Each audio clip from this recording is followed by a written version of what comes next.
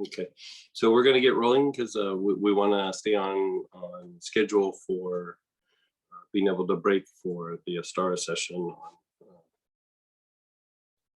on lunchtime. So with that, we're going to the fourth perception. And the fourth perception is, each perception becomes more and more refined. The two that we really struggle with are the first one and the second one. And then it starts to become more refined. As we step out of the first and second one, the other ones have potentials for being an issue. The fourth one has to do with learning from our past, learning behavior, study, conditioning. So conditioning is different here than it is in the first and second perception. Conditioning here is, processing the information and making choices based on things in the past. Conditioning in the first and second perception are more just you have conditioned responses. Here, you're like, okay, I've made this mistake, or this happened, that happened, and I'm going to do something different. And so in a positive way, this could also be the beginning of interacting with other people, getting ideas from other people, networking, things like this. In a negative way, it would just be repetitive behavior, things that you're not able to break out of, but you feel very strongly about doing it because of not wanting to take chances, not wanting to get hurt, but it's not from the physical body, it's more from the mental body. You're making choices here more from your mental faculties. And so with that, the blend compassion, which I don't think any of you guys have, Gurjam Balsam, which was in the kit last week, cistus or sandalwood. If you don't have any of those, kind of B minus or C choices would be spikenard or galbanum.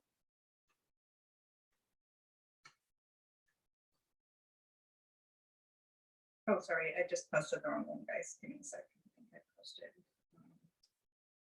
No, I posted segment 4. We're good. Basia, sandalwood. Yeah, we're good. Okay. So I think we're good. Let's see. Is any better than the others? Like, is gum balsam better than sandalwood?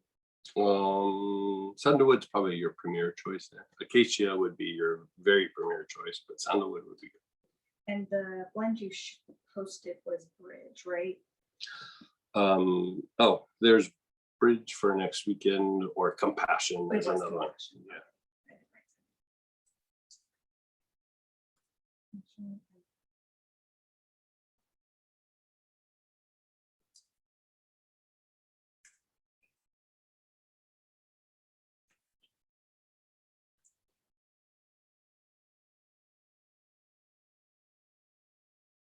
None of them have Bridge. Like I redid it. Like let it be Compassion. Okay, like take Bridge out. Okay. It's not strong enough. It's only as strong as the single oils. Okay.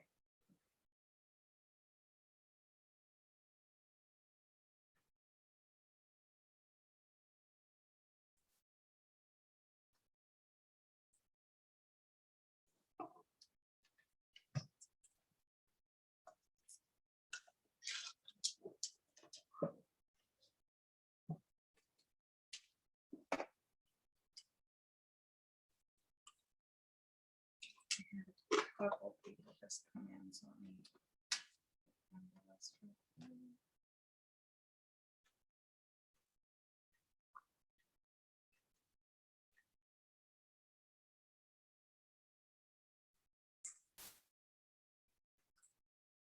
Okay, so let's begin inhaling. Your awareness is on your forehead.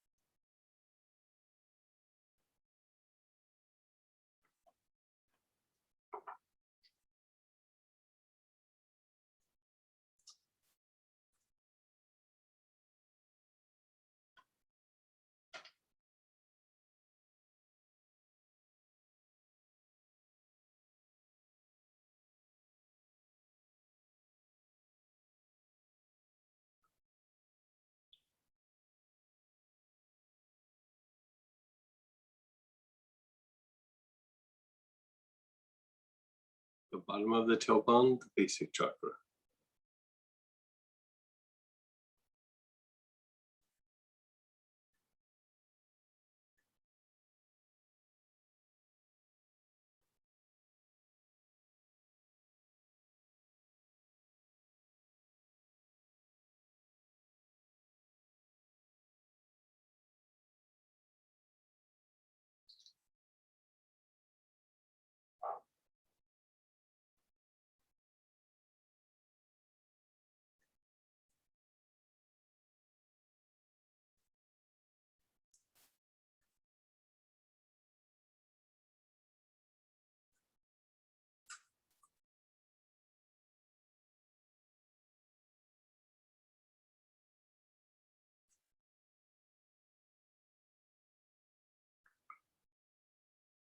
Your hips,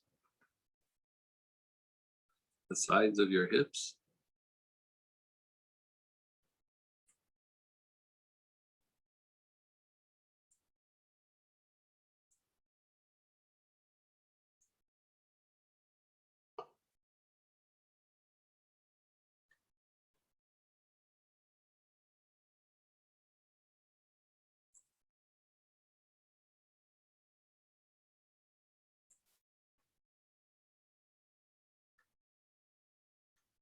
Your knees, the front and back of your knees.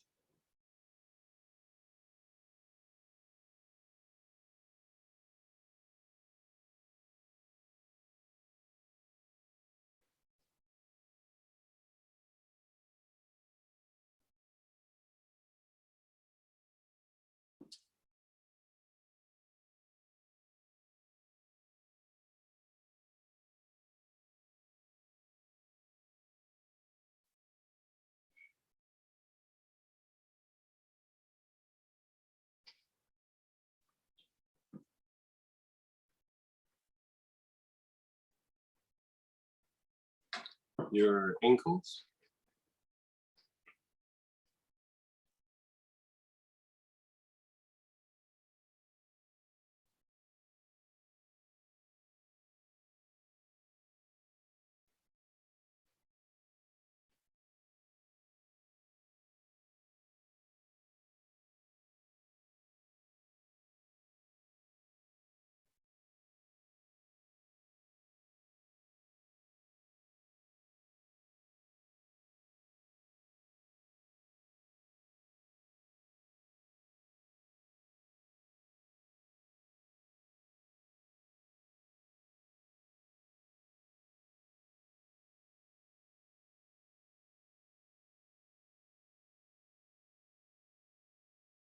the soles of your feet.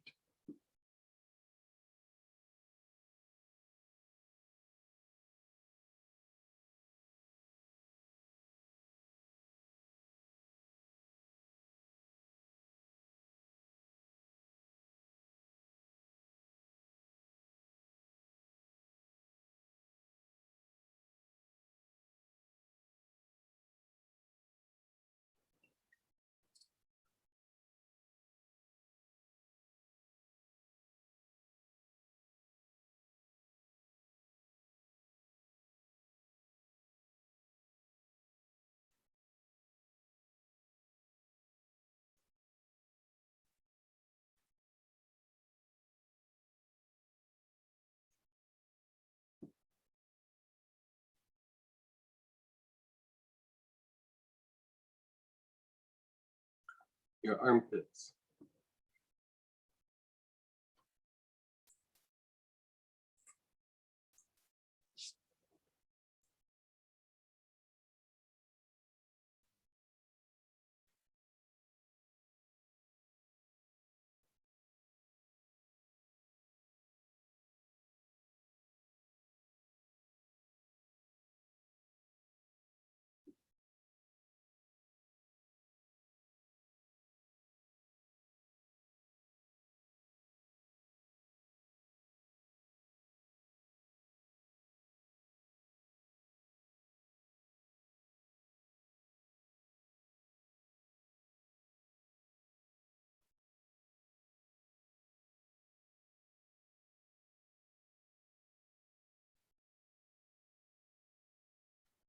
Keep inhaling on your armpits.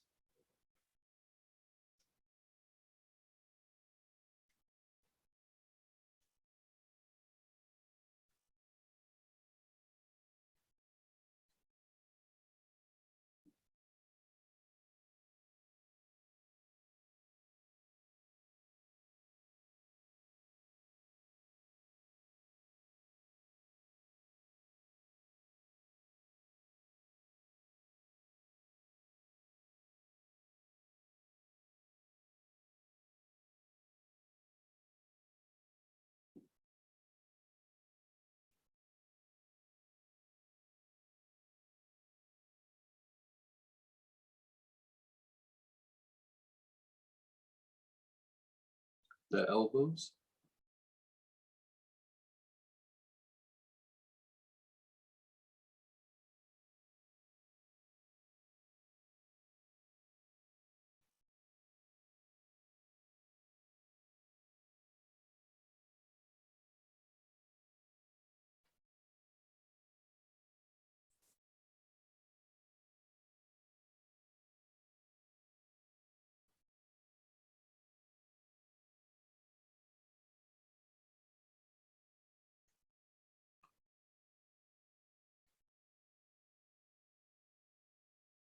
The wrists.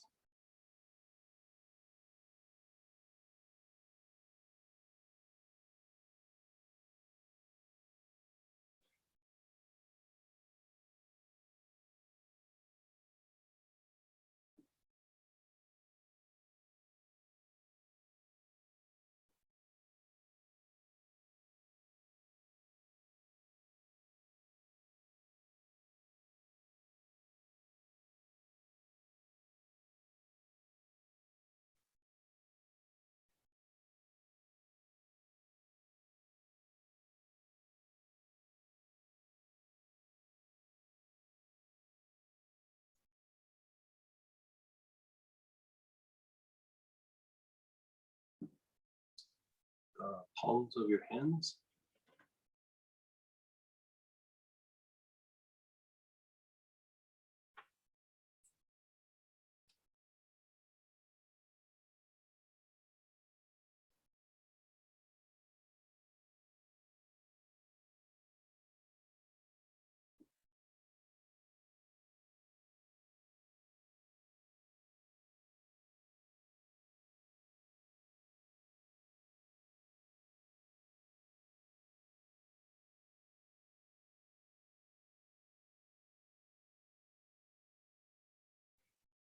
The front heart.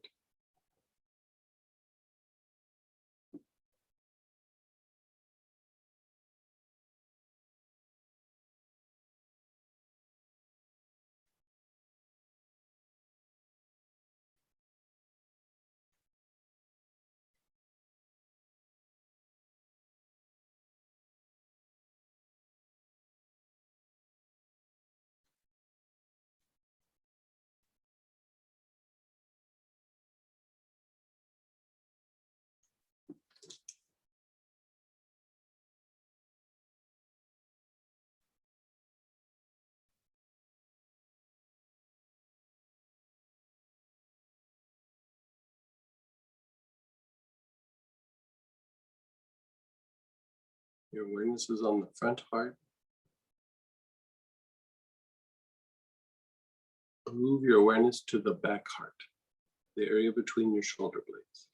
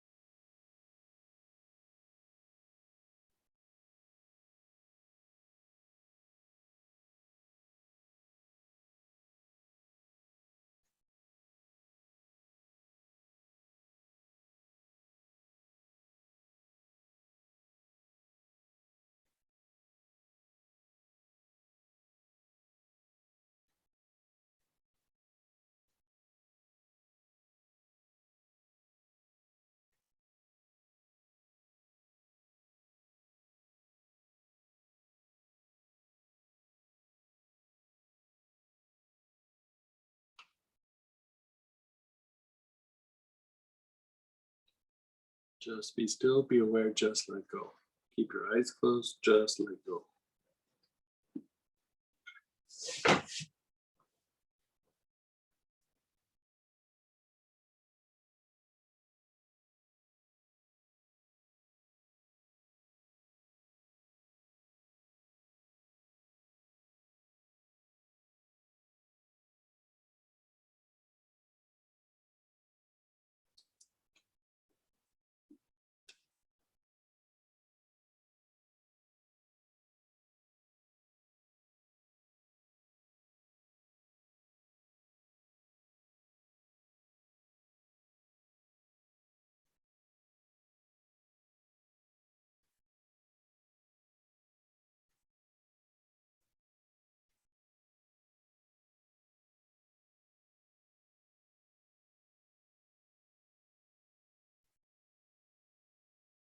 Again, same application. Begin inhaling.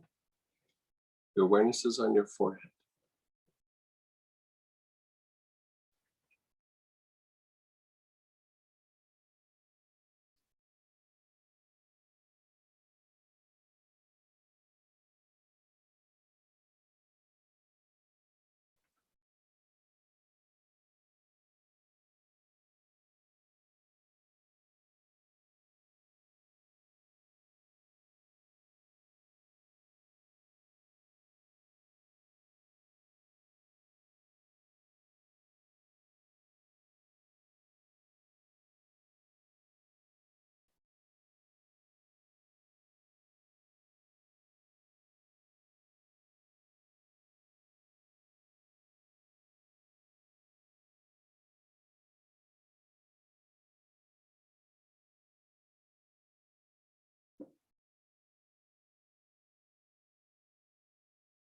Move your awareness to the bottom of the tailbone, the basic chakra.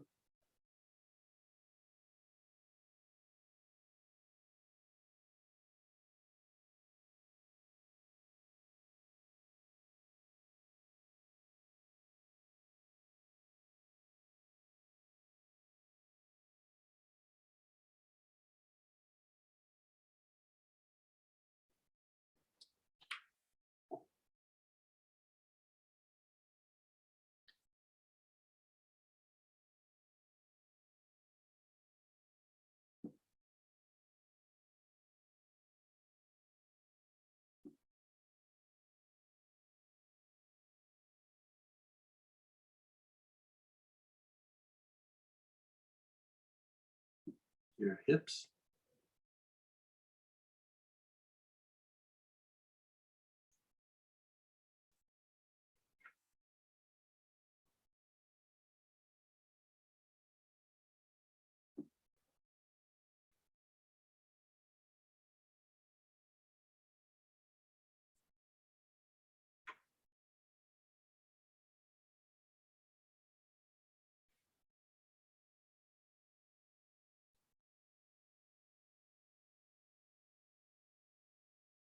Your knees, your front and back knees.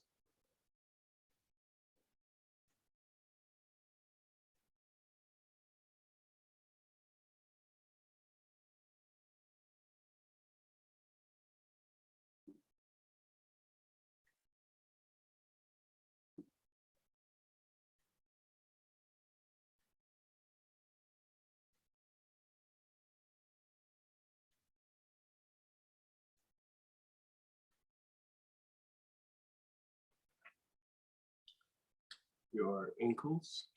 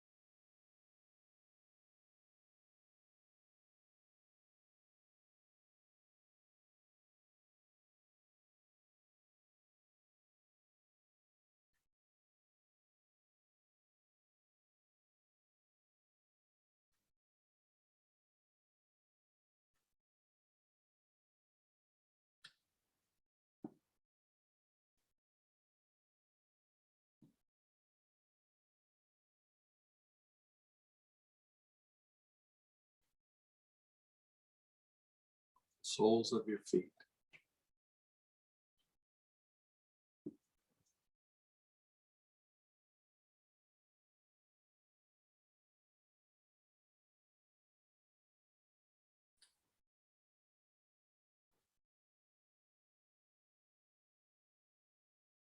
Your armpits.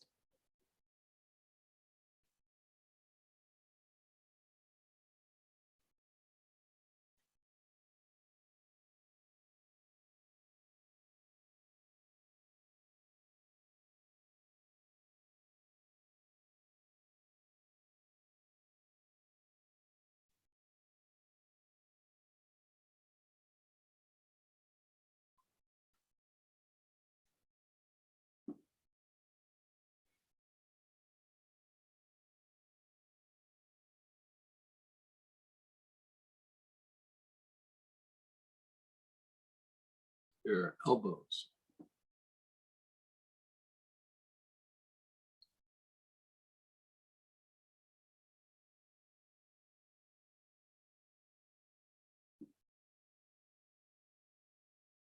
Your wrists.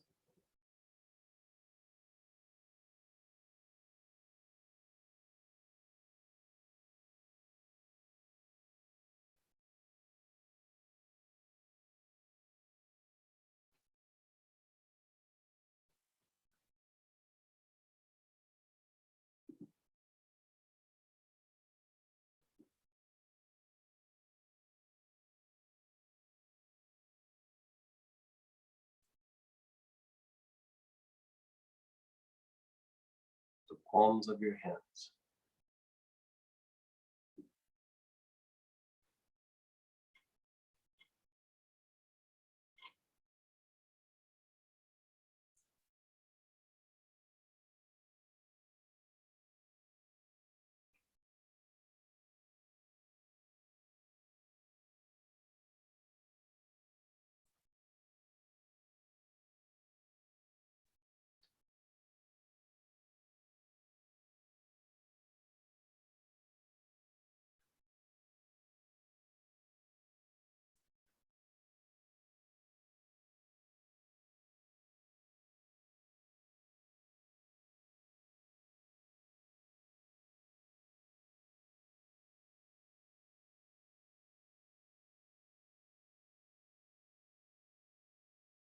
Your front heart.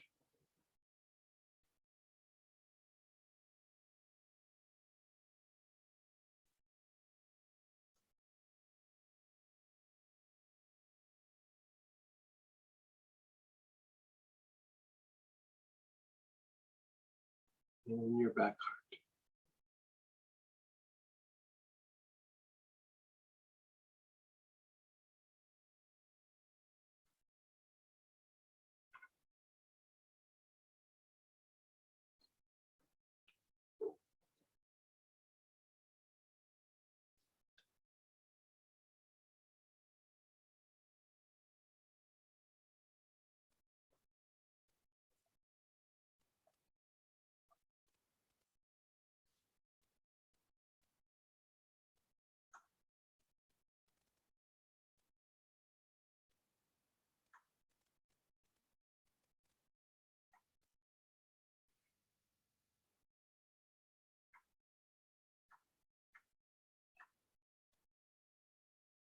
Just be still, be aware.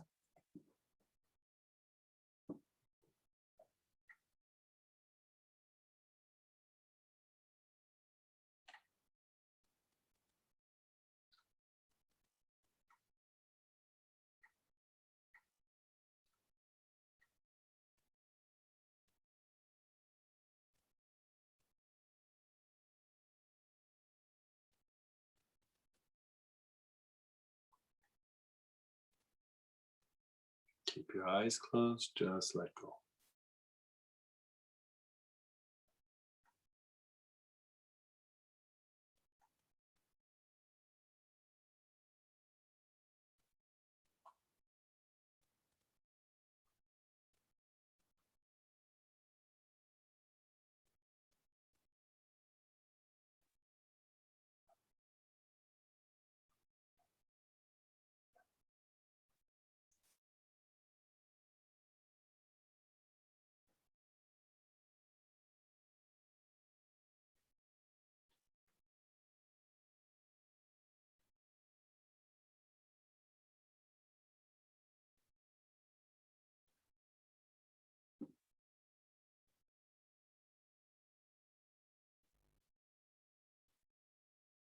Put the bottle to your chest.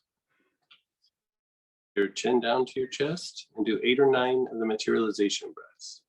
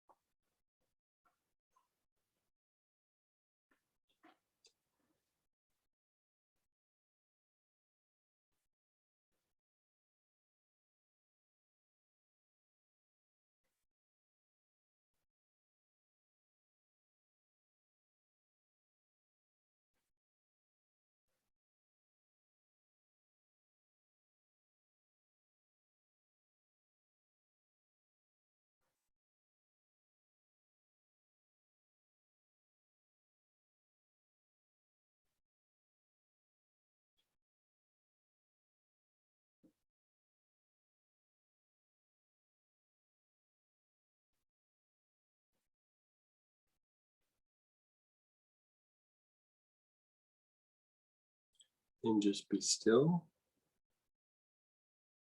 Keep your eyes closed, just be still.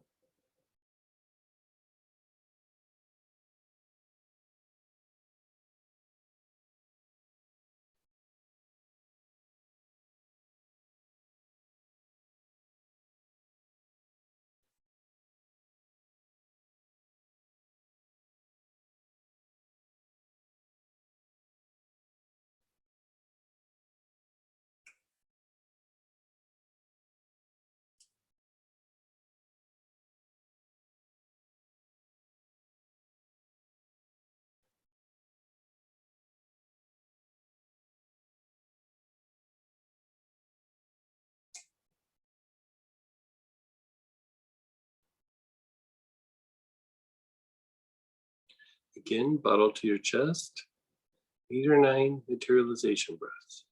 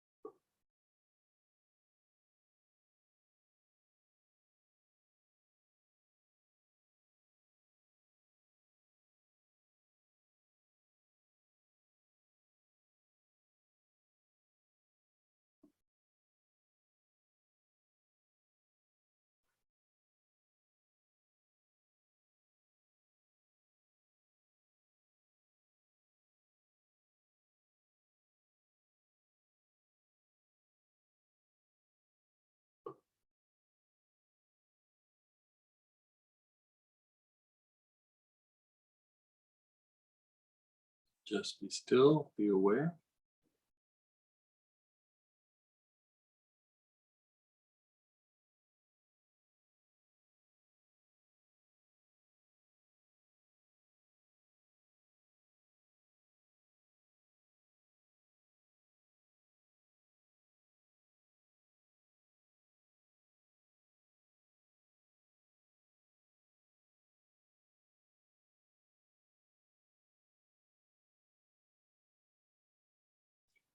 Chin down to your chest, bottle to your chest, 8 or 9 materialization breaths.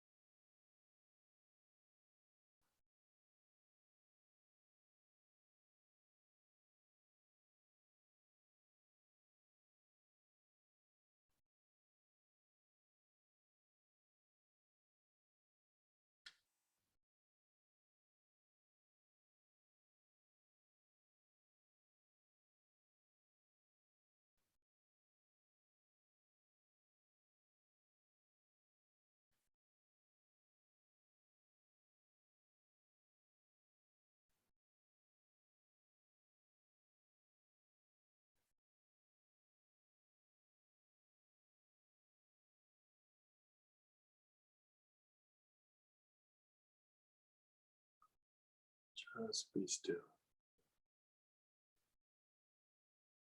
Minus 3 or 4.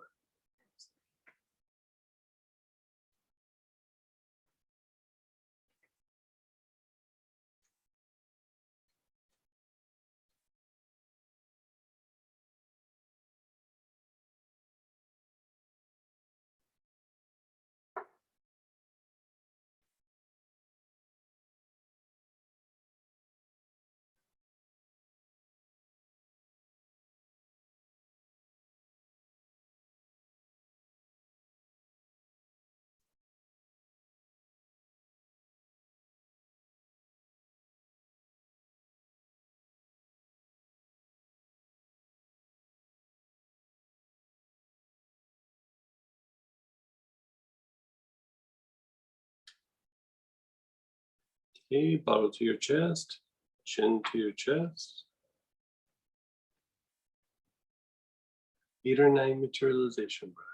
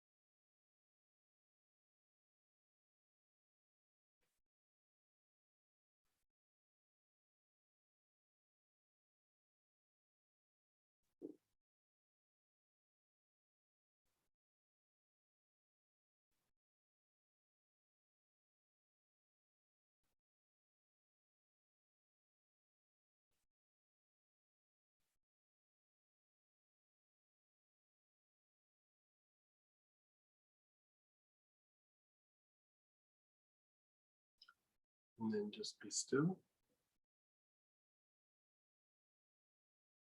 Just be still.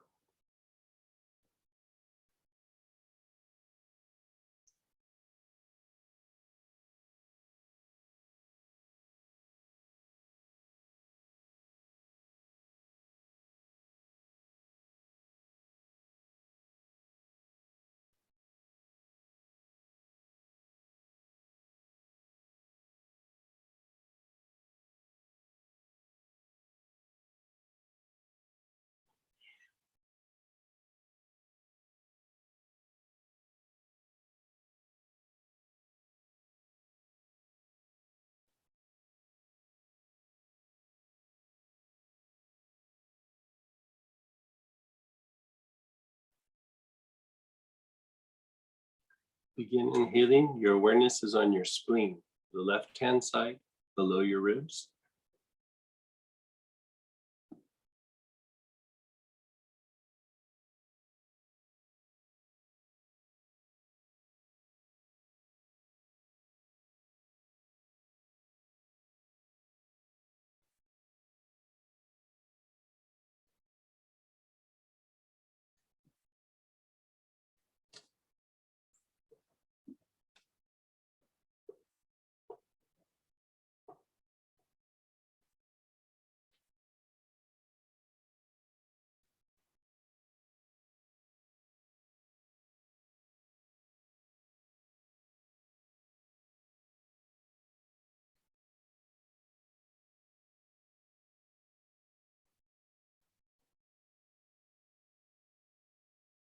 The kidneys.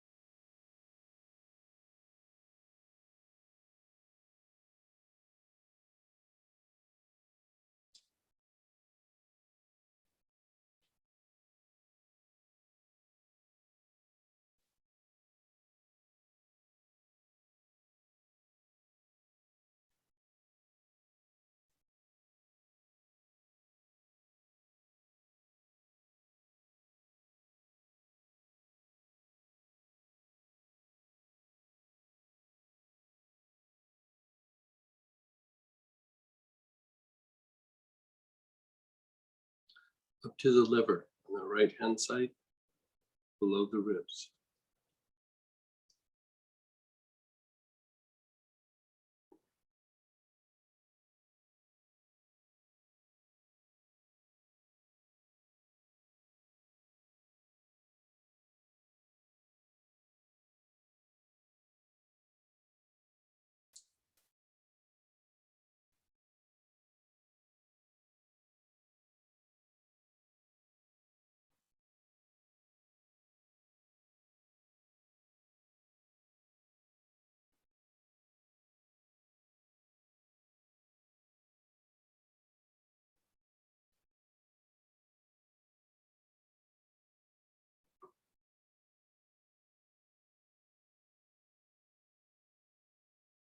Move your awareness a little bit more to the midline.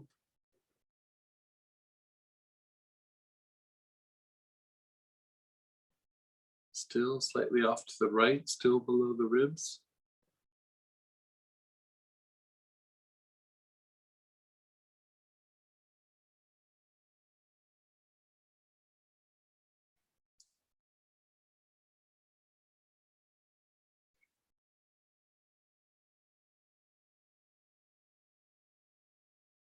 Your awareness is on the lungs.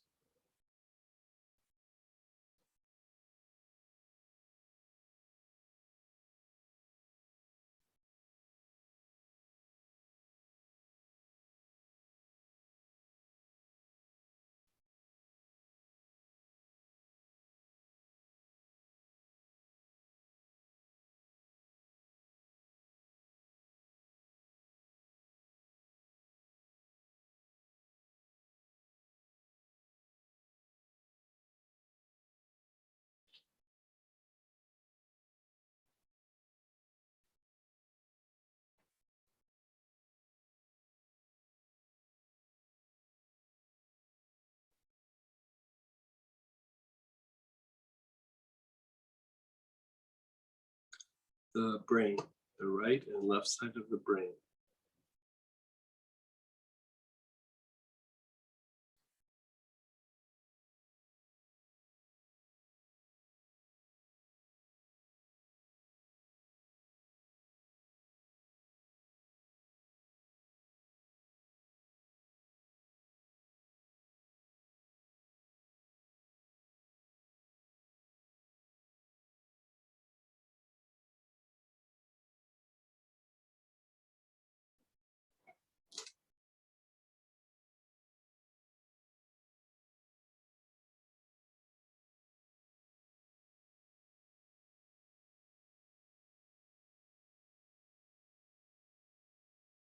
The heart, the front heart.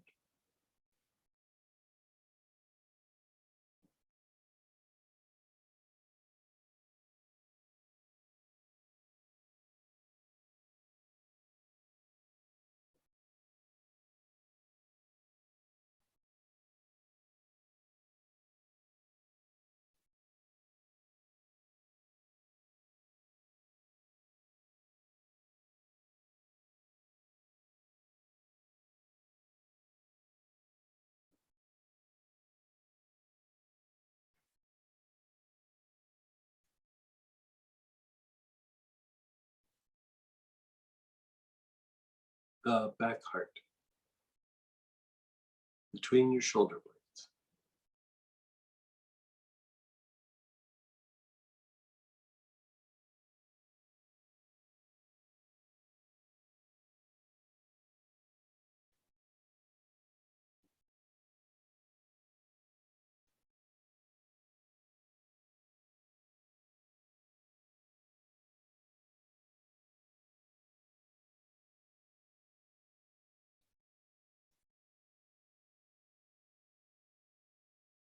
And then the bottom of your tailbone, the basic chakra.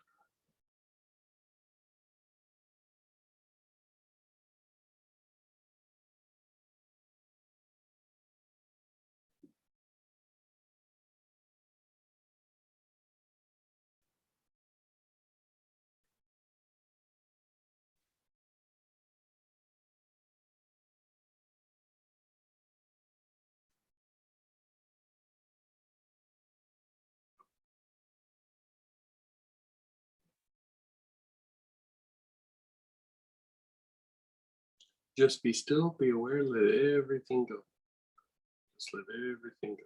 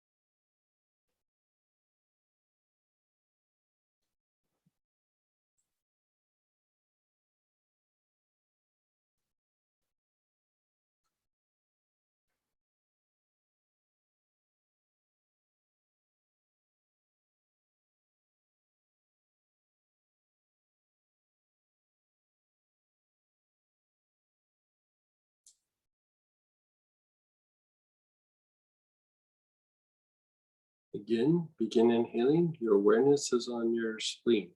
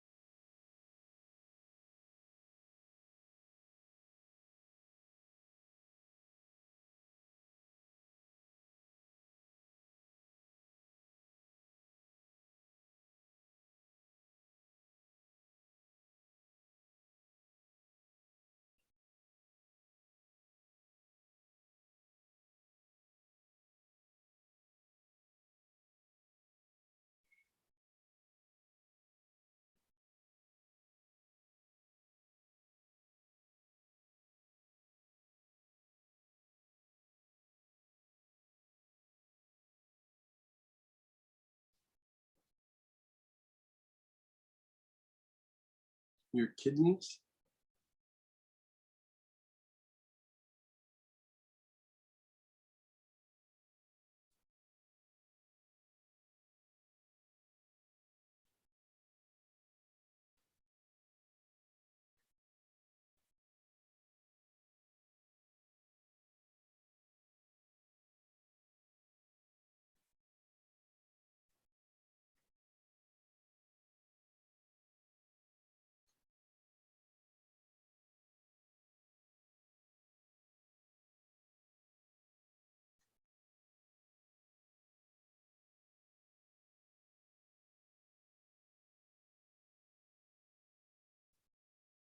Up to your liver on the right hand side below the ribs.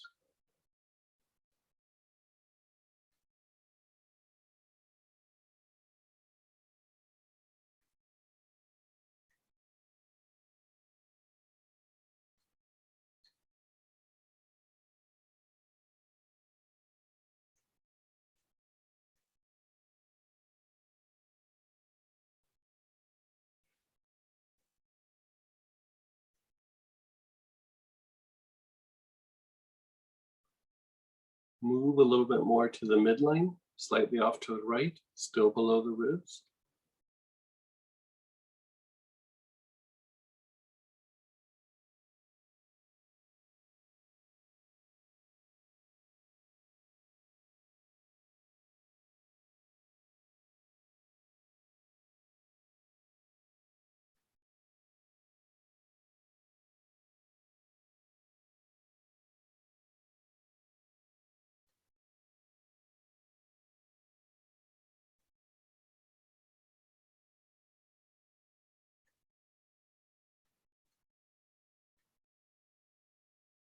Your lungs.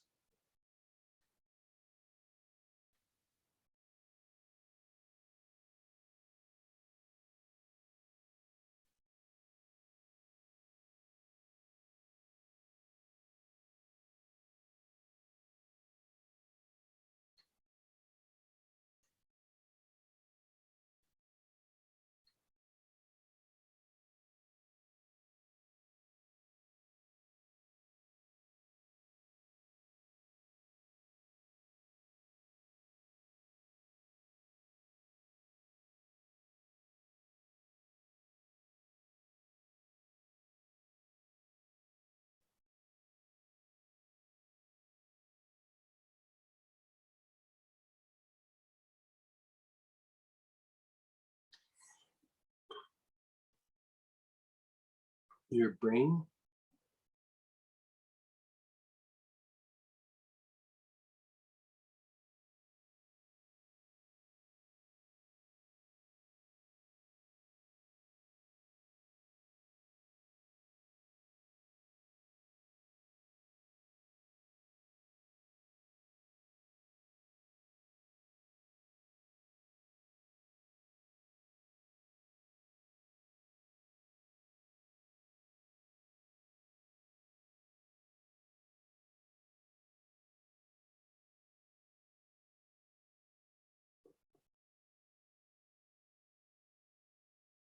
your front heart.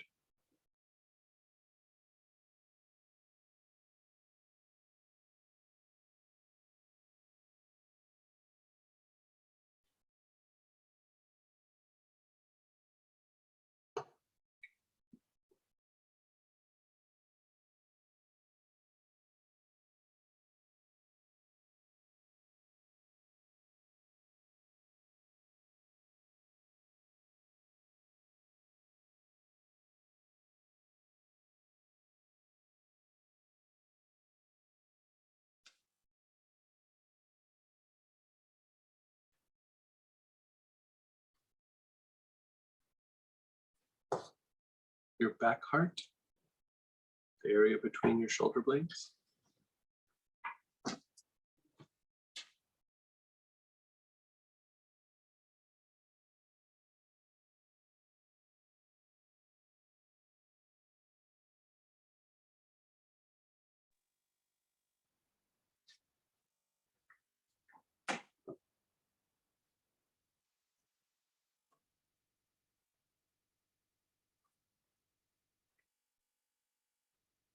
And then the bottom of your tailbone, the basic chakra.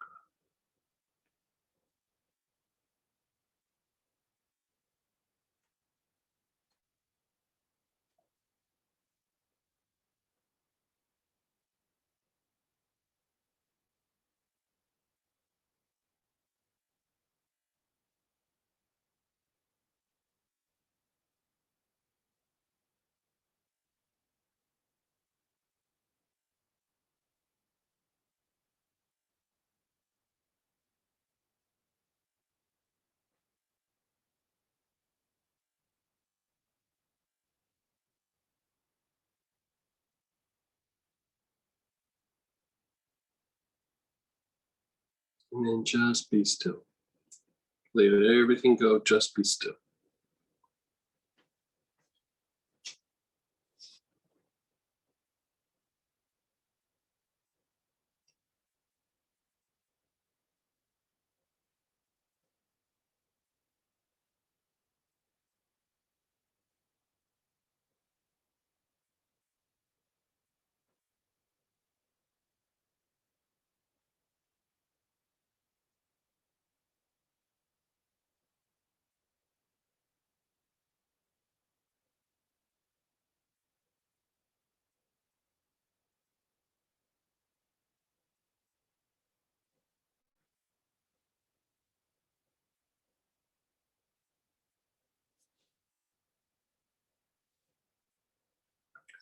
Begin inhaling. You're inhaling the oil. Your awareness is on your heart. And start reflecting on your life. Just different pieces and times of your life.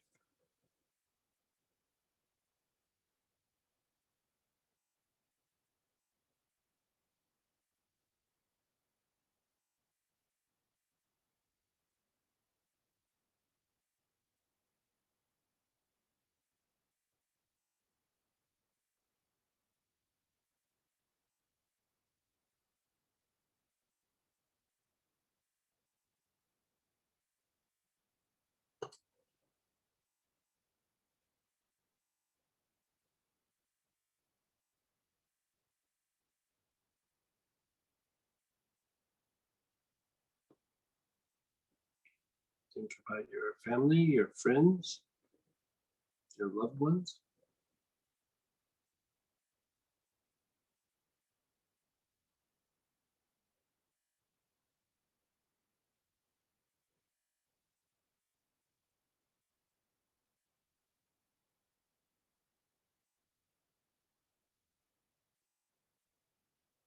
Think about your partner or a lack of partner.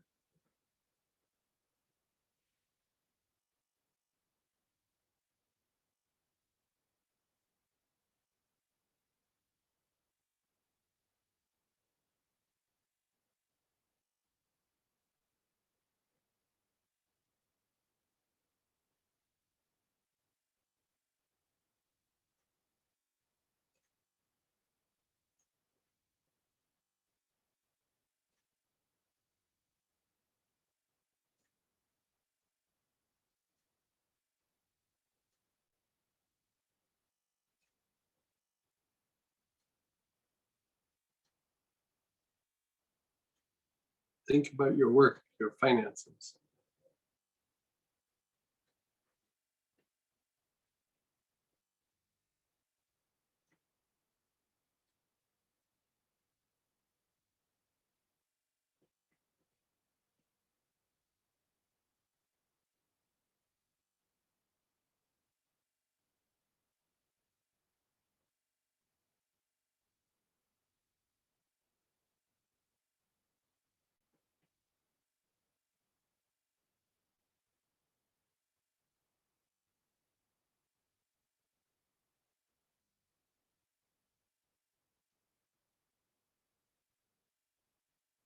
Your spiritual life or religious life.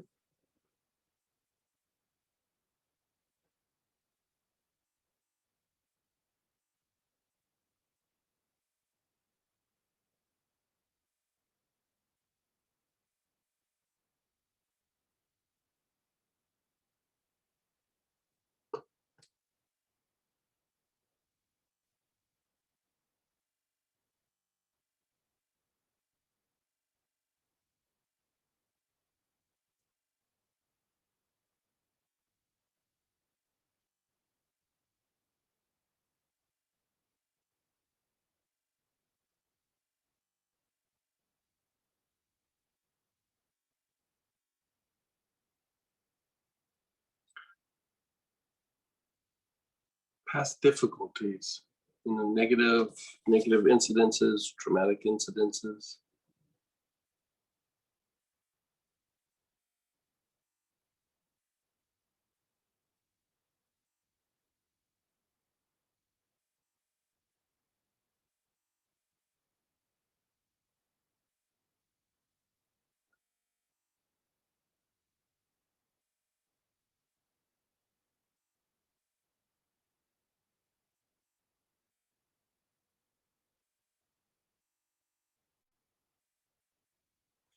Think of times where you were successful or when things went well.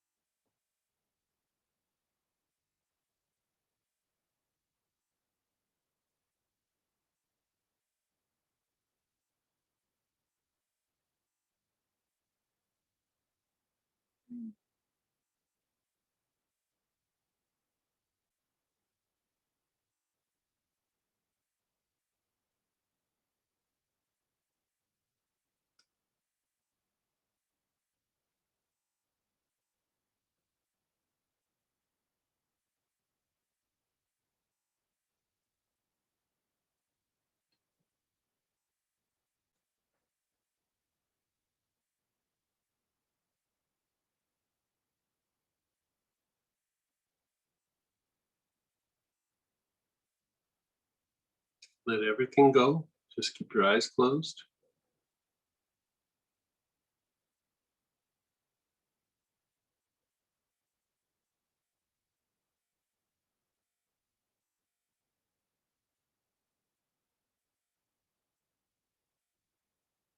Put your awareness on your feet. Take long, slow, deep breaths.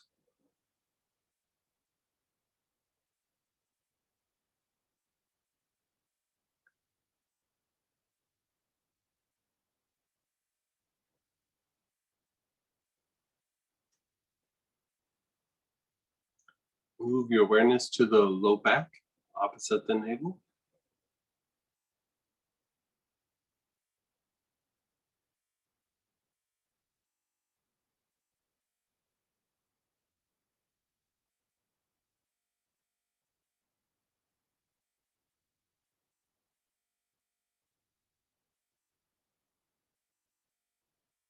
Your back heart, the area between the shoulder blades.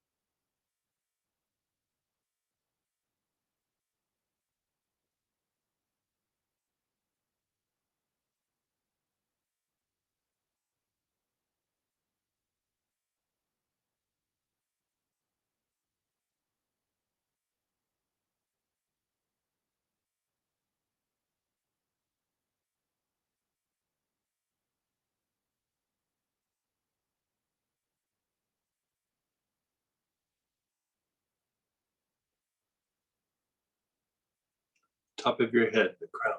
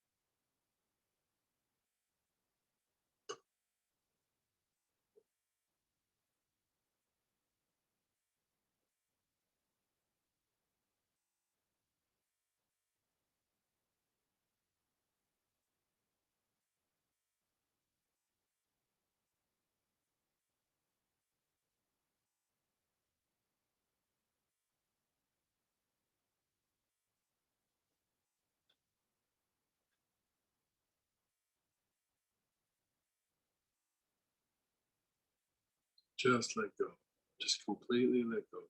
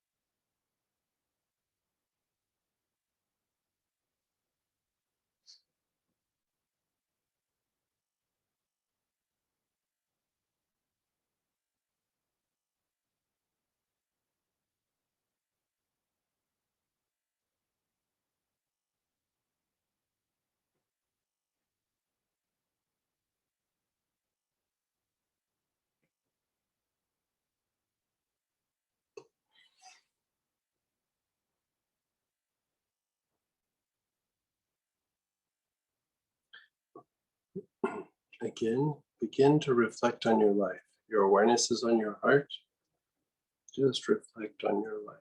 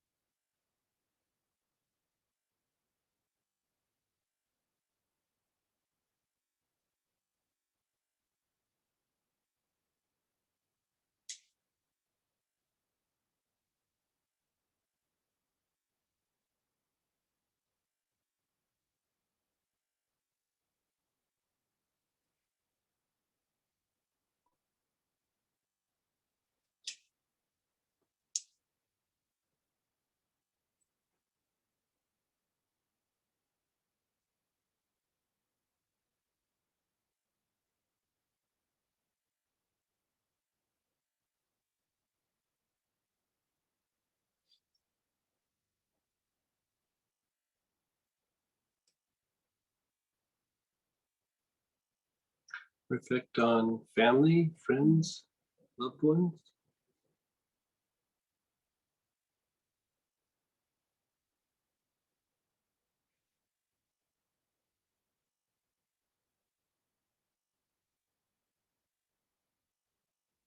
Reflect on past bad experiences.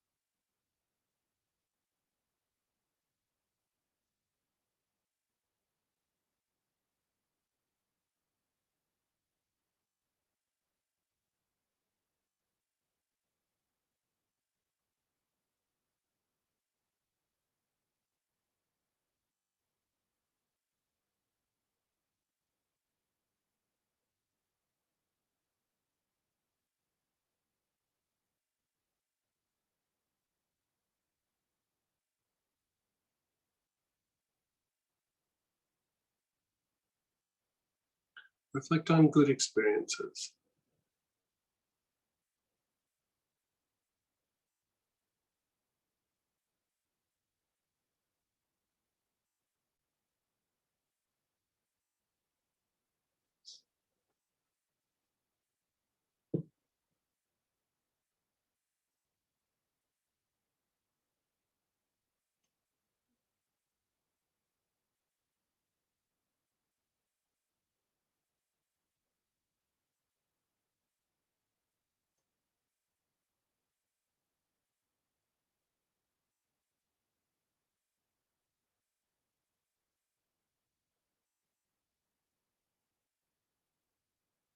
Just let everything go.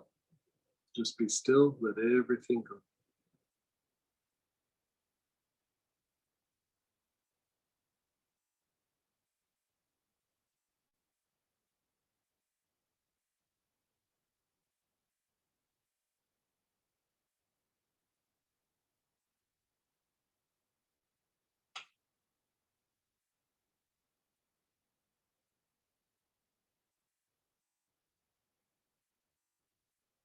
Put your awareness on the soles of your feet.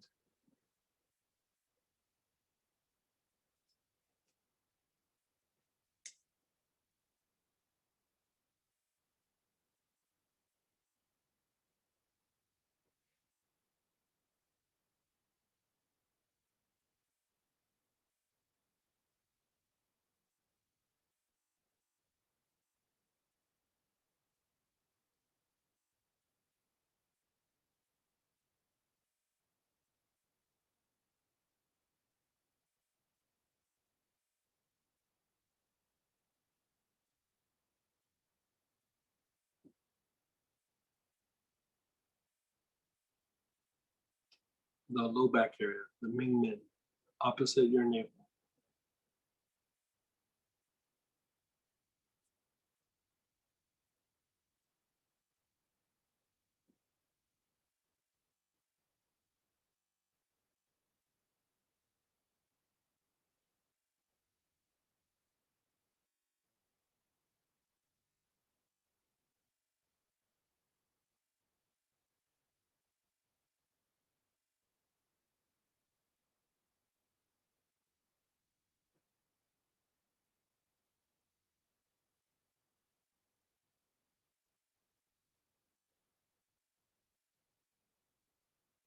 To the back heart, the area between the shoulder blades.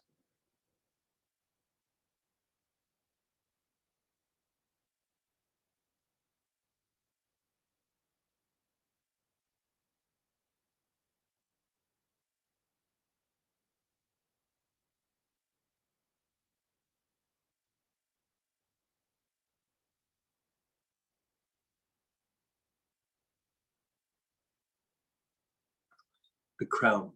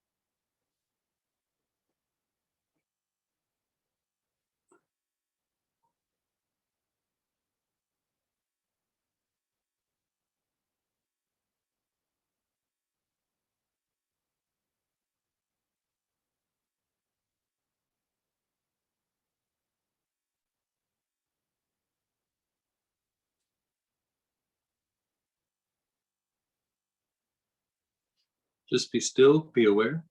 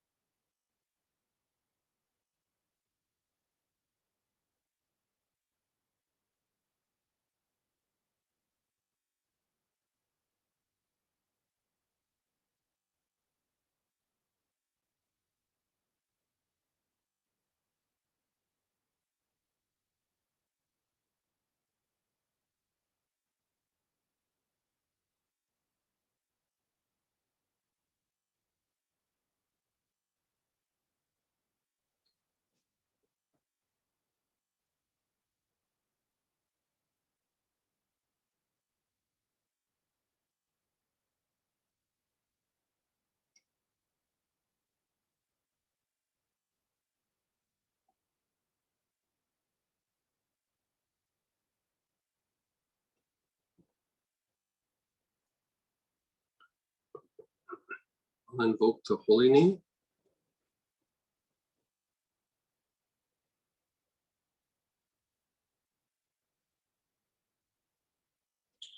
Adonai Zabaoth. Adonai Zabaoth. Adonai Zabaoth.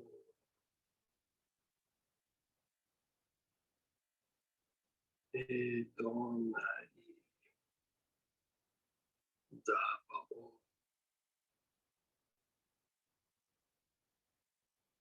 Adonai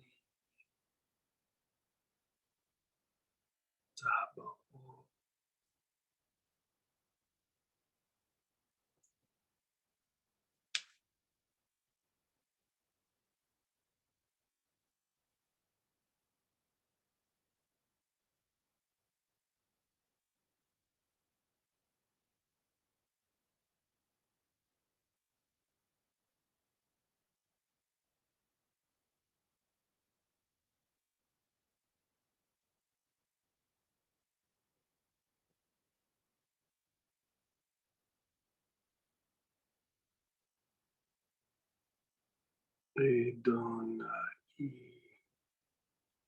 Zabaoth.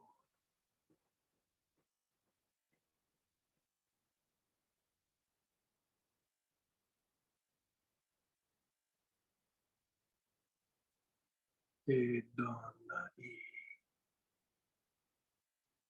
Zabaoth.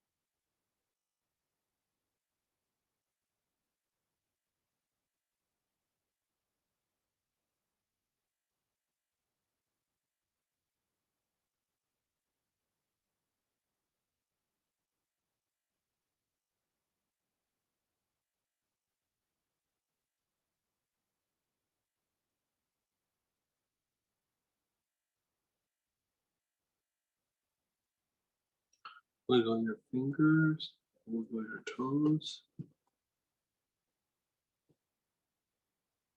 Notice how you feel.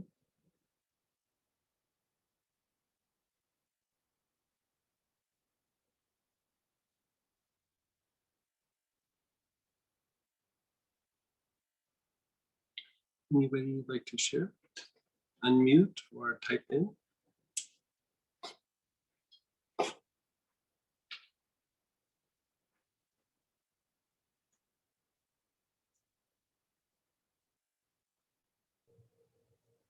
Good morning.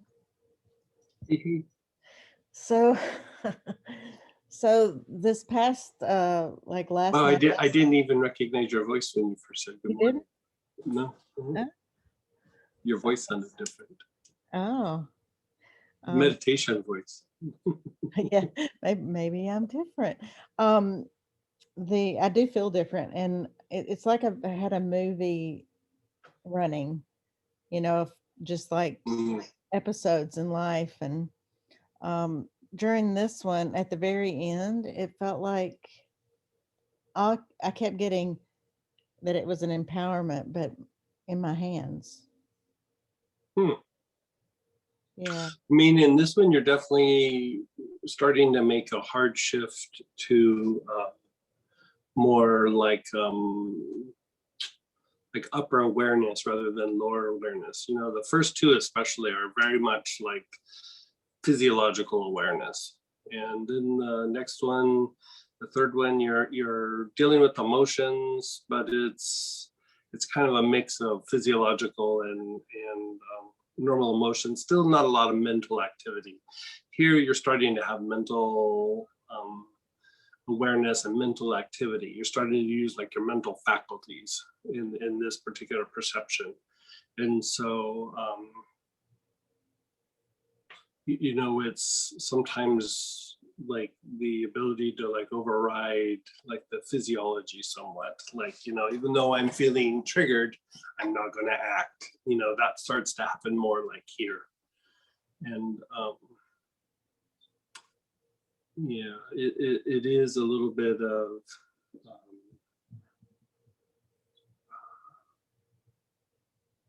it's not like a transmutation, but it's starting to be. Like, you know what I mean? It's not like a complete transmutation of things that have happened in the past, but in this place, you're making sense out of the things, and you're working towards transmuting the things of the past. Maybe that was just an awareness that Yeah. it is in my hands. Like Yeah. choices that I I know. mean, it would be, you know, now that I think about it, it would be a lot of, it wouldn't be like an inner transmutation. It would be almost like transmutation in the outer world. Well, I'm going to do this instead. I'm going to do that instead. Like, you know what I mean? It's like you're making choices. You're kind of learning from mistakes and past experiences, or things that you've learned. Like I've read a book on how to handle these situations. It's that kind of stuff. Okay, thank you. Yeah. Yeah. So like you said, it's in your hands. It is, you know, activity. Nice. Yeah. Thank you. Hi, Greg. Hey, Zakia. How are you? I'm doing good. How about you? I'm doing okay. How's the I had a Bronx? lot of I had a lot of pain in my back all day today once we started the protocols, which is not normal for me, and a lot of tension. Up high or down low? Well, earlier today it was up low, then it went mid back, and now it's down in lower back. After you just did the prayer a minute ago, it all dissipated, but all day I've been uncomfortable. Oh, yeah. Like that. The holy name is transmuting in nature, so it's probably stuff coming out, emotional things coming out, past experiences, Yeah. conditioning, you know, that kind of stuff. Yeah. I also wanted to share and sort of reiterate what Reverend Peggy was saying this morning about our growth from participating in these, never ending awesome classes and, You're so and sweet. our shifts, our paradigm shifts in our growth. Yeah. Yeah. I was in a conversation with a person not too long ago, and they said something that really offended me. really deeply offended me. But Mhm. my persona, I don't really argue with people. I don't yell and Right. scream. And if someone makes an accusation, I will think about it. I will go home and say, am I complying in this? Am I guilty? Am I innocent? Mhm. And so when I went home that night and thought about it, I was livid. I was so angry.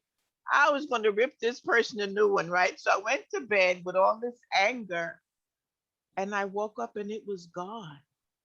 Oh, tremendous. Check you out. It Good was for you. so good. And then I got an attitude because I was prepared for this fight. It was like, Right. wait a minute, where did you go? Right. You know, Right. because I was thinking about, you often speak about our habits, our patterns, Mhm. our ego, and not letting go. And I'm actually disappointed because it was gone. And now it's like, wait a minute, I was ready for this fight. I was in the ring. I'm waiting for the opponent, and there was Right. nobody there. Careful. And then it was like 5 minutes. I said, oh, wait a minute. I've risen above that. Wow. So on one hand, I was elated. On the other hand, I was disappointed because the habit was to fight and defend. That's But hysterical. there's been so many paradigm shifts. Even when I shared with you when I decided to go back to work after the pandemic, because I took a whole year off. I refused to go out Mhm. my house. Mhm. And I think I spoke with you guys and I shared with Yeah. you when I was Yeah. ready to go back to work. The first day of work, I literally put hyssop decumbents in my nose. Literally in my nose, Mhm. then put the mask on. The first day of work was, I just think it was psychological anticipation and Of trepidation. course. Oh, totally. The, Of sec- course. the second and third day was like, oh, this ain't so bad. The fourth day was like, I didn't even think about hyssop. By the end of the week, it was like, I didn't even miss a year. It Wow. was like, Good for you. everything was like normal in terms of my shift into this new normal. Hmm. So I'm saying all this to say that even though sometimes I say, oh, I can't do another 24 hours with Greg. I don't know if I have the energy or the focus, but my Right. consistency in doing your classes has really shifted my growth and my vibration to such a high level. I still don't believe I didn't have that fight I wanted to have earlier this week. But anyway, thank That's you. hysterical. Yeah, that's good It for was you. hysterical. I was laughing. I couldn't wait to share this with you.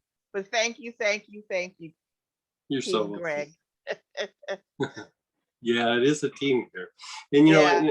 and to reiterate the thing that you're saying is, one of the things that we're going to start doing is pretty much once a month, we're going to do kind of like what we're doing right now, a spa weekend. We're going to do a free weekend where we're pulling together different things from some of the different classes and applying them. So we're going to be doing this on a regular basis so that we kind of get practice sessions with everything that we're learning. And so, we'll try to keep the ball rolling as best we can for the things that you're learning, and not just like we do a class and then we move on. We're going to still kind of keep going back and rediscovering things that we've already been doing and applying, and taking different pieces from different classes and putting together. Like stress is a good example, is looking at stress, and that's probably one we're going to do next. And different than the way we've presented before, but we're just pulling things from different classes and then applying for, quick and strong ways to treat stress. And so same for trauma, same for fears and things like that. And so, and then we'll start getting into some deeper conditions associated with each kind of thing that we're treating. So Thank you. we're going to keep the education going as best we can.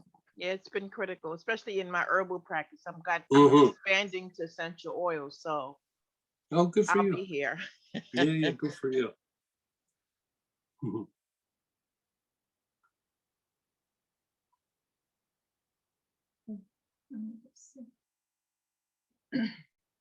Much more calm and peaceful than we started yesterday morning. Yeah.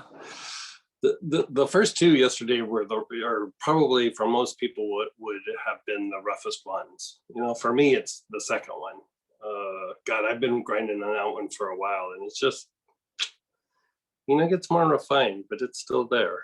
You know, it's those two are tough ones to break out of. They're really, really tough. And so, you know, I was thinking about it is like, you know, without the plants, it's even harder to try to break out of those things. You know, you can try to do it with mantras and meditation, but sometimes the meditation and the mantras makes it actually worse, not better. You know, because it can be triggering to the body and to the instinctive mind. And so, yeah, the plants really are quite the gift. You know, stones and plants are really amazing. I feel very still. Still very good. Go ahead, Cindy. Hey, Cindy. Morning. Hey, I had kind of the opposite effect where the events of last night, old family things came up, and the whole reflection thing, it was just like my mind was fighting it. So would I go back and do those first two protocols from yesterday again? Yeah, you could do that, and sometimes even like it might not be completely transmuted. You know, the thing how we end each session. Like you could just jump to the end pieces, especially like if you were processing it at night or in your sleep. You know, take the oils that you used for the first session and the second session, perceptions, and do the thing where you do the feet, the Mingmen, the back heart, the crown. Okay. Just do that several more times, because what you're doing is you're flushing out whatever stuff has kind of come to the surface. And so just probably you probably don't need to go through and do the whole thing. You could probably just do that end part. You know, if you want, like the things that come up, sit and inhale the oil, just how we were doing that end part where think of your life, think of, you know, your spiritual practice, think of this, think of that.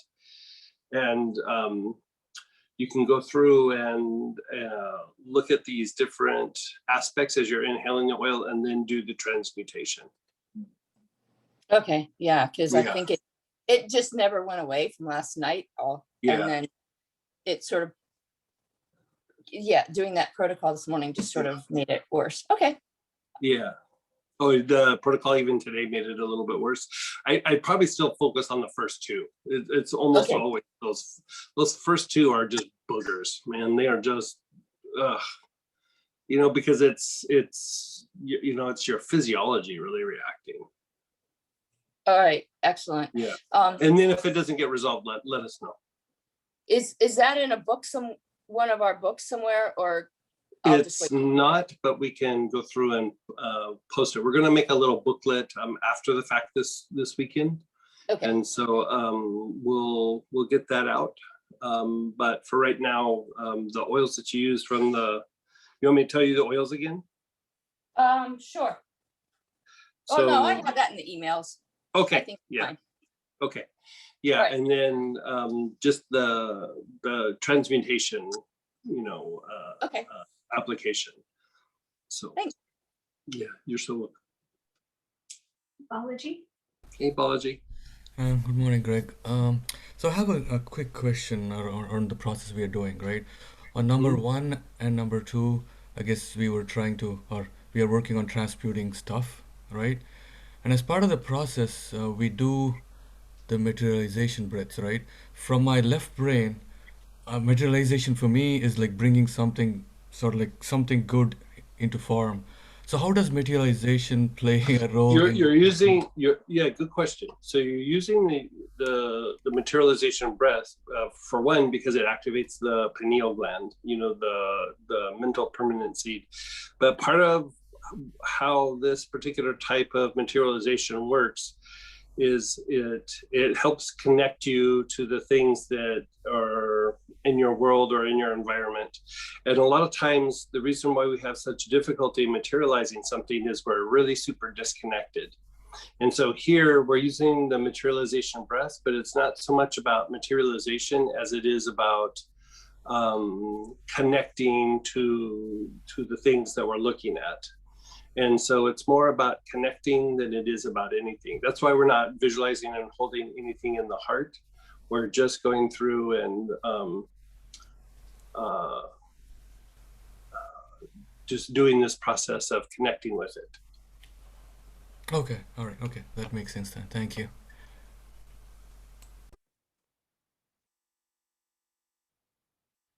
I am, Some guys here, looks like he's going to do the art. Some kid.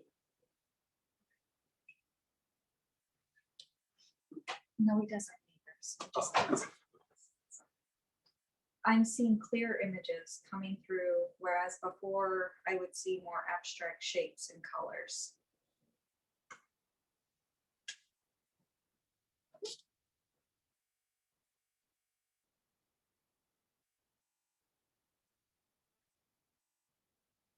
You guys already got a lawn mowing session yesterday. We didn't want to do it again today.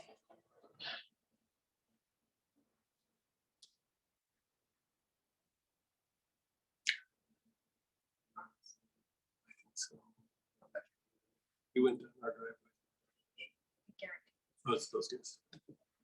I'm seeing clear images coming through, whereas before I would see more abstract shapes and colors. I had an incident happen last night that would normally get me off balance emotionally, but I felt very still and peaceful instead. As we went along, the painful situations I was observing during the process neutralized. Nice. Go ahead, Jake. Hey, Jake. Hey, Greg. So I missed the first hour yesterday, so I don't really know what we're doing this weekend.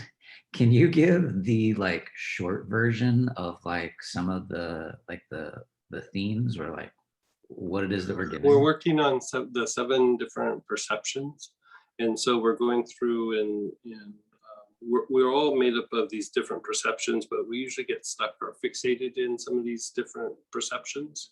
And so we're basically going through and moving these perceptions from shadow to light, you know, or not getting so fixated or stuck in these different kinds of perceptions.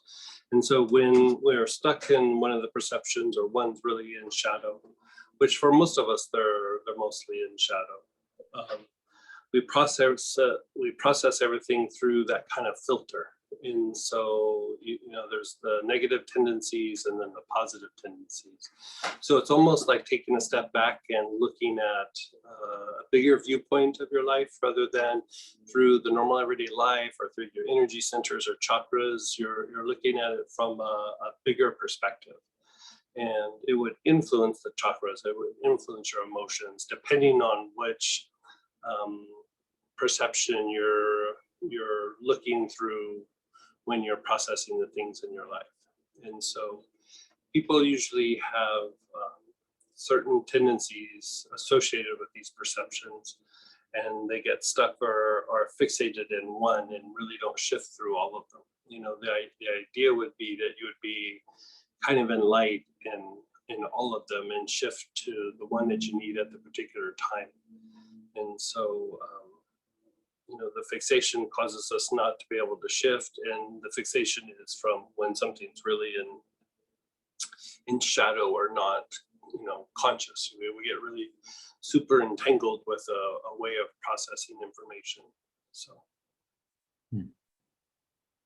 Is that material written out somewhere to look at? No. No. Okay. It will be eventually. It's actually going to be a book for Astara at some point. Wonderful. Yeah. Great. Thank you, Greg. You're so welcome. What was this perception we just worked on? The one that learns from your past experiences, learns information from other people, networks with other people, starts to make decisions and follow out plans, independent of just reaction to the environment. You know, you're kind of doing things based on reasons rather than reactions. Please explain transmutation application. You're fleshing out the emotions or thoughts or whatever is just coming to the surface, you're just fleshing it out. Perception number 2 is tied to the cycles of the moon. Can you say what planetary energies are tied to the other perceptions?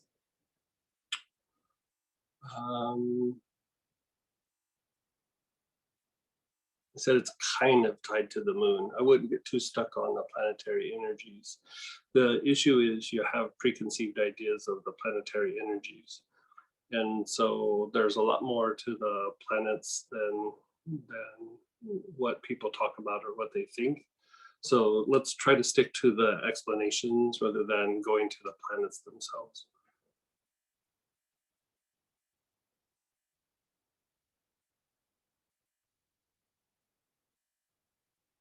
Can you sound out, have us write out the holy name and then the usual of the generally what chakra and quality? Let's not talk about the chakras. It's not about chakras.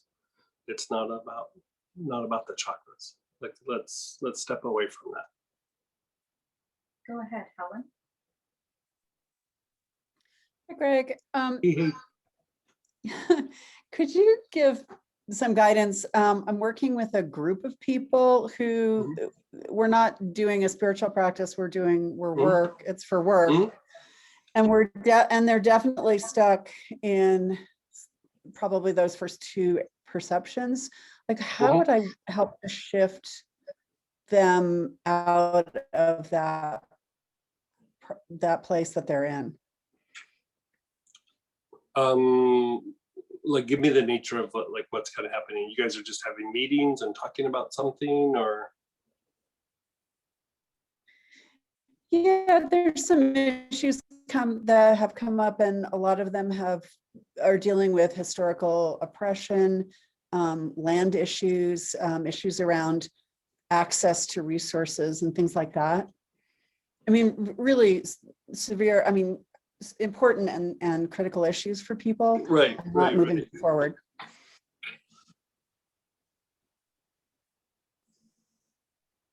Yeah.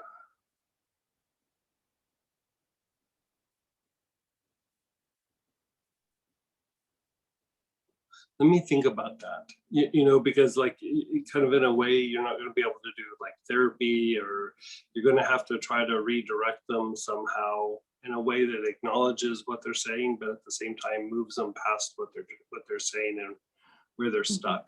And so,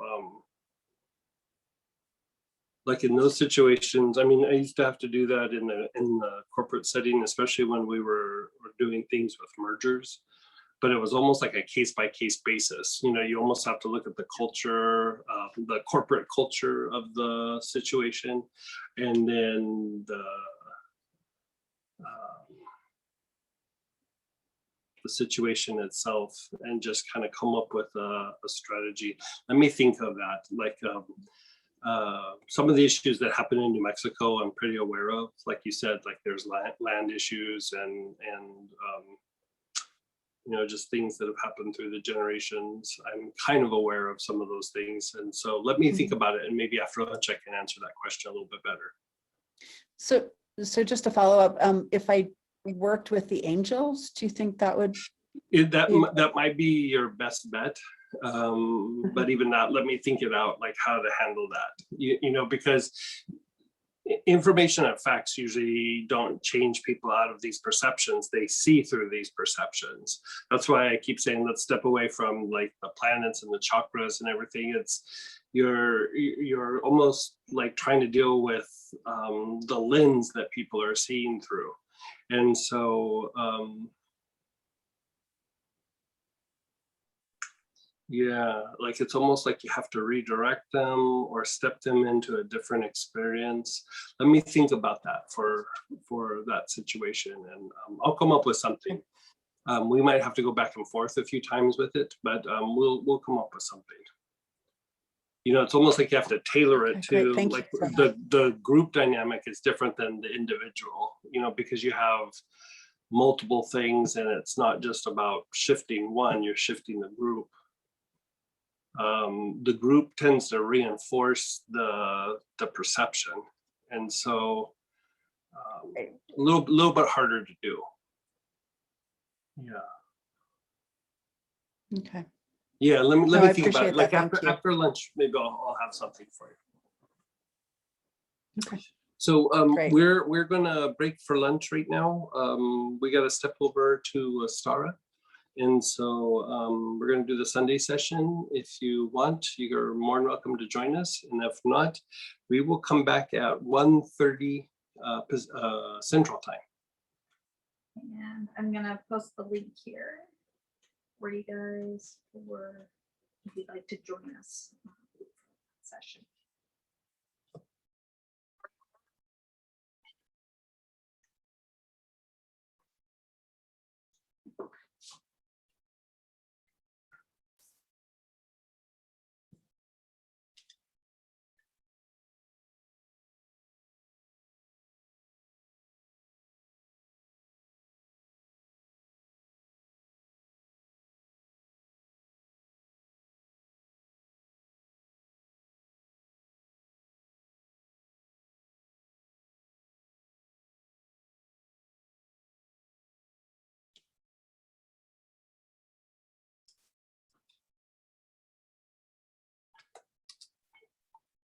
Everybody, come on back.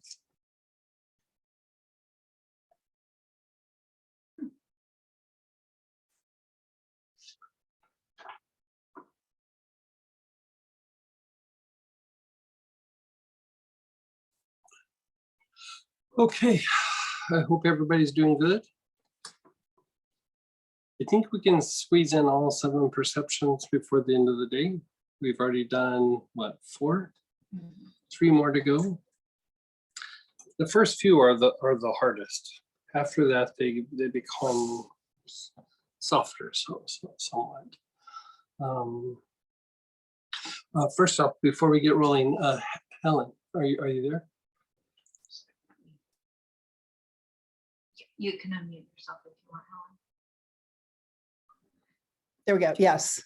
Hey, so I looked at that situation and I think, the best thing that you can do is try to redirect them, but they don't look like they're redirectable. And so you're kind of having to break down the thought forms like in a group setting.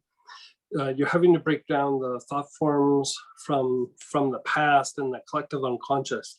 And so with essential oils, do you happen to have any form of aloes? I do. Yeah, so sit and breathe aloes and just keep putting your concentration on the group. And then like when somebody gets really riled up, like say you guys have a meeting or something, put your attention on both the person and also the subject matter. If you were to utilize the pranic healing stuff that I just know that you have that background, do the whiteboard technique. Basically the aloes is a kind of, I actually like to use the aloes instead. It's a much stronger form of it, but still, whiteboard the whole group, dark blue them, and then disintegrate with electric violet or electric green. And it allows there to be like a space so that they can move past the situation of the past traumas. So it makes it a little bit easier to redirect them. And because right now, even if you said, okay, let's acknowledge what's happening, let's make a plan for the future. Because like whenever somebody's really grinding and criticizing somebody else, they really don't have the time or the energy to move forward, or sometimes they don't have the plan in place, like they don't have the faculty, so they'll just grind on the situation. And so the key is to shift them out of that place where they're grinding on what's happened and shift them to like forming a plan and moving them forward. So like right now, it looks like you really have to disintegrate just like where they're at, the fixation of where they're at, to then start putting a plan in place. You know, I think if they start thinking it out after the fixation and the energy of the old thoughts are disintegrated, you might be able to redirect them somewhat. You can rotate the aloes with cistus. You know, between the two, you should Okay. be able to break those things down and help them to become less fixated. I mean, really what we're talking about is like kind of a form of detachment. You know, you're helping them to kind of detach from what's happened and move forward. So even with that, if those two don't work, as I'm talking this out, helichrysum might be the third thing that you try if the first two don't work. Okay. And then do I work with the stress of displacement? You could, like, I think that the first hurdle is such a big hurdle that if you get it past that, they probably will start shifting. You know, you could start kind of cheerleading them about like, let's be change in action, or like, you know, something where let's be the change we want to have happen or something. And they might be motivated enough, but sometimes when people lack like the plan or the strategy, they'll kind of fall back on the criticizing. And so if you keep trying to drop like plans in place, at some point I think they'll land. Great. Well, super. I'll let you know how it goes. Yeah. It's probably not going to be a super quick process. Like, you know, I wouldn't expect anything big to happen right after the first session, but after a few sessions, you should hopefully start to see like differences in dialogue or pauses when they're thinking about it, or just that they don't go there quite as hard. And then over a period of time, I mean, you never know. Like, in the corporate setting, sometimes you could get it to happen in a session or two, but they don't have the history that these individuals have and the culture, and you know what I mean? Like it's more ingrained in them because it's gone on for generations. And so a little bit harder to shift. I think it's Great. doable, Well, but thank it's still you. a little bit harder, you know? Yeah. Yeah. All right. Well, I'm going to try that. So thank you so Yeah. much. You're so welcome. Keep us posted. Keep us posted. Yeah, I will. Okay, so let's jump into the next perception number 5. Now, this has to do more with starting to process things that have happened in the past and starting to process at the same time inspiration, like you're stepping out of your box. Even the box of the things that you've learned, you're stepping out of your box. So you're starting to go past the sensory processing, and you're starting to have like intuition that you're processing, or contemplations where you're going like, I'm going to step out and do something completely different. You know, you're starting to adjust and adapt with little or no information, but you're basically starting to explore different ways of doing things. This would be the perception that's very much associated with innovation. You know, like Channing, you know, Channing and I have many conversations about innovation. Is it okay if I talk about you a little bit, Channing? If not, close your ears.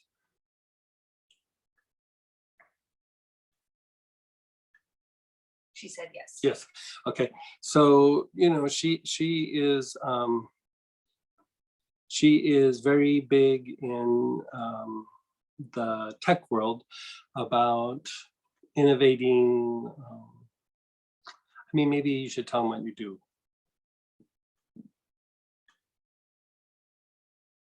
I made it so you can. Hi, Greg. Hi, Sam. Hey. I work on developing new technologies for people. Okay. New software.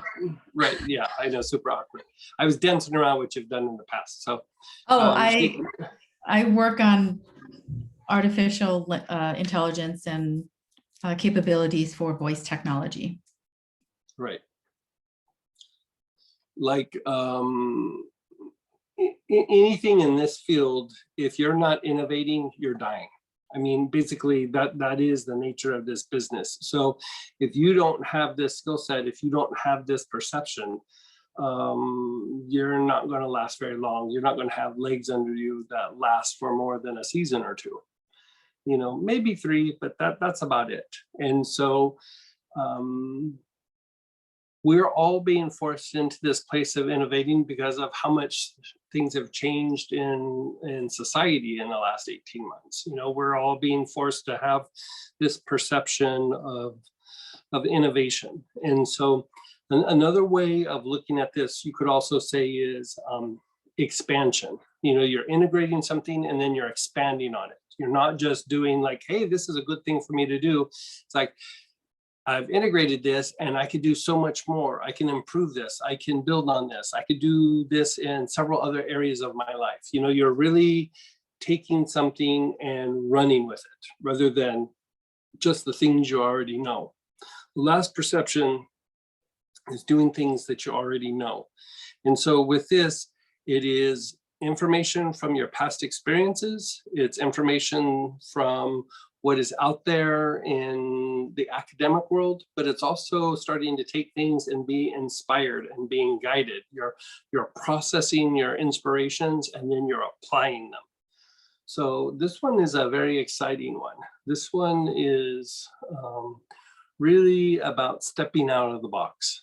Like, this is the point where you are stepping literally out of the box and you're doing something different than you've ever done before. And so, you know, some of these you might not be too geared to, but as you go through and work it, you can actually start to acclimate yourself so that you start to have these kinds of perceptions. Not with just this one, with all of them.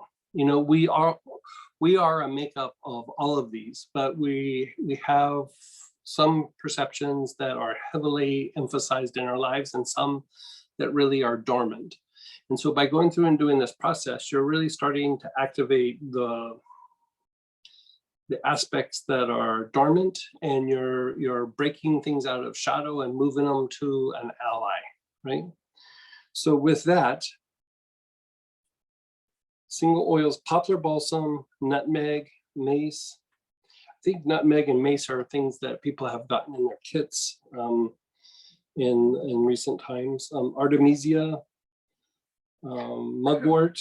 Are we on number 5 or 6? Oh, I'm sorry, I jumped. Never mind, skip everything I just said. My notes are a little bit clunky. Erase that, and now let's go to aloes, neroli, blood orange, nartji, kava kava, angelica, which is a really good one for this. And basil would actually be good. And if you had a blend, I don't think this one's in your notes, but spasmophilia is actually perfect for this. Spasmophilia helps you with internal expansion, you know, expansion of your ideas outward. It helps with integration and expansion. You know, it helps with the spasms in your body, but part of that is we get too overstimulated sometimes when that's happening. I use spasmophilia a lot. Like, where's my spasmophilia? Here's my bottle of spasmophilia. I don't use a little one, I use a big one. I use it an ounce at a time instead of 5 mils at a time. Okay, so out of these, would aloes be the best? Spasmophilia? They're all pretty good. Angelica? Spasmophilia, if you have it, angelica would be probably second. Neroli or angelica would be second. All right, there you go, guys. Okay. With all your fancy choices. Holy basil if they don't have regular. Yeah, holy basil will work. Okay, ready? Begin inhaling. Your awareness is on your forehead.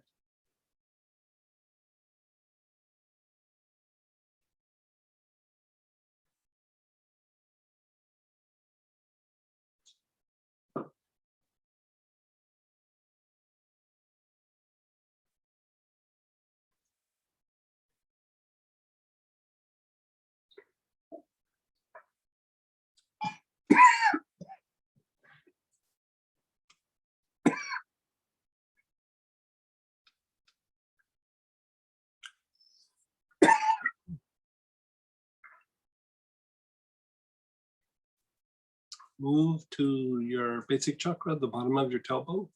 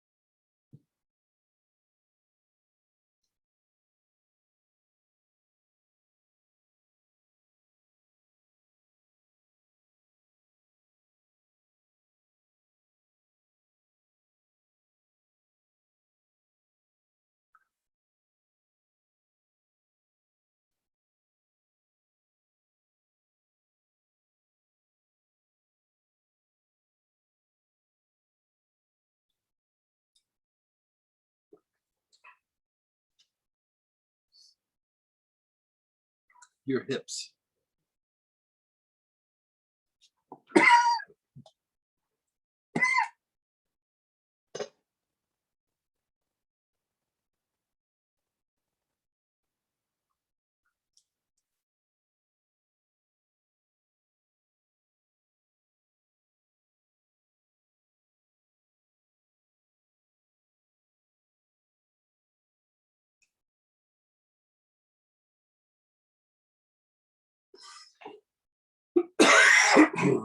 Mm.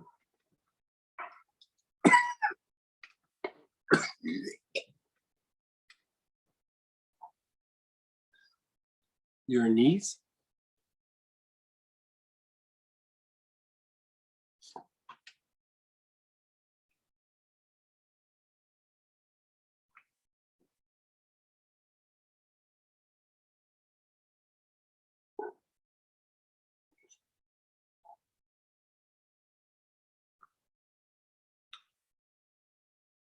Your ankles.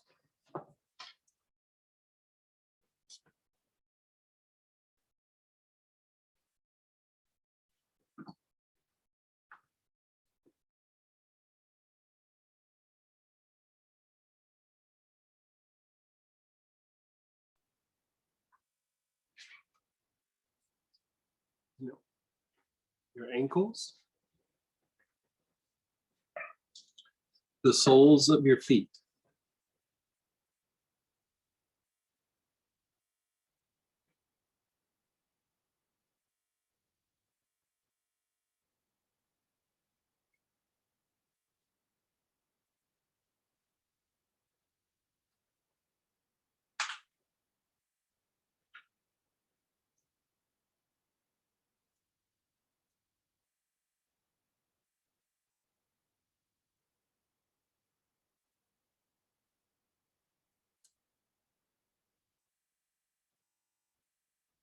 Your armpits.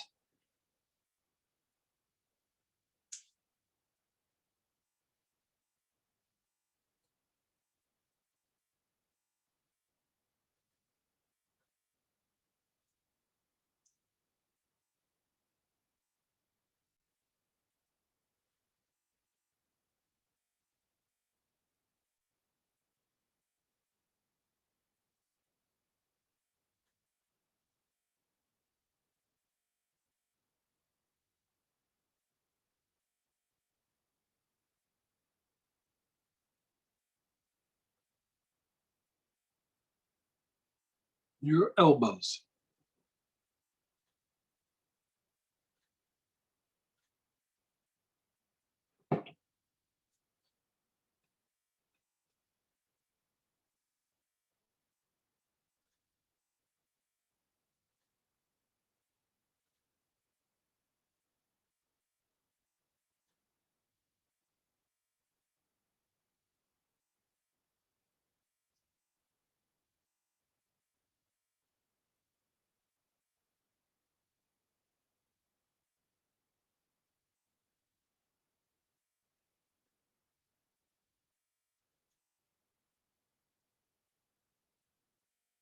Your wrists.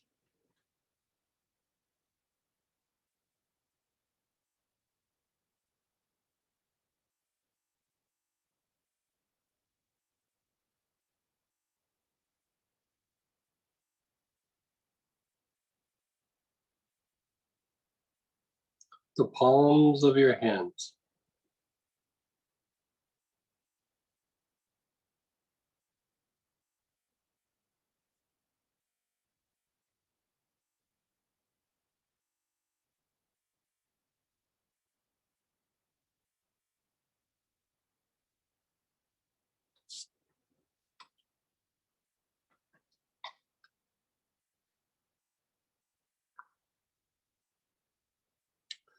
Your front heart.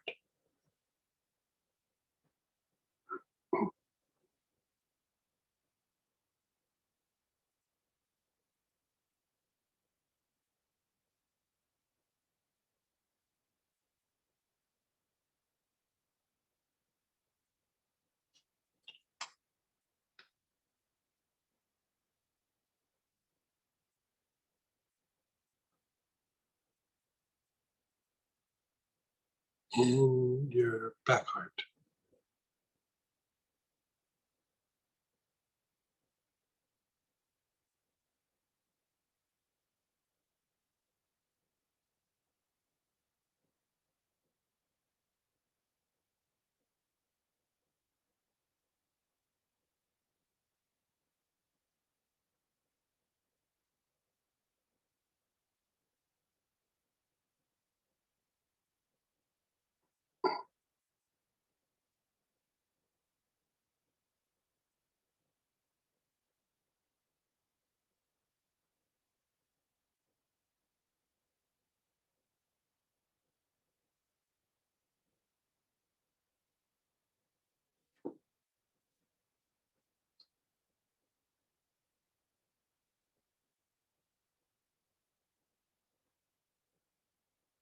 Just be still.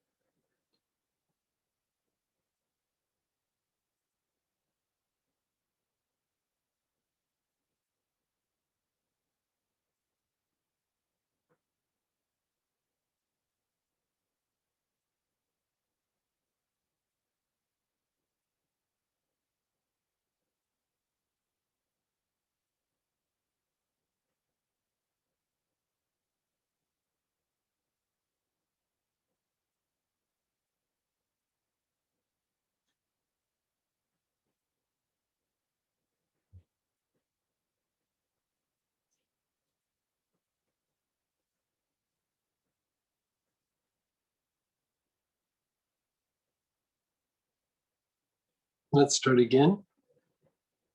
Inhale on your forehead.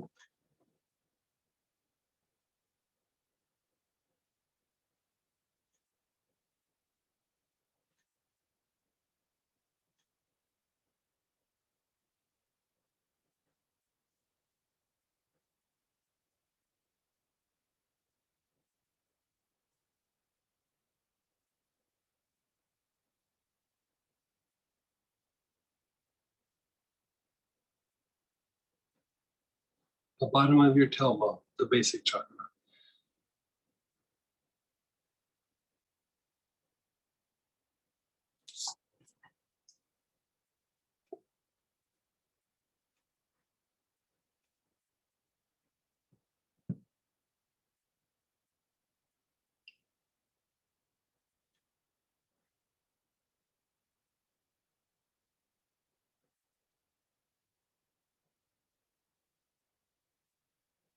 The hips.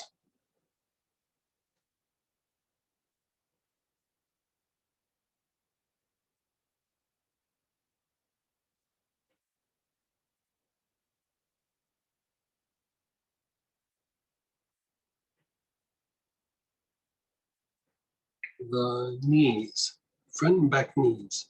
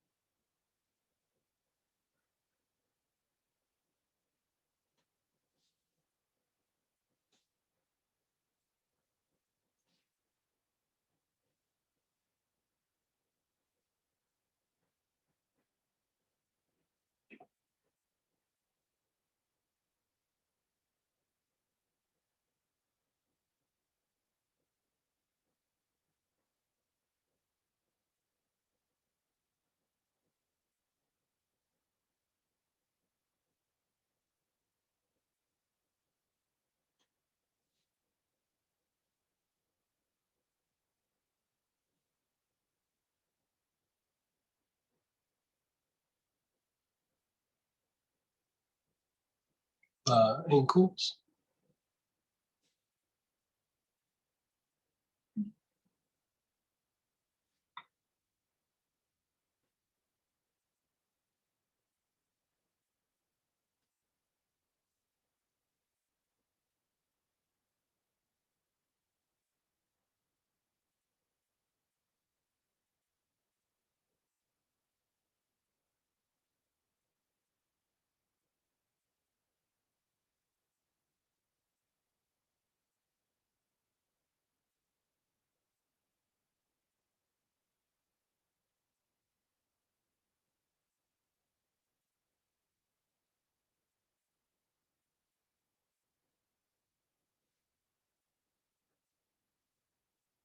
The soles of your feet.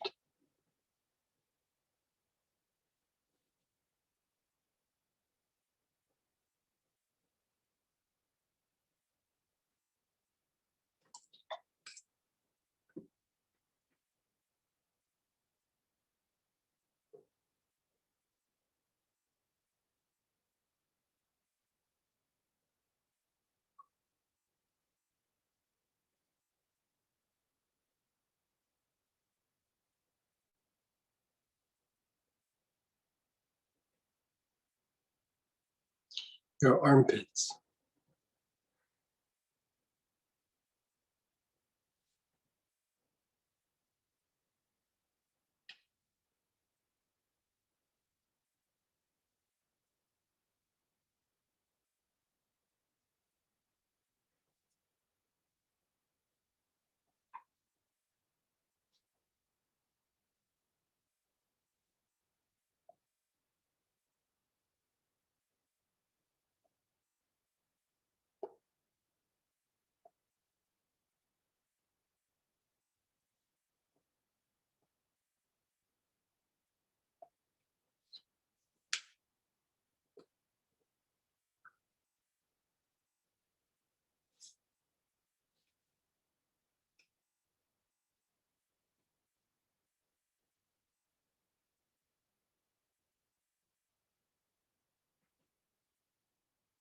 Your elbows.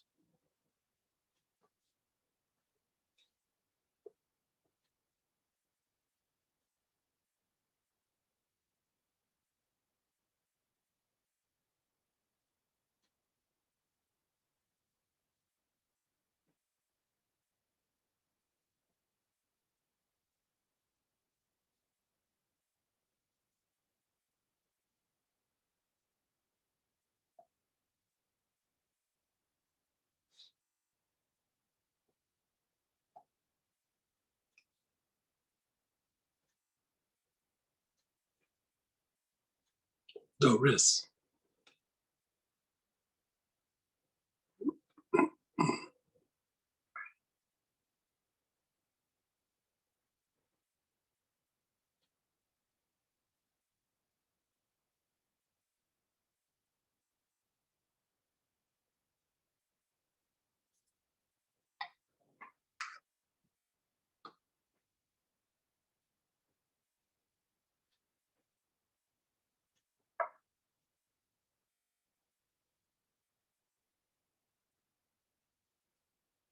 The palms of your hands.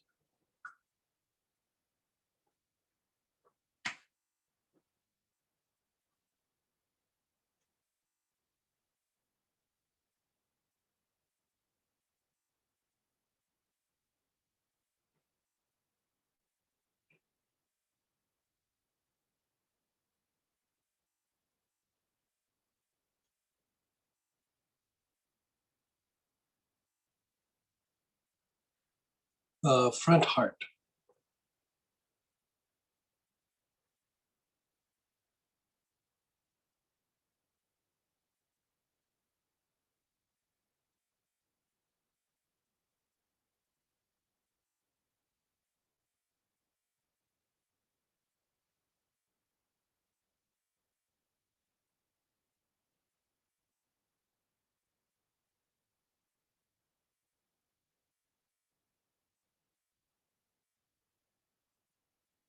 And the back heart.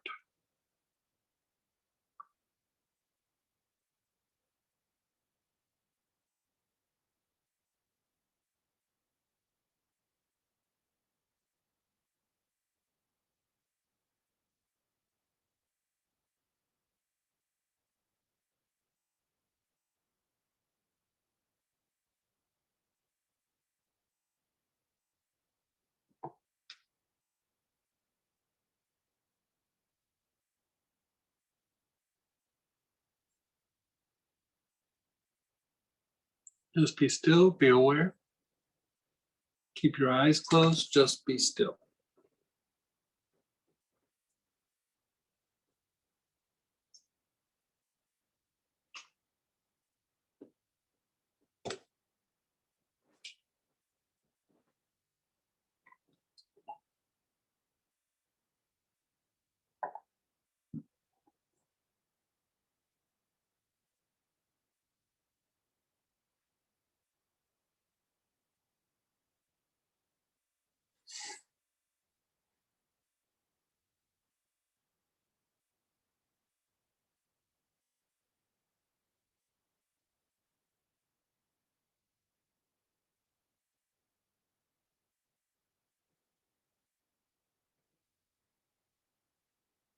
Keep your eyes closed, your bottle to your chest, your chin down to your chest. Do 8 or 9 materialization breaths.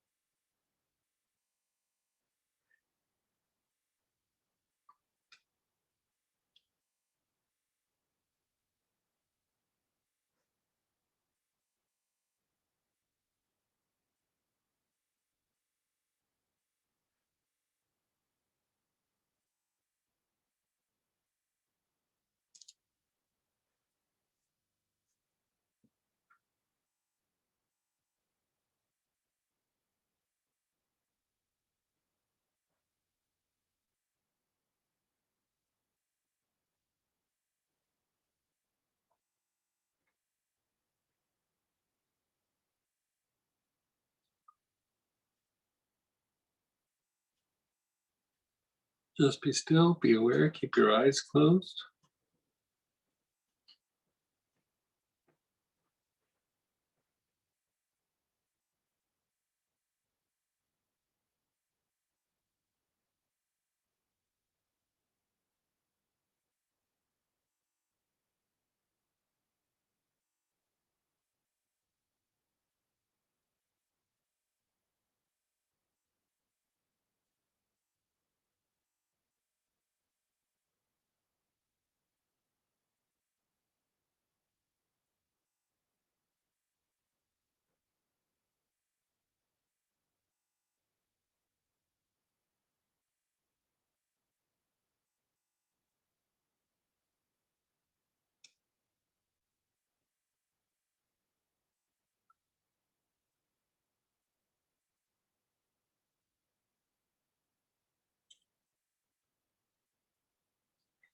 Again, 8 or 9 materialization breaths. The bottle to your chest, chin down.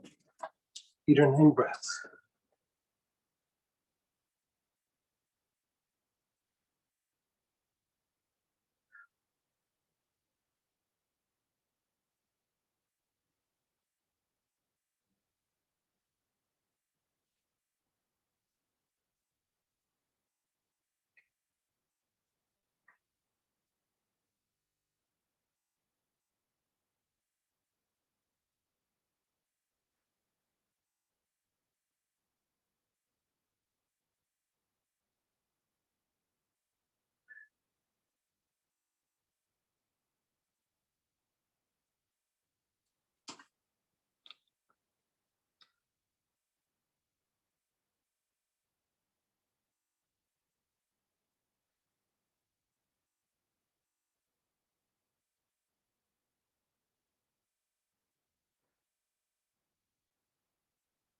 Just be still.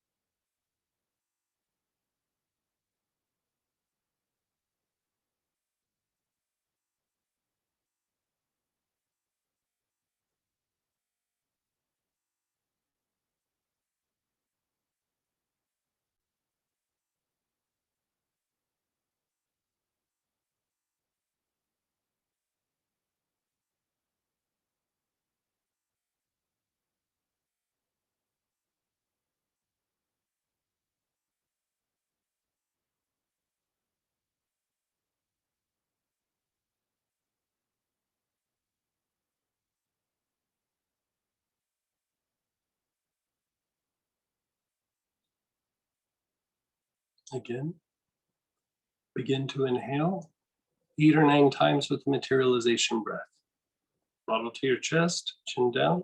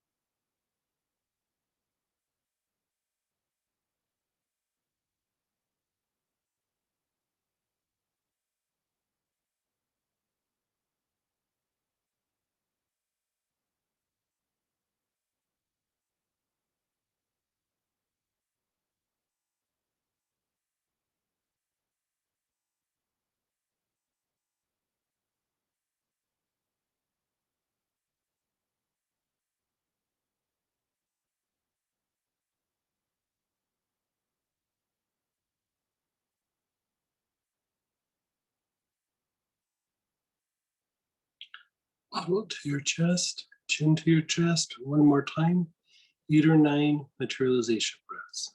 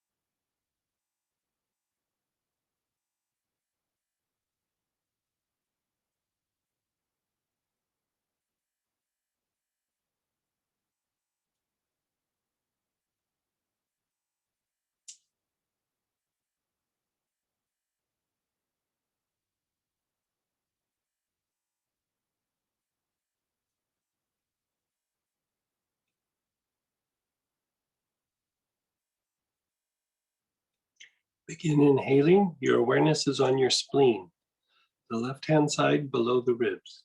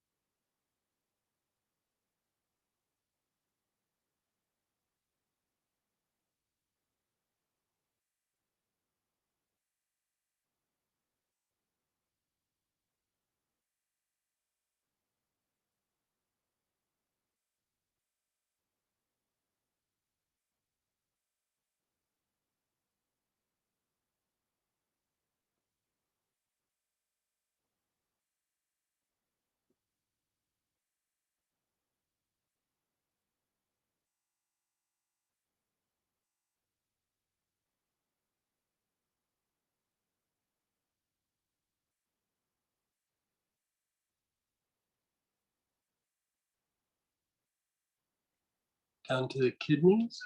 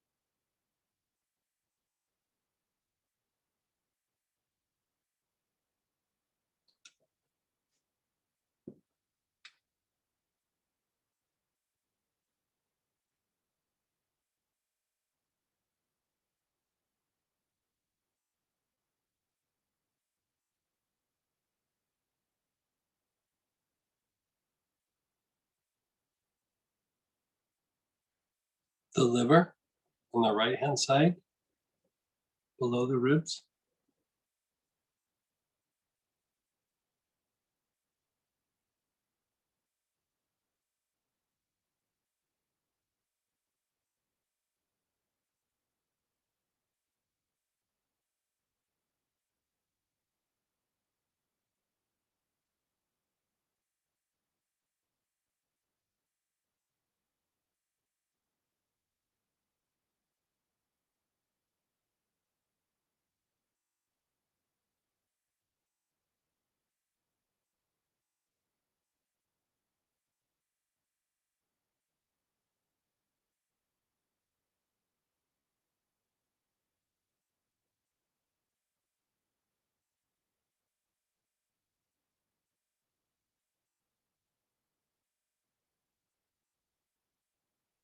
Move a little bit more to the midline, just off to the right.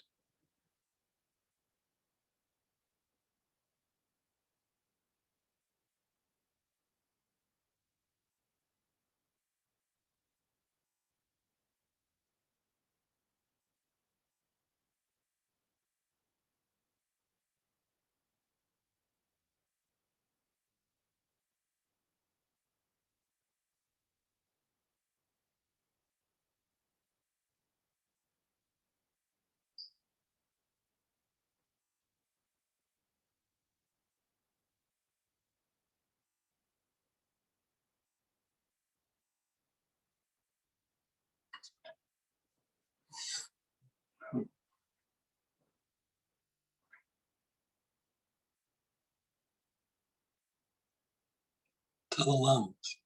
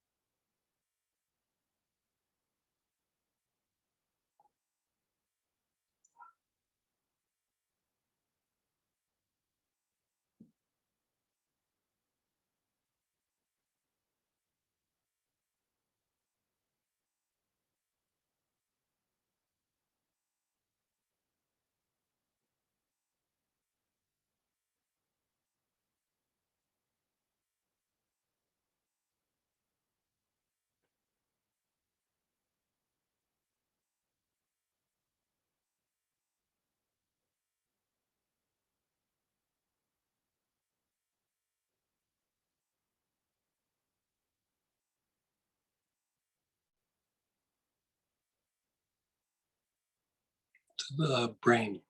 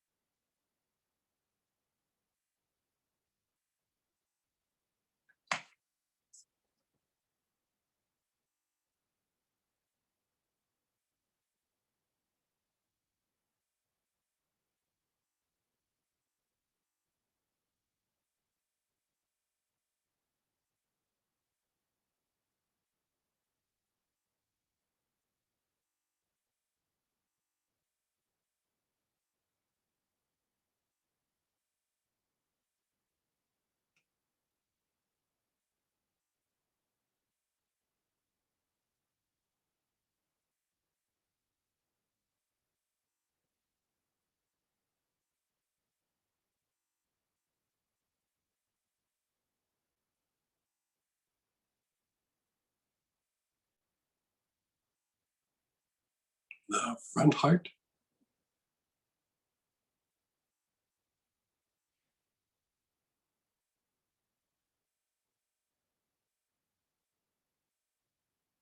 The back heart.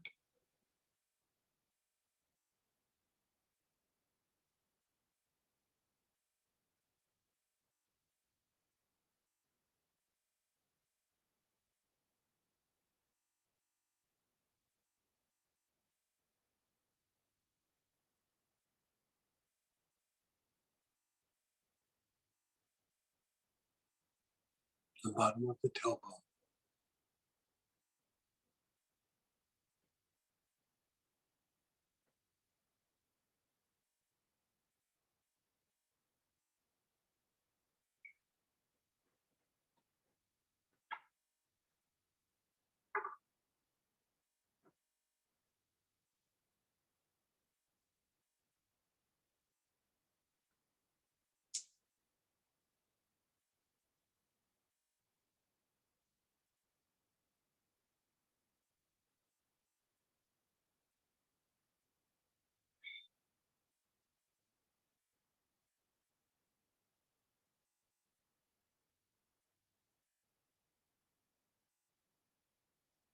Just be still, be aware, just let go. Keep your eyes closed and just let go.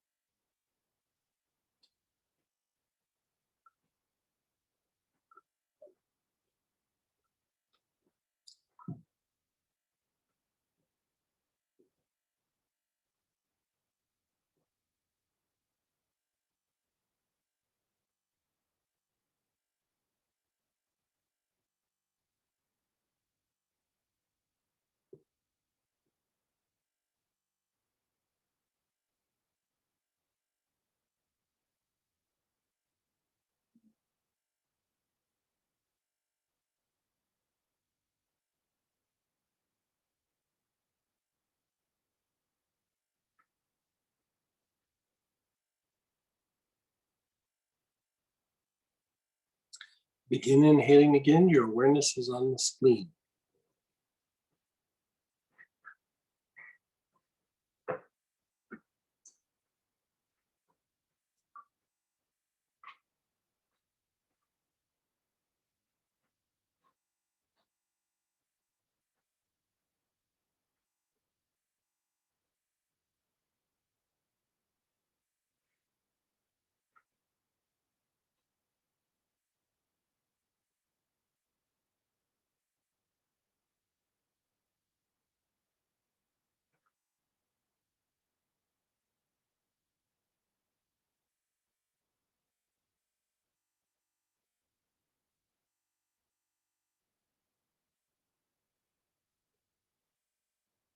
Down to your kidneys.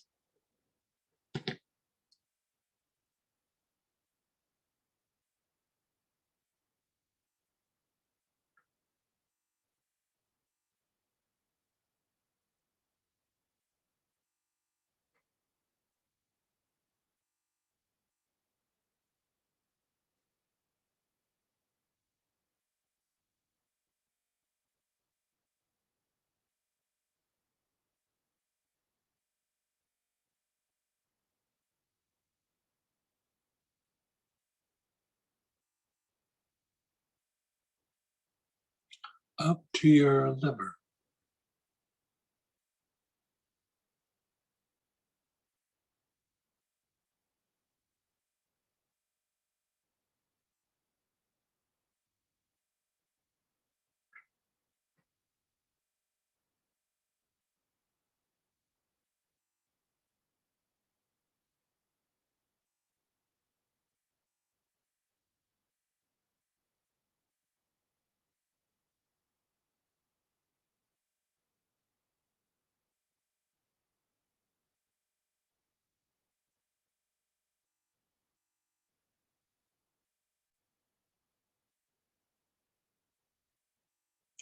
A little bit more to the midline, just slightly off to the right, below the ribs.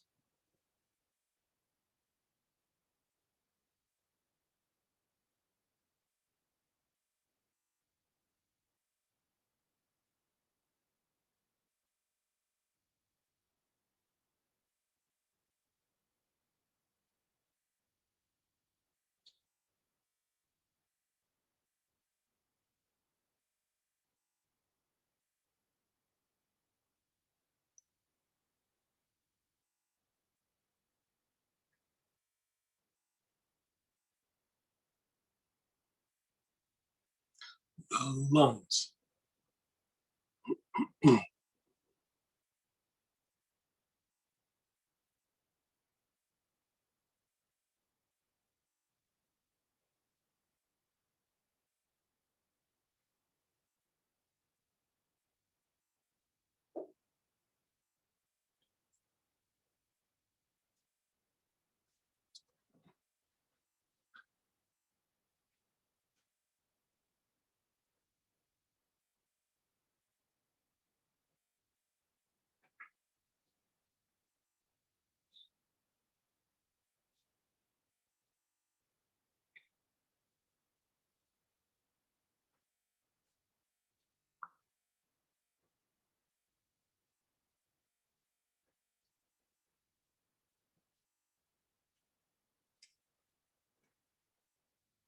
Your awareness is on your brain.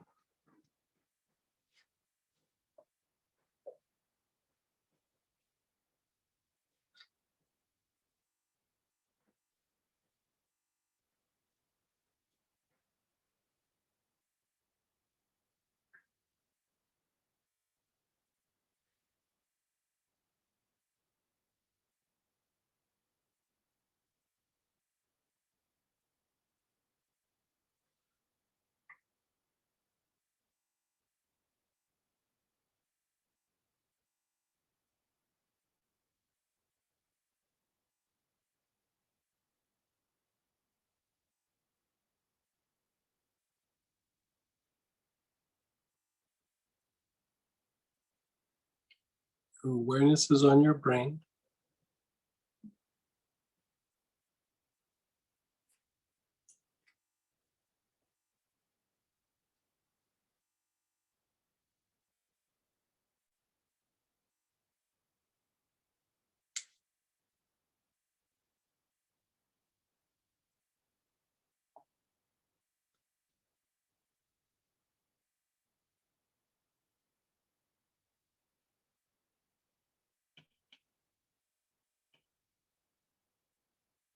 Your front heart.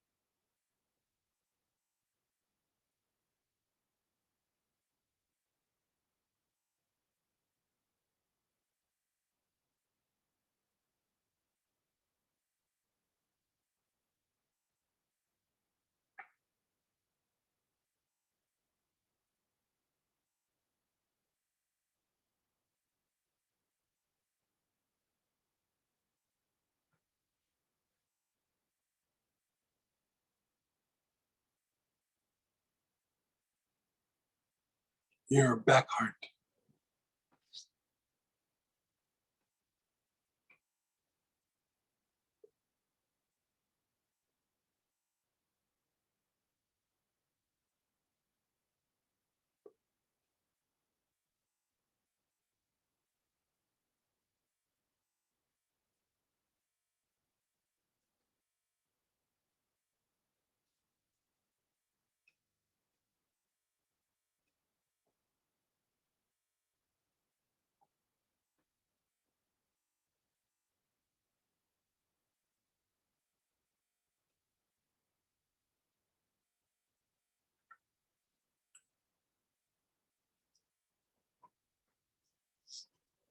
Awareness is on your back heart.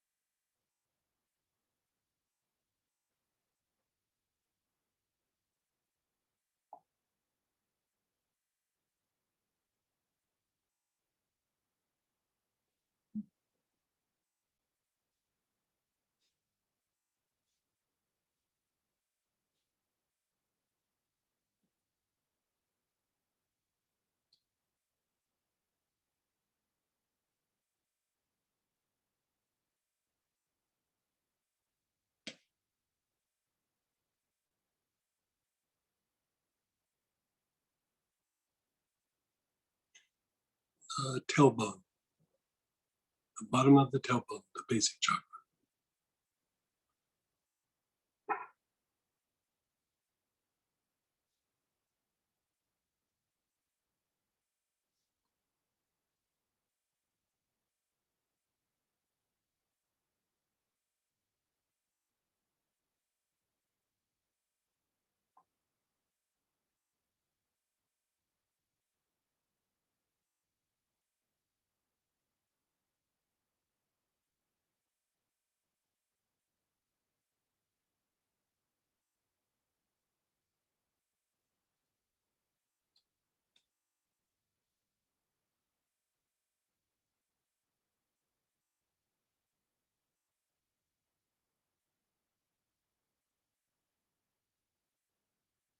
Just be still.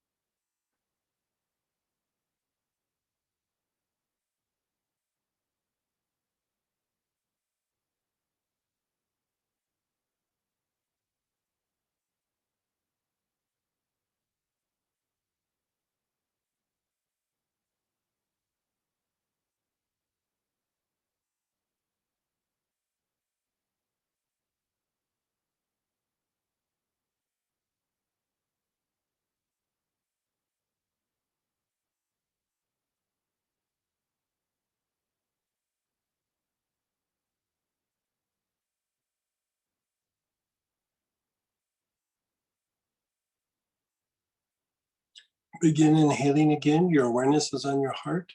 Just reflect on aspects of your life.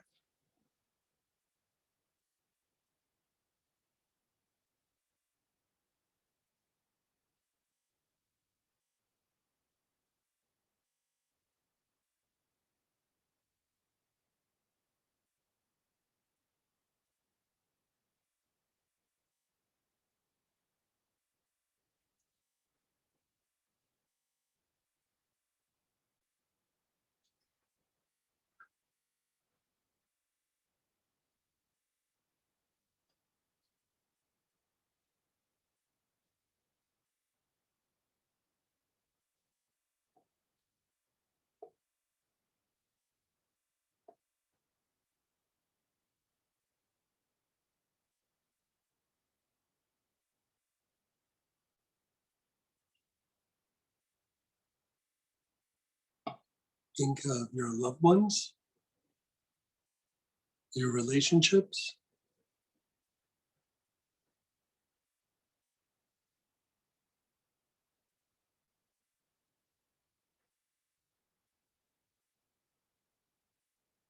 your spiritual life, your religious life,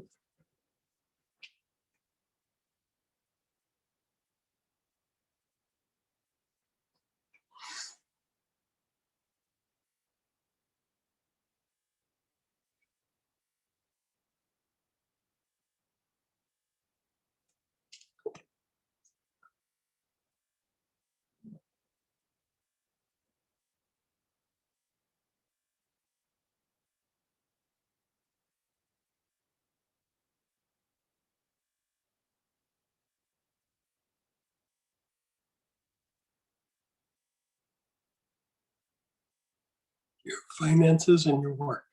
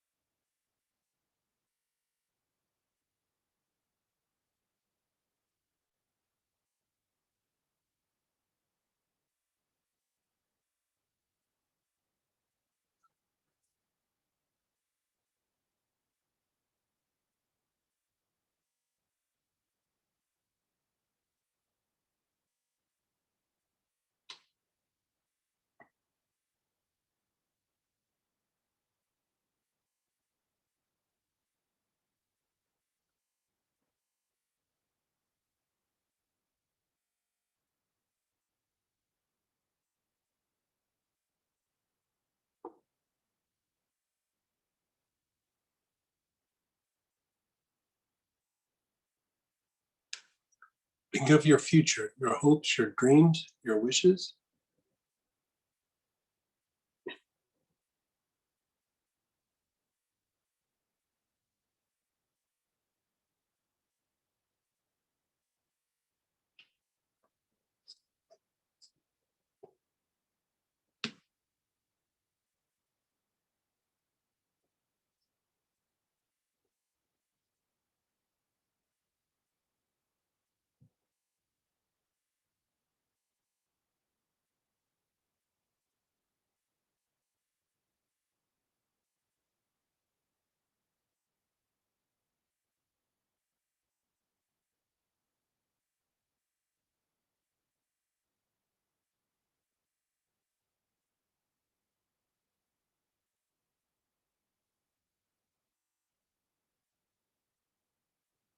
Let everything go.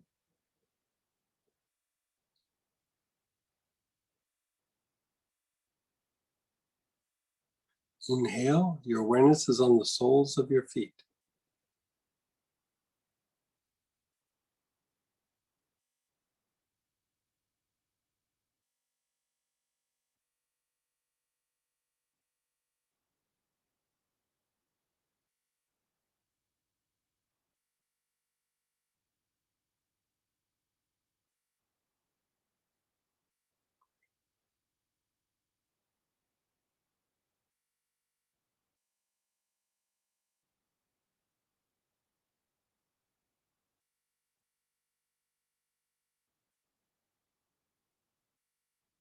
Up to your low back, opposite your navel, a Ming Men.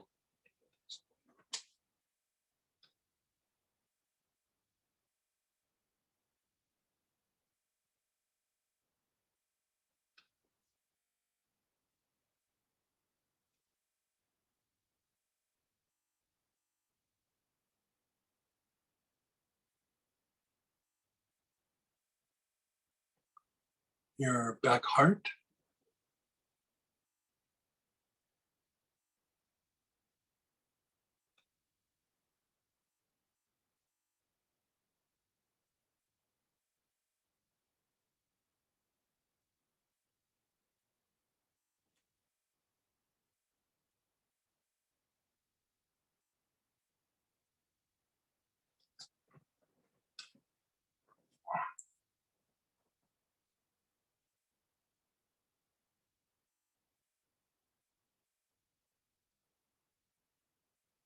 The top of your head, the crown.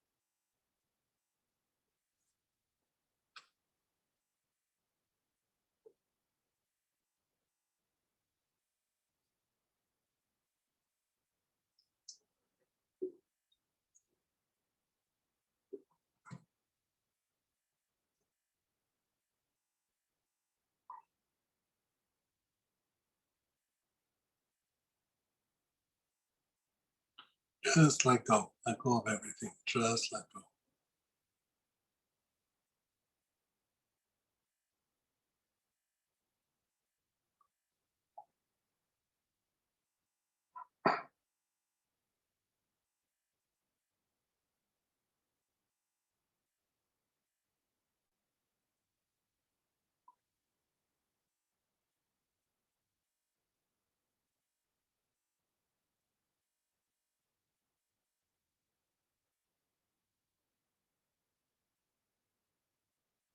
Again, begin inhaling. Just reflect on your life. Just whatever comes to mind. If there's areas that are bothering you,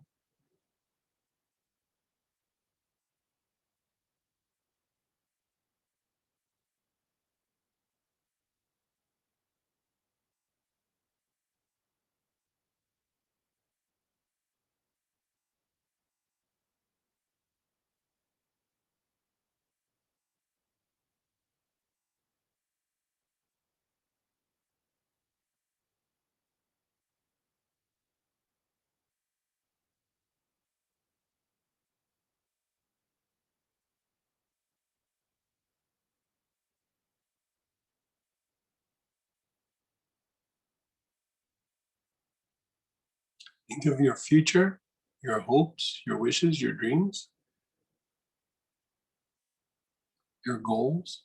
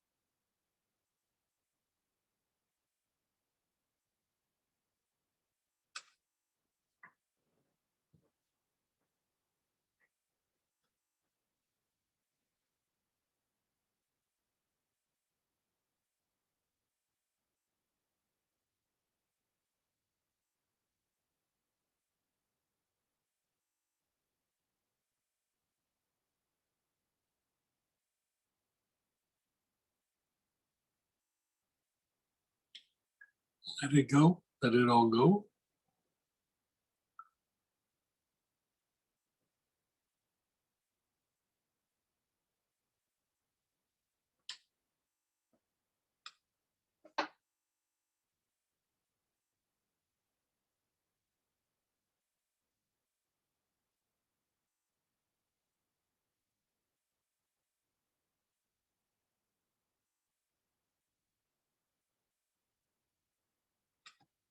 Keep your eyes closed.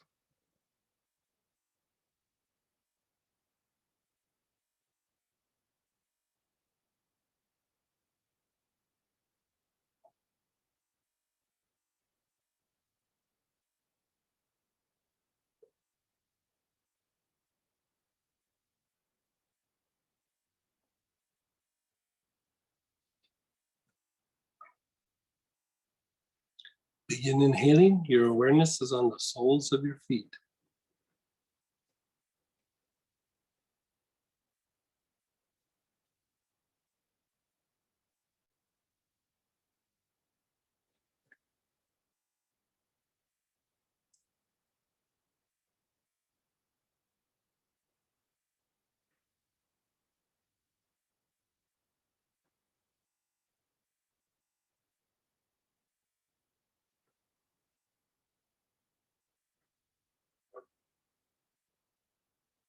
Your awareness is on your low back, opposite your navel.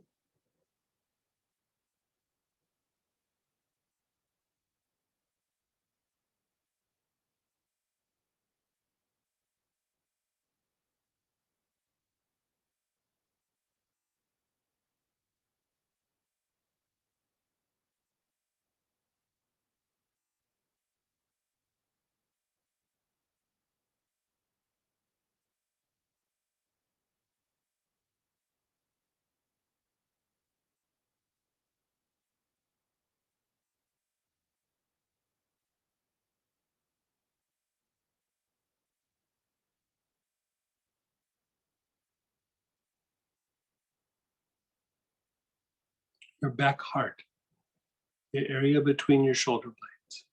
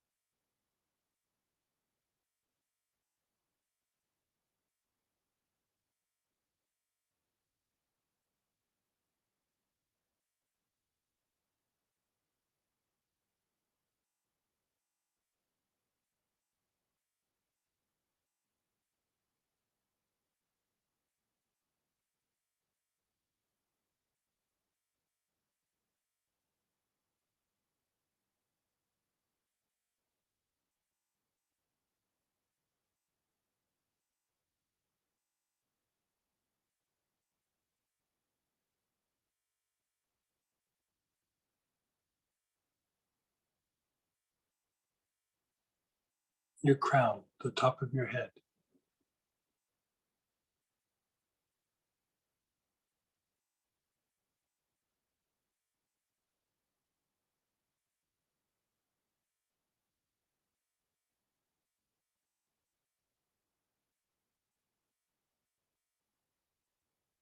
Just be still, be aware, just completely let go.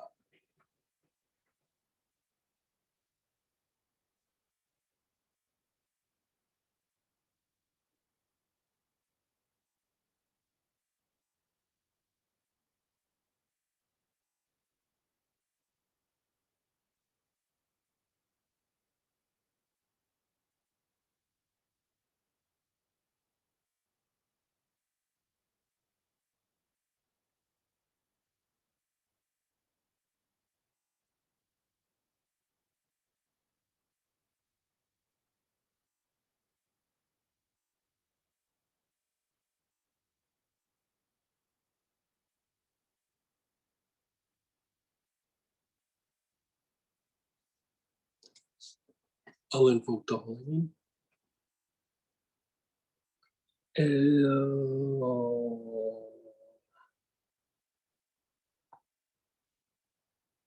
el,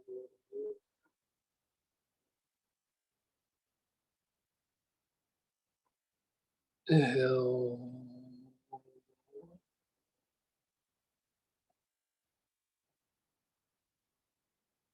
el.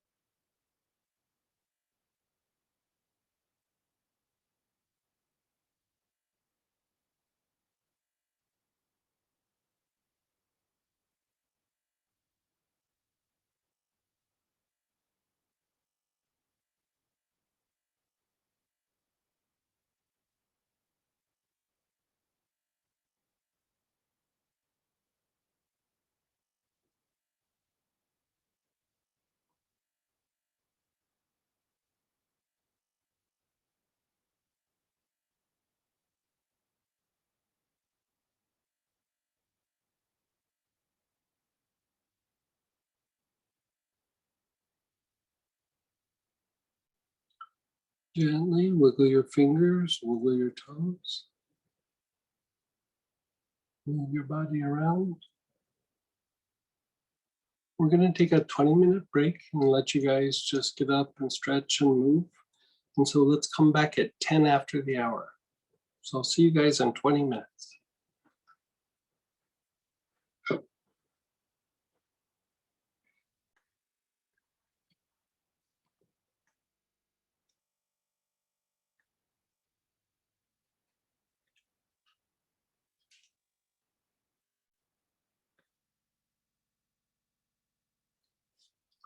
Okay, everybody, sorry I was running a few minutes late there. I was trying to pull together a little project. So with that, we've done 5 of the perceptions. Now let's move to number 6. So number 6 is really starting to move past the perceptions of your sensory information. It's moving past your experiences, and it really is starting to draw upon your experiences in the inner world. So this would be a lot of like what you would call dream time, your meditation experiences, your inner reflection. This would be something that you would also be somewhat devotional to aspects of God, to a spiritual teacher, to a set of teachings. The difficulty with this is when not properly directed or when it's in shadow, is a person could be in certain areas in their life delusional. A version of delusional would be fanatical. Fanatical being polarized in an approach to something to the point where you set aside facts and information and you just believe on what is happening in the inner world. You know, like I've heard somebody say one time that what they feel is just as valid as the facts, regardless that their feelings are right or wrong. They just said, you know, their feelings were just as important and just as valid as facts. And, you know, we know that emotions can get triggered for all kinds of reasons. And, you know, a lot of times they can not be accurate. And they're not based on any mental activity whatsoever. And so if somebody's very driven by their lower nature, it could be just simply about what they want and these primal drives. And so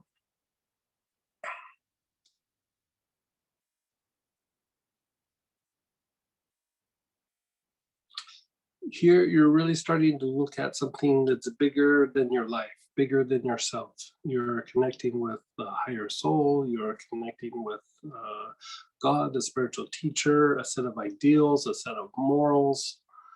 You know, service might be in this particular arena.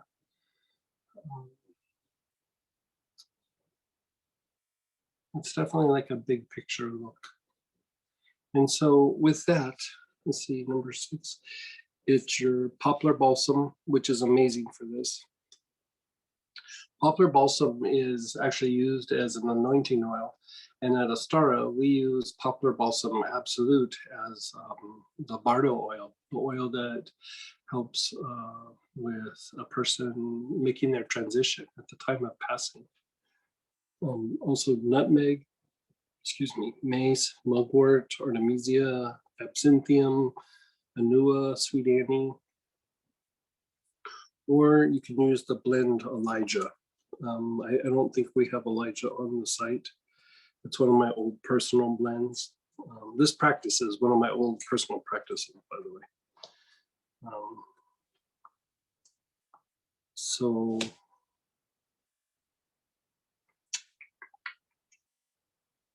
yeah, so let's pull out one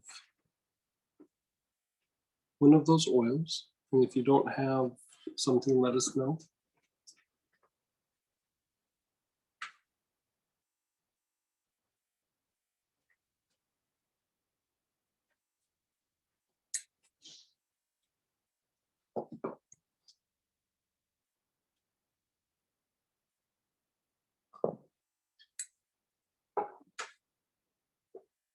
Mugwort Supreme over Artemisia. Yeah.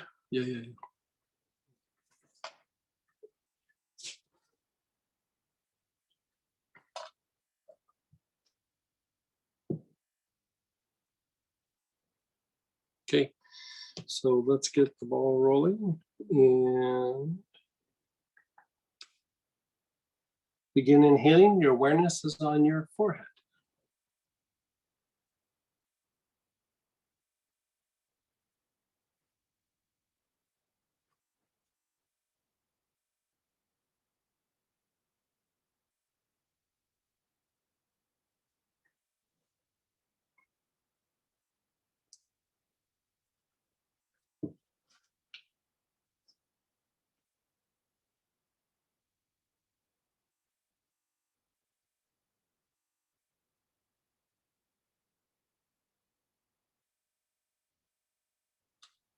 Move your awareness to the basic.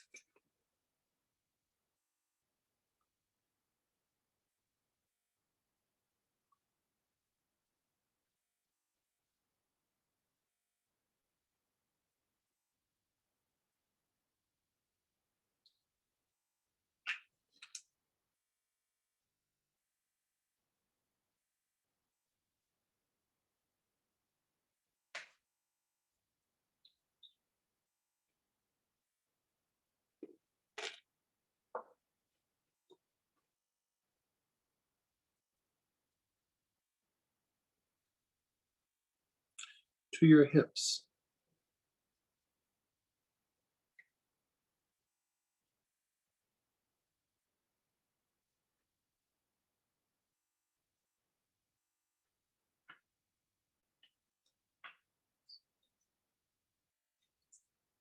Yeah.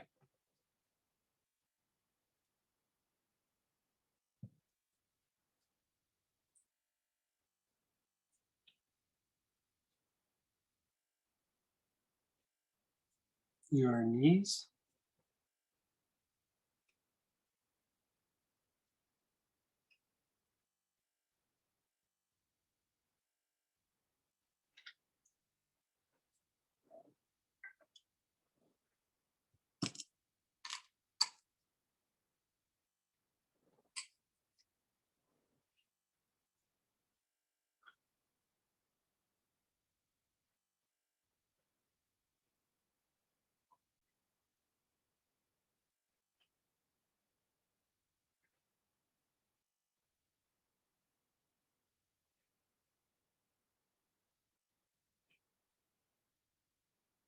Your ankles.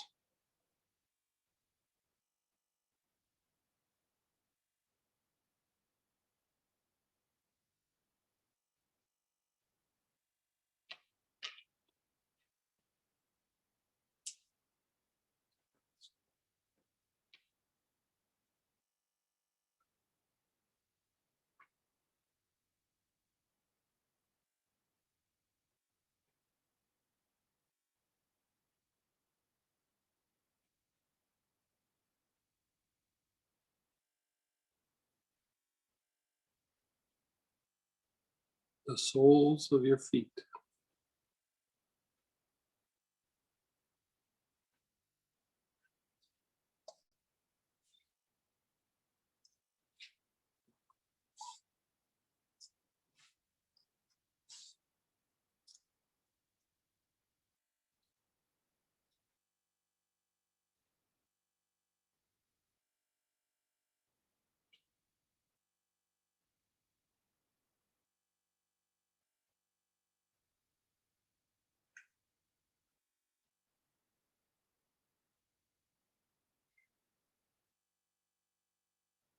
Your armpits.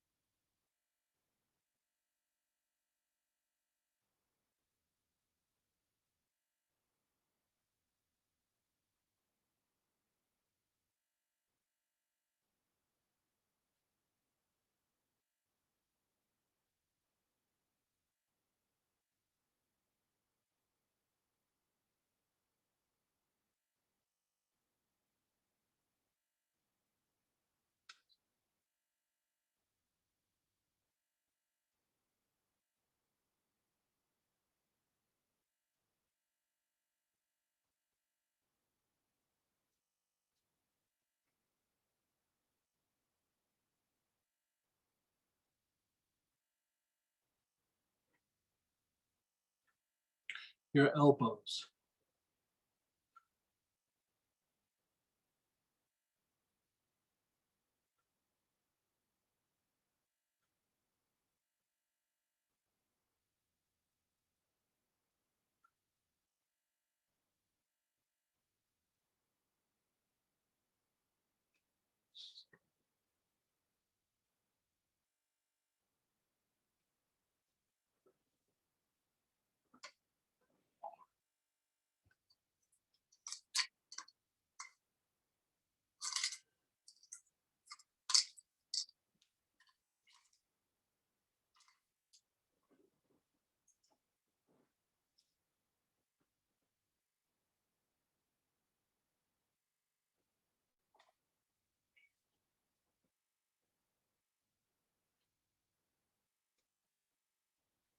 your wrists,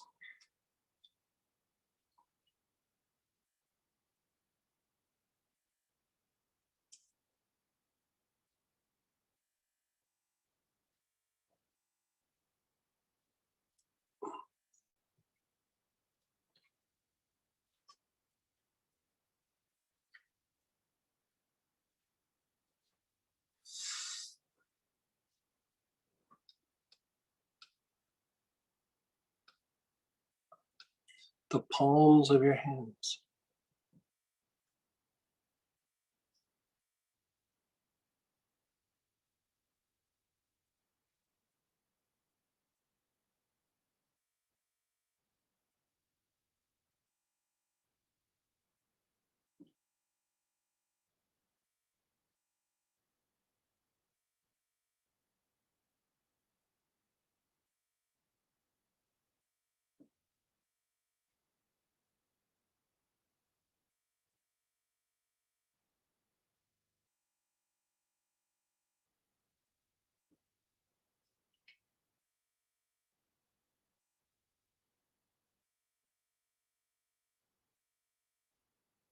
Your front heart,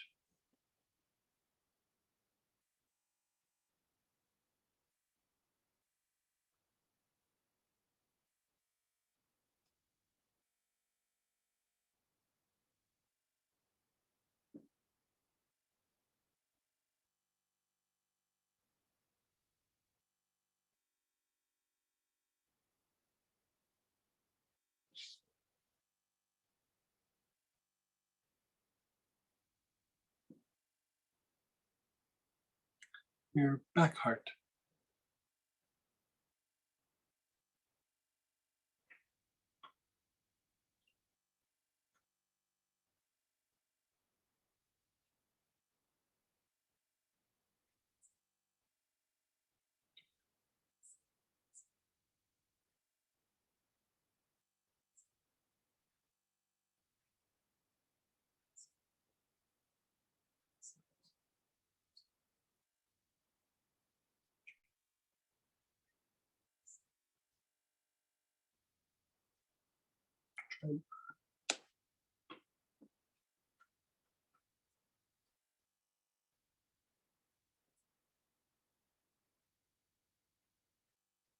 your awareness is on your back heart,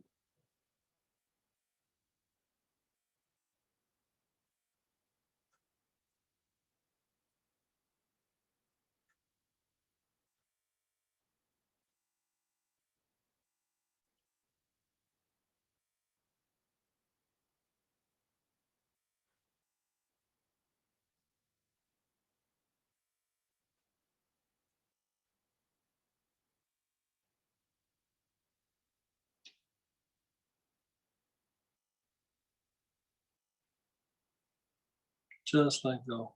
Let go of everything, just let go.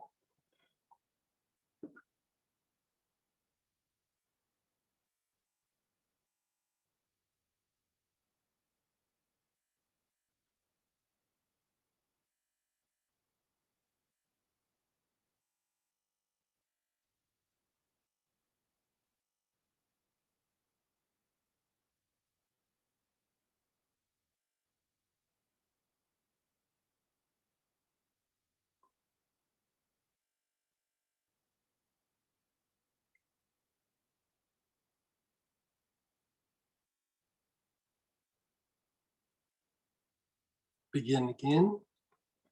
Inhaling, your awareness is on your forehead.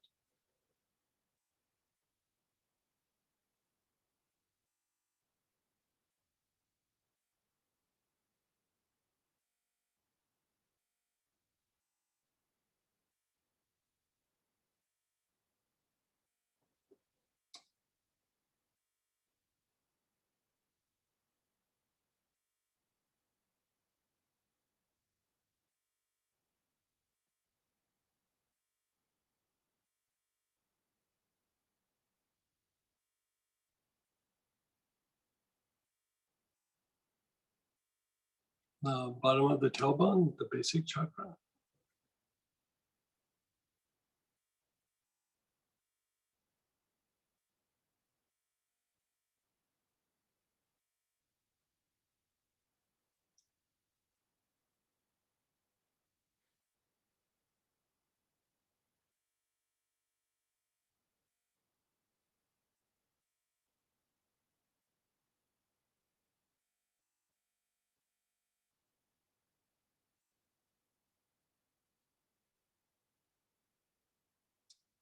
Your hips.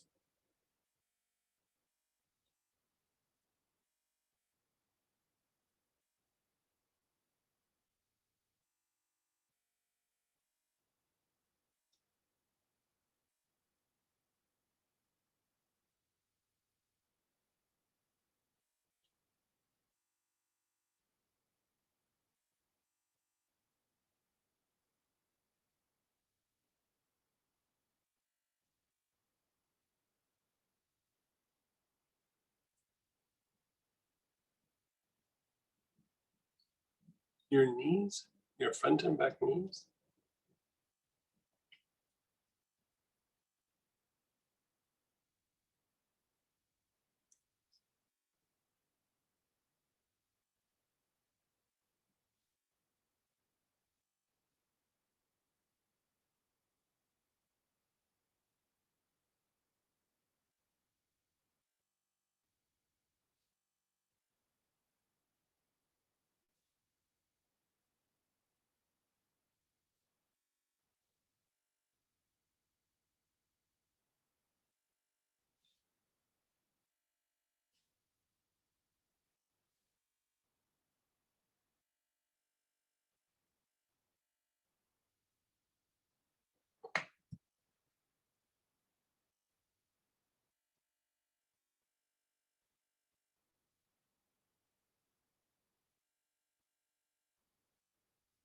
The ankles.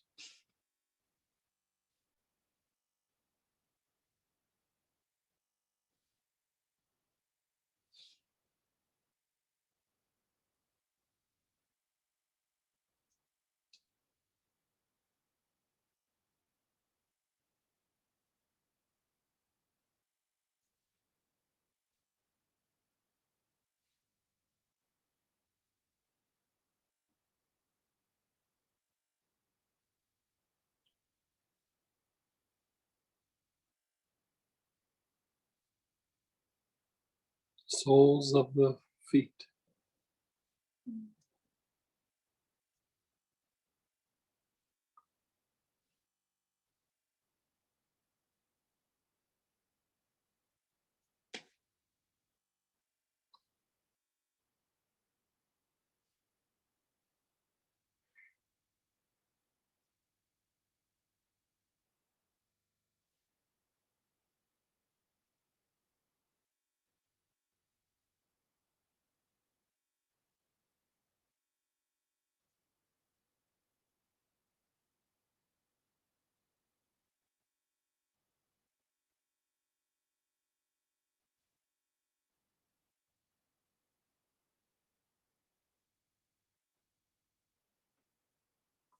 Your armpits.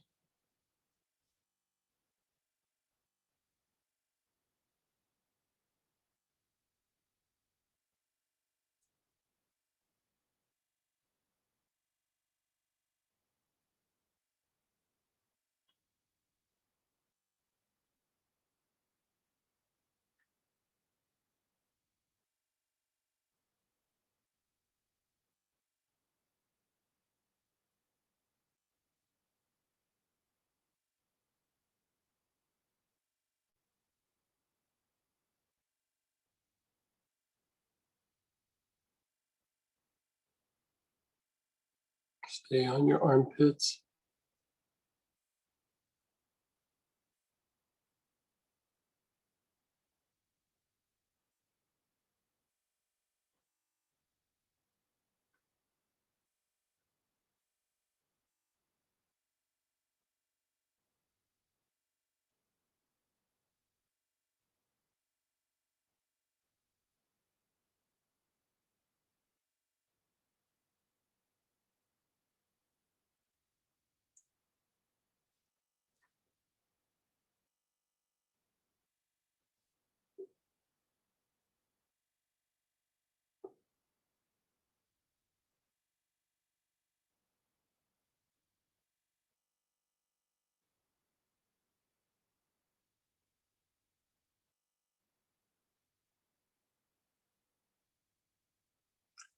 The elbows.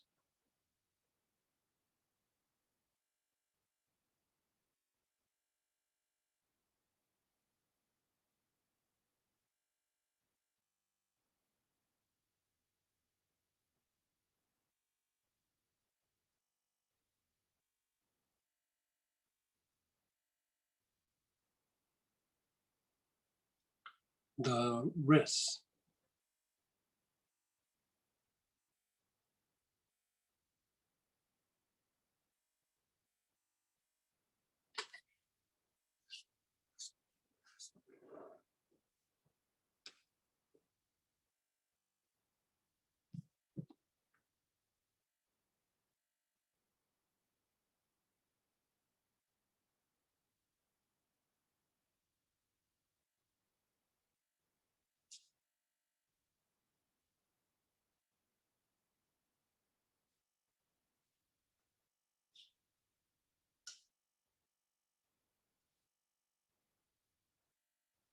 The palms of your hands.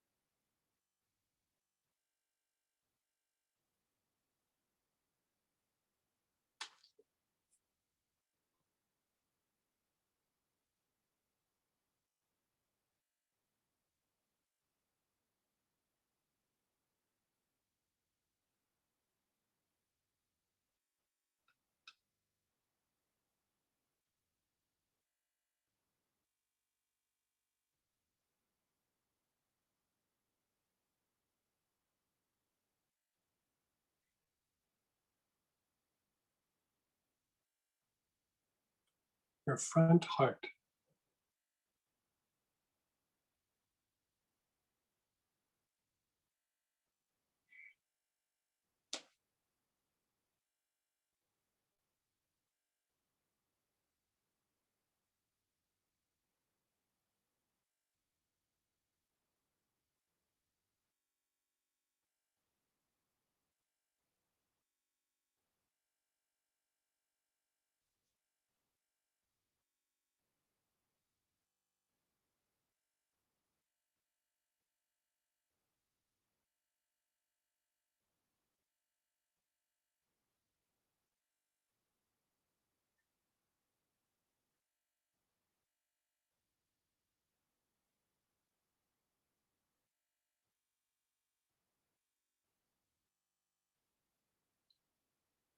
Your back heart.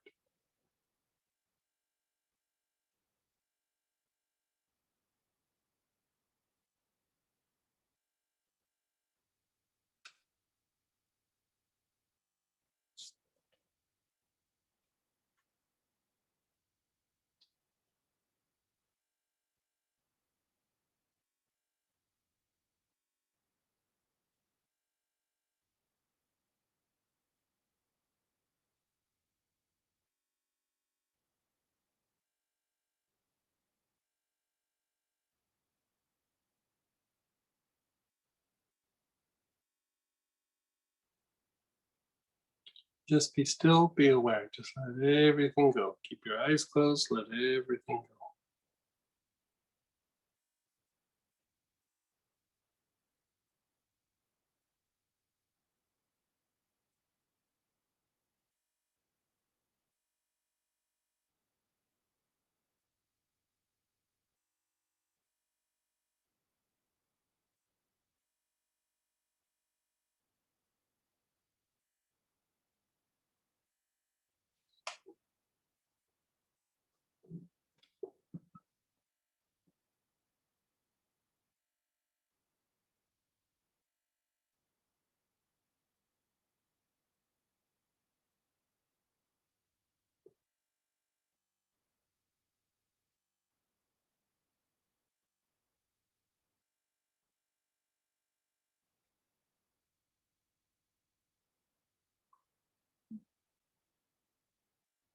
Let the bottle to your chest, chin to your chest. Do 8 or 9 materialization breaths.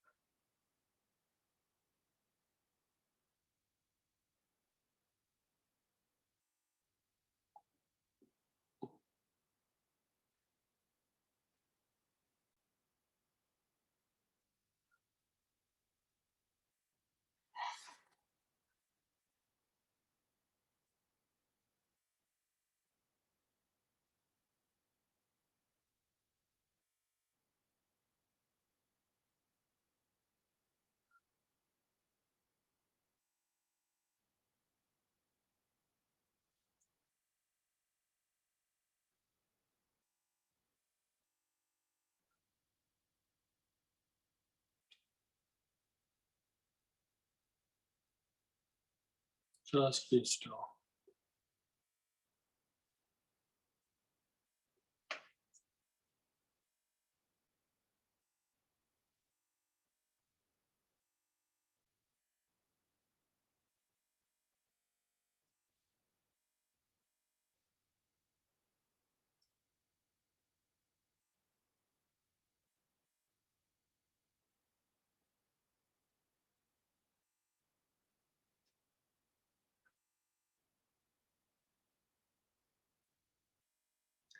Your eyes closed.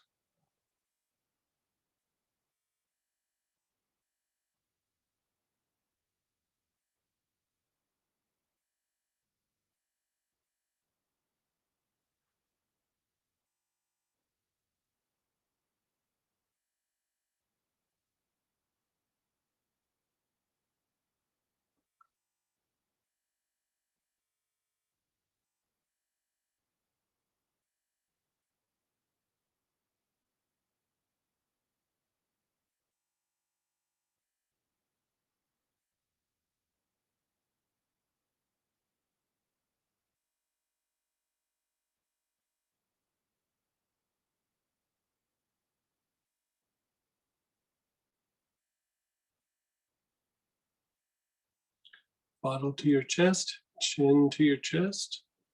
8 or 9 materialization breaths.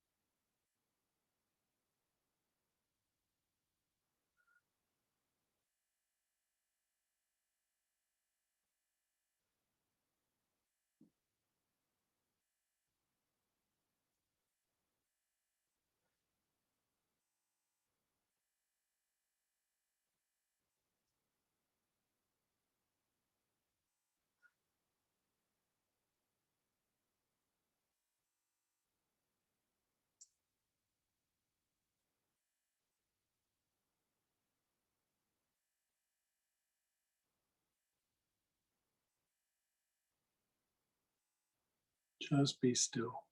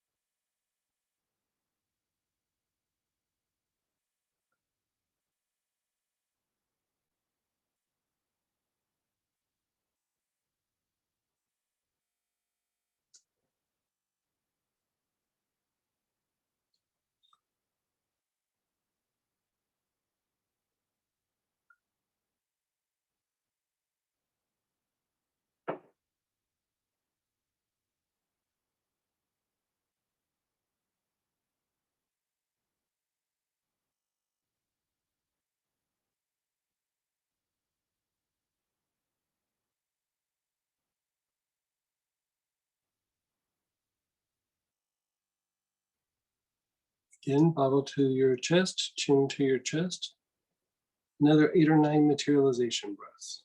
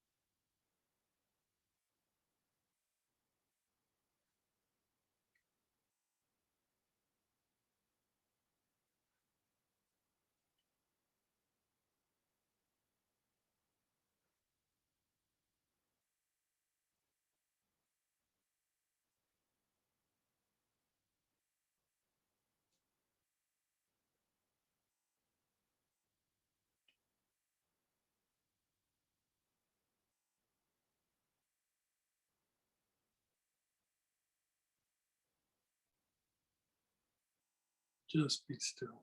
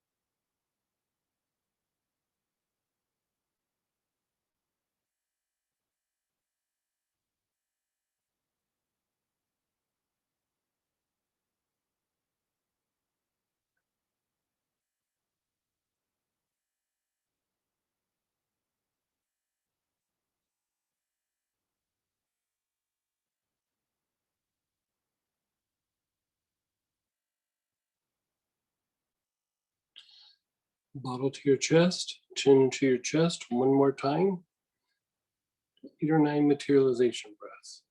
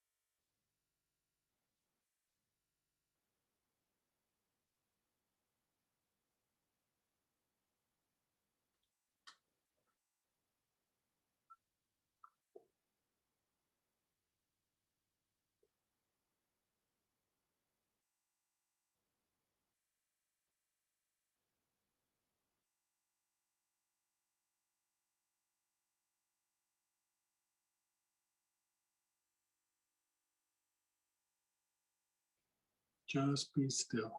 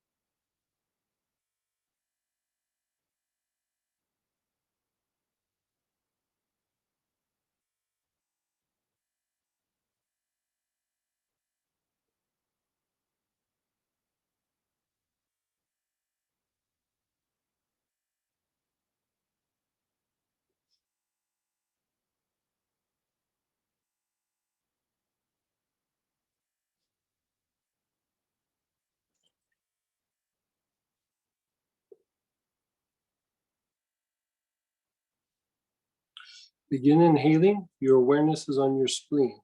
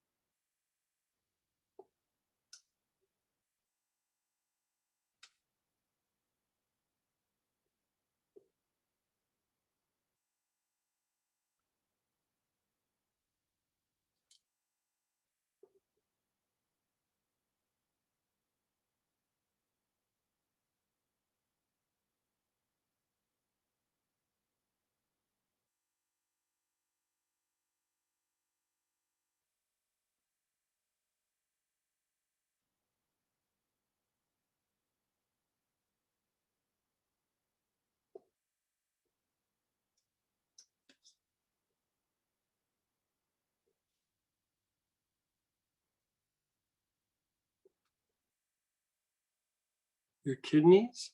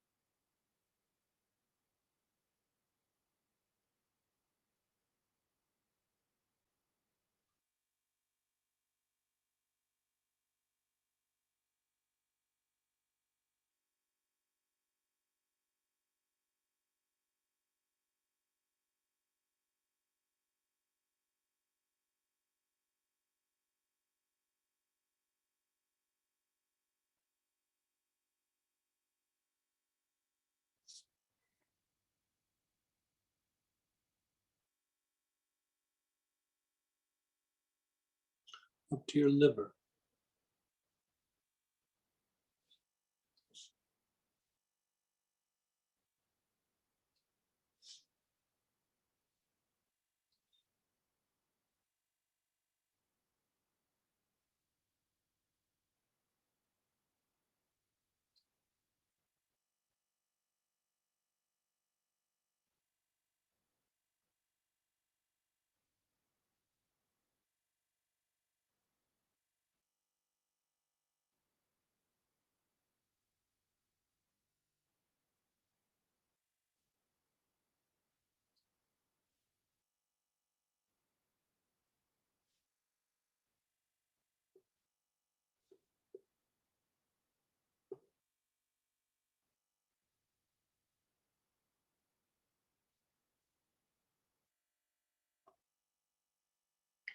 Move your awareness or to the midline, just slightly off to the right, below the ribs.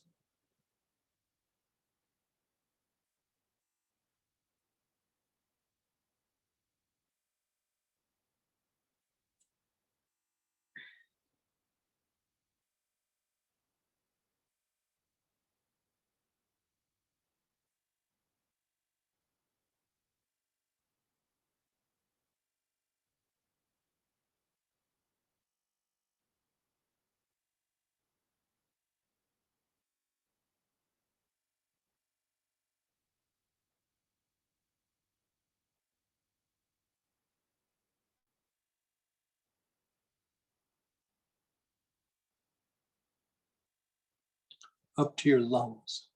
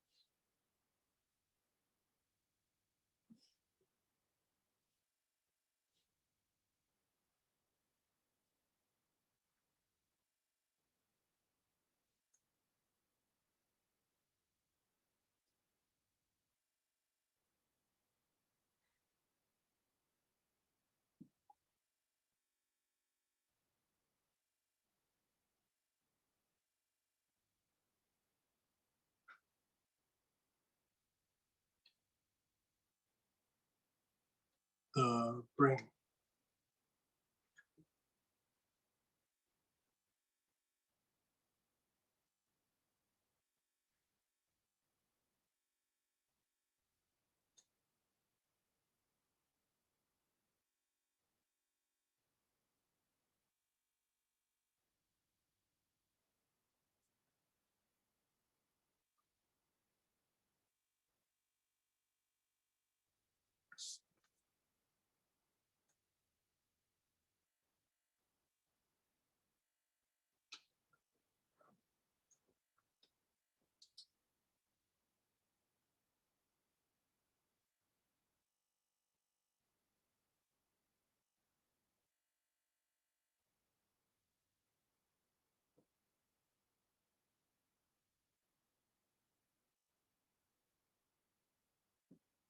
Your front heart.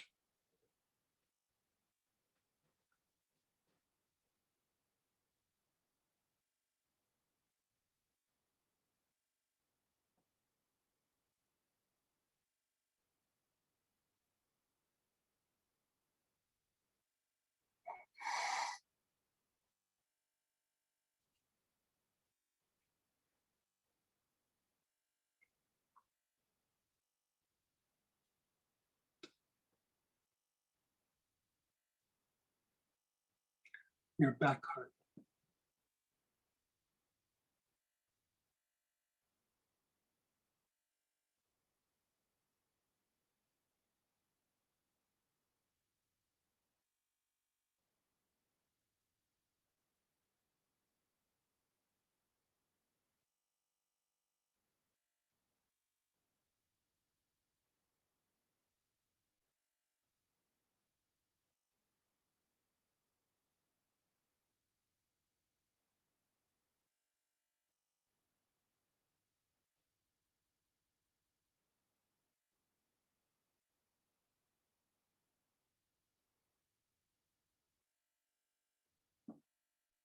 The bottom of your tailbone.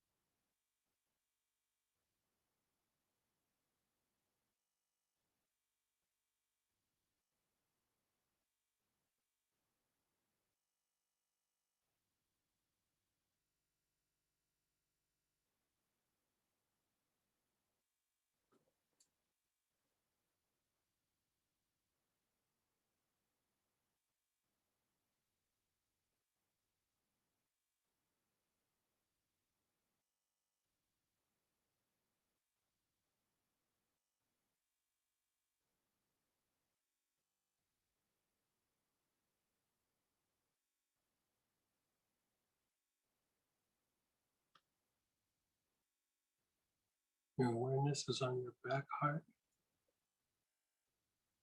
We're on the bottom of that. Basic, I'm sorry. Your awareness is on the bottom of your tailbone, the basic.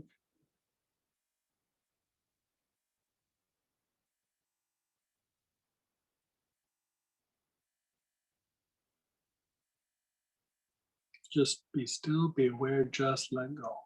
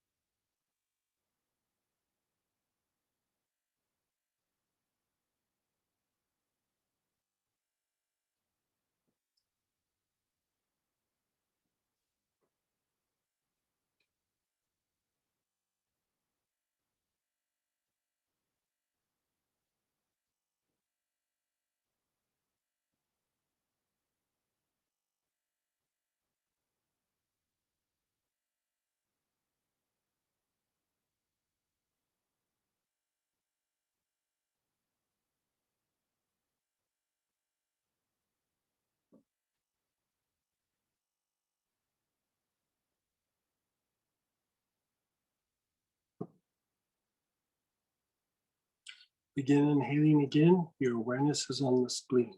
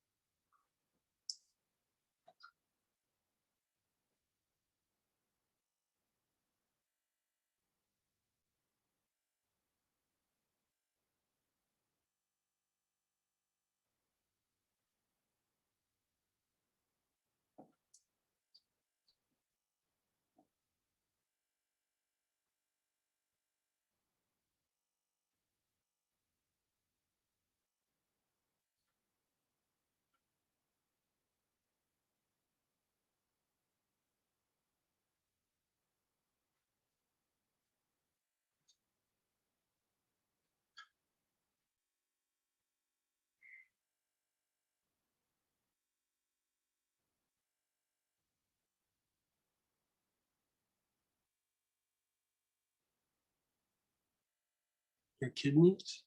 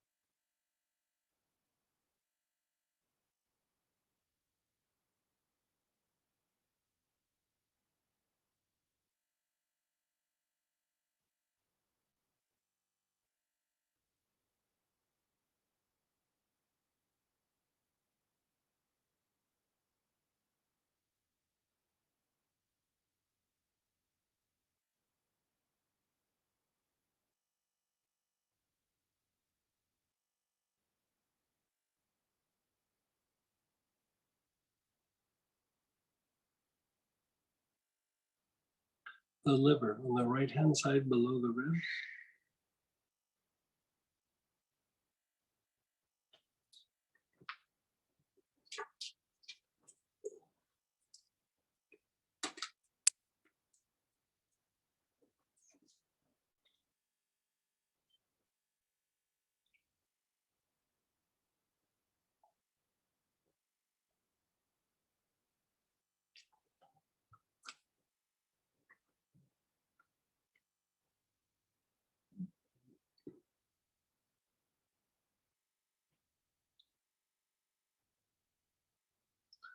Move a little bit more to your midline, just slightly off to the right, below the ribs.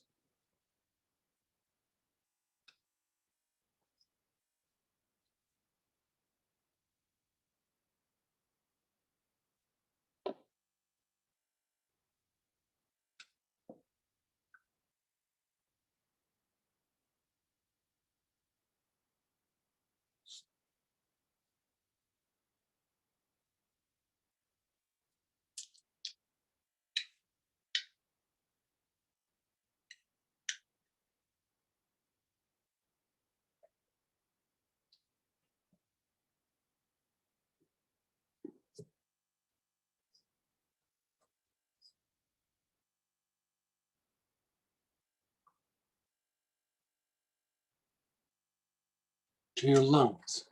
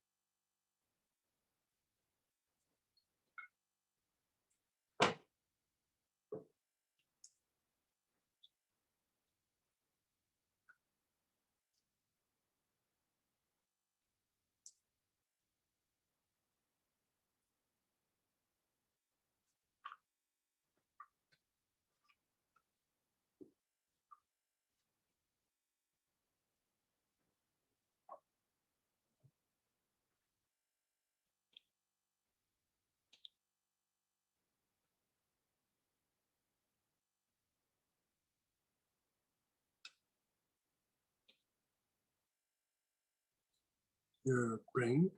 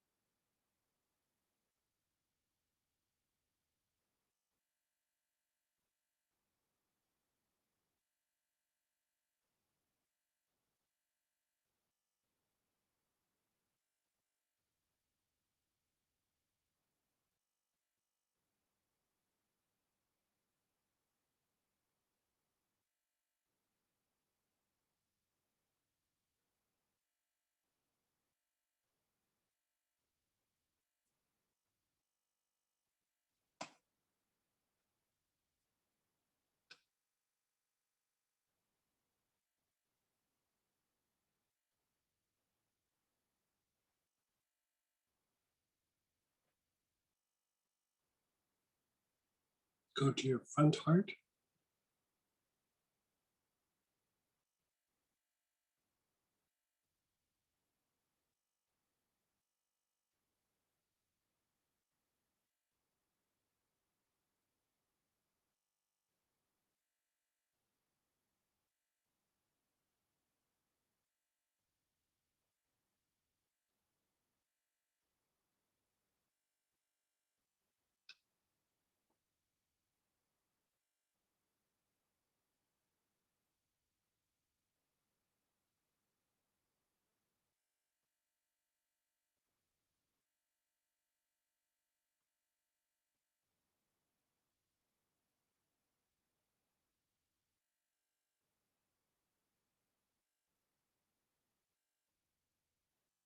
Your back heart between the shoulder blades.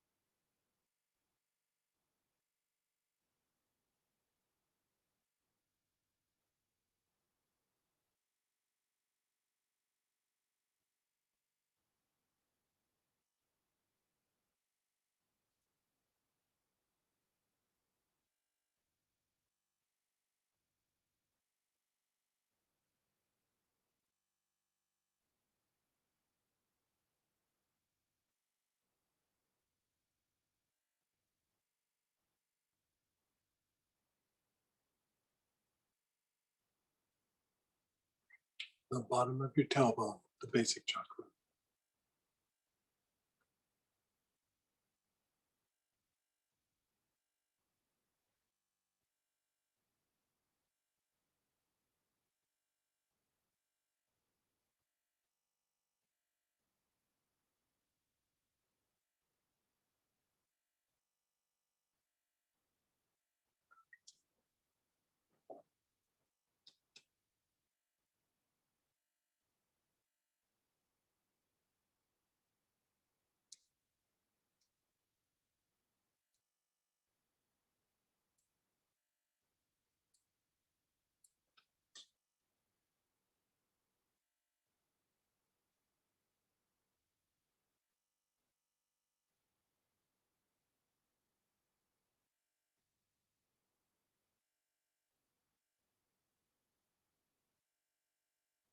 Just be still, be aware, let everything go.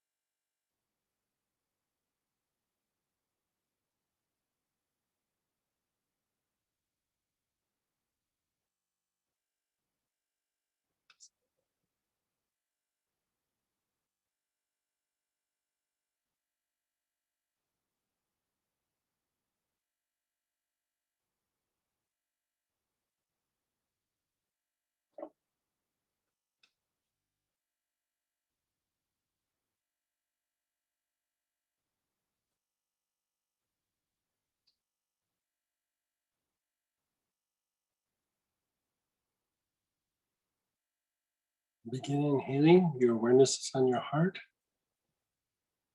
Reflect on your life.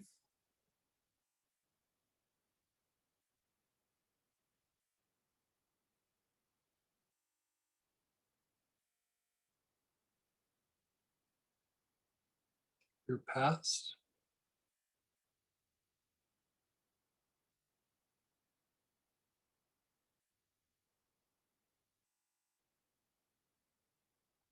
Difficulties you've had in the past.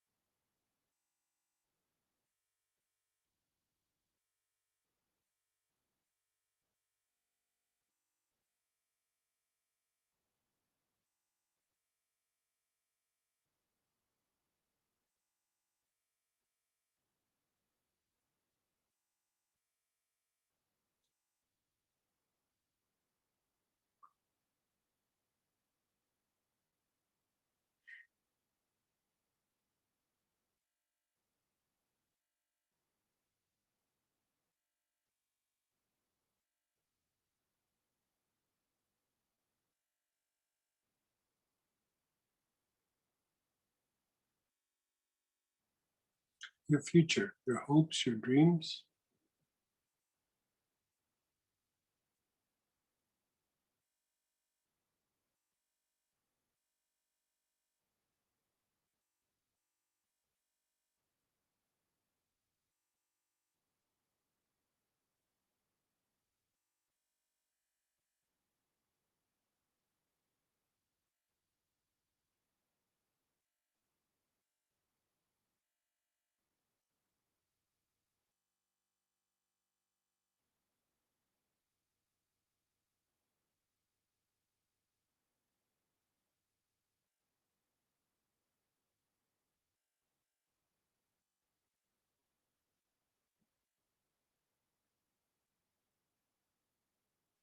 Your spiritual practice or religious practice.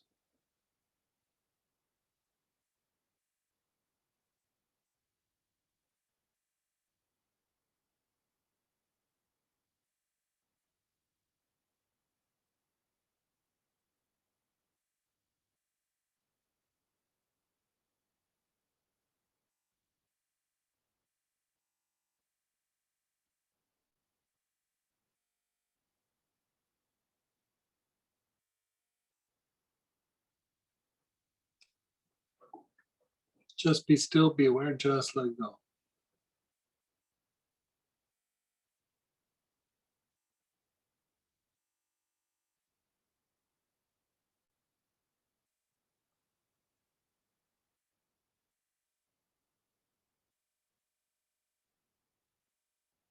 Inhale, your awareness is on the soles of your feet.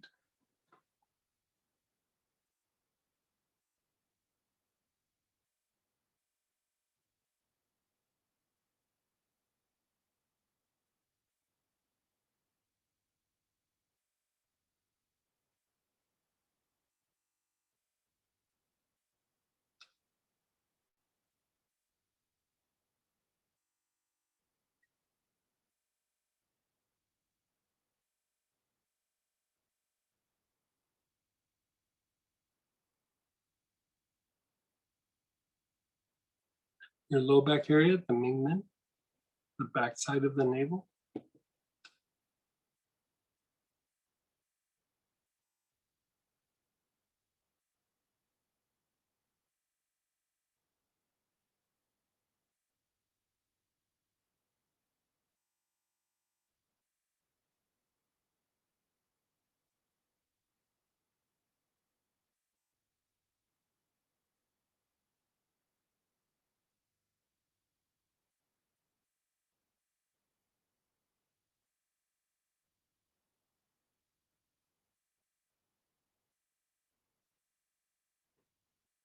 Your back heart, the area between your shoulder blades.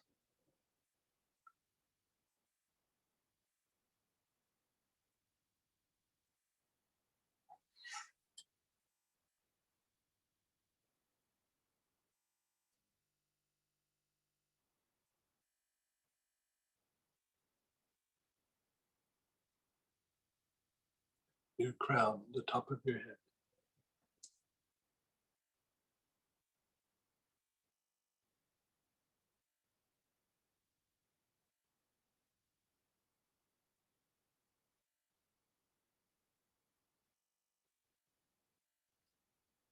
Just let go. Be still, be aware.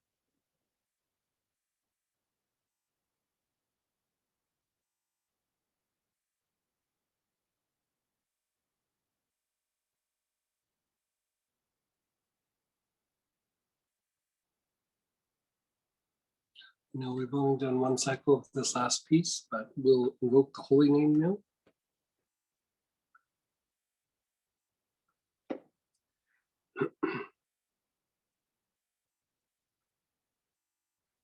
Yehovah Zabaoth. Yehovah Zabaoth. Yehovah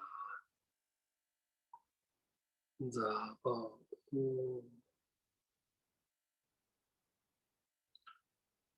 Yehovah Zabao.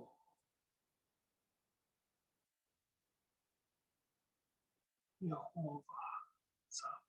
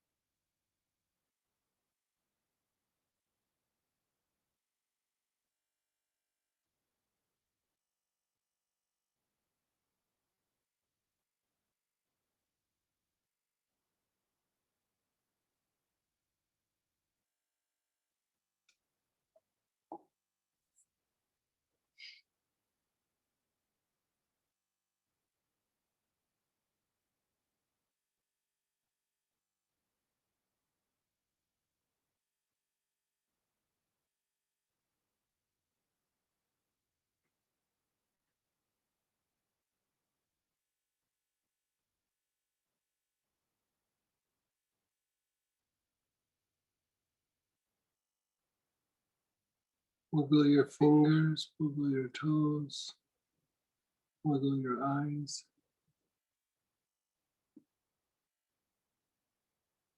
Move your body around a little bit. Okay, visualize yourself moving around.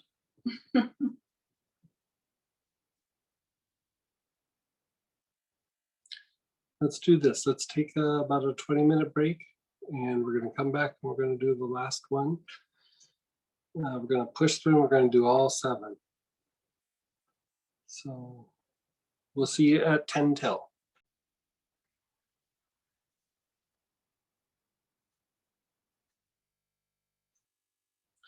Okay, everybody, come on back.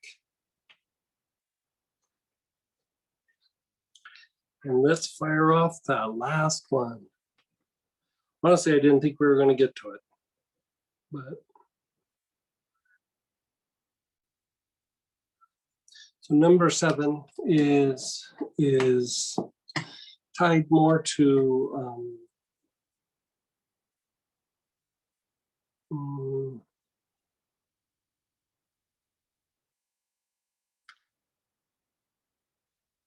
this one's a little bit tougher because it's a little bit more like God-oriented. You know, it's turning one's perceptions to God, to the higher soul, through the manifestation of God on earth. And so this one's very much associated with like learning the consequences, well, learning from the things that have happened in your life, learning life lessons, but also has to do with establishing order in and around your environment. Not so much order like being organized, like, you know, everything's on the shelf and everything's taken care of and all the paperwork's done, but more of like the order for God to be present in normal everyday life. So it's really going beyond the normal everyday life, and you're bringing the inner world to the outer world and the outer world to the inner world. It is a mixing of the two. And so let's just call this like the meditative mind, you know, perceptions associated with meditation. So anyway, with this one, this is all fancy stuff. Lotus, blue lotus, pink lotus, narcissus, benzoin, some of you might have, white spruce. If you don't have white spruce, you can use the other spruces, but white spruce works so much better for this. Sitka can also work, but you don't have any of that. The Blue Mountain sage actually would probably work. Not all sages, but just the Blue Mountain sage.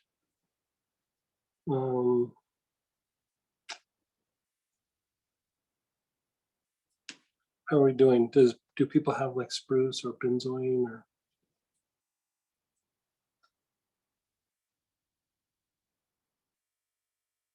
If I used Lotus in a previous session, can I use it again?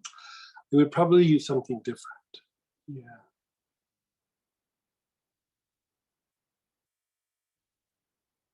I mean, even the blend that's for this is Lotus Supreme. I mean, if you absolutely have none of the other things, you could use the Lotus, but I would try to use something different.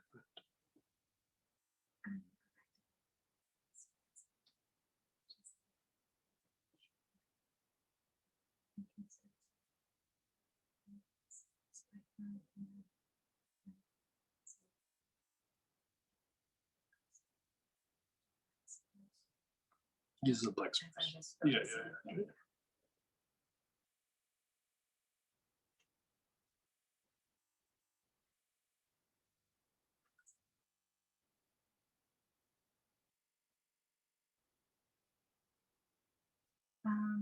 Is there any blends for this one? The blend is Lotus Supreme, which I really doubt any of you guys have. There might be one or two of you, but that's about it.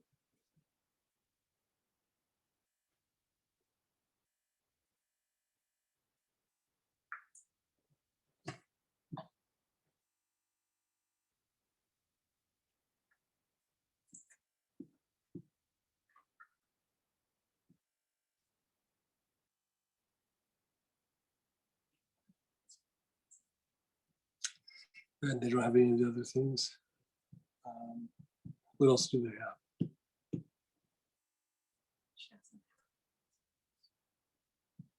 have? Yeah, I mean, you can try it. It'll do something. It's just, it's not a super high choice for this. It'll still do something. Is benzoin better than white spruce? No, white spruce would be better.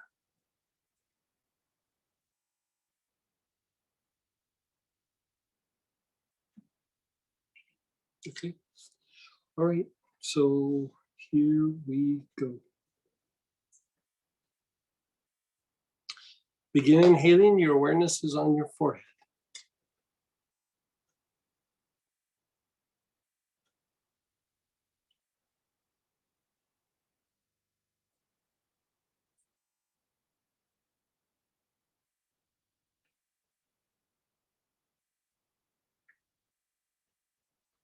Move your awareness to the bottom of your tailbone.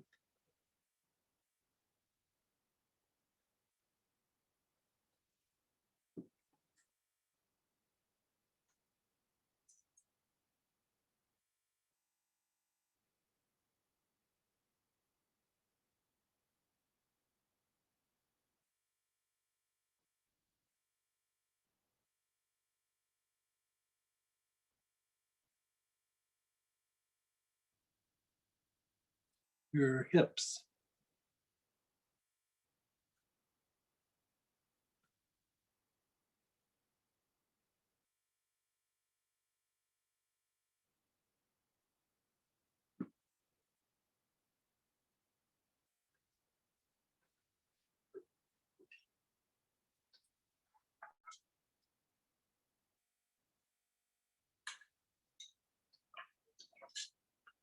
Your knees, front and back knees.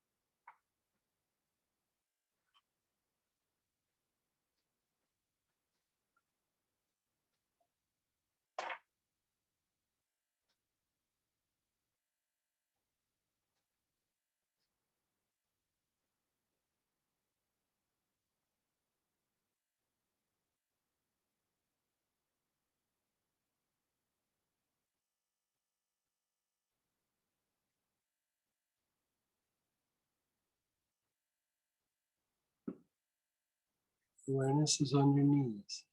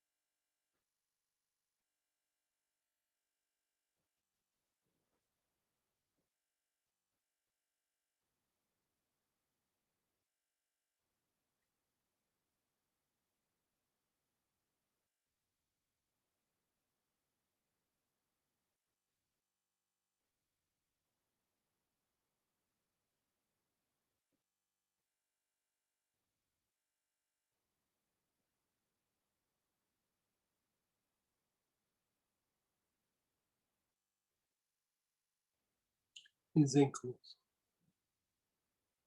Your awareness is on your ankles.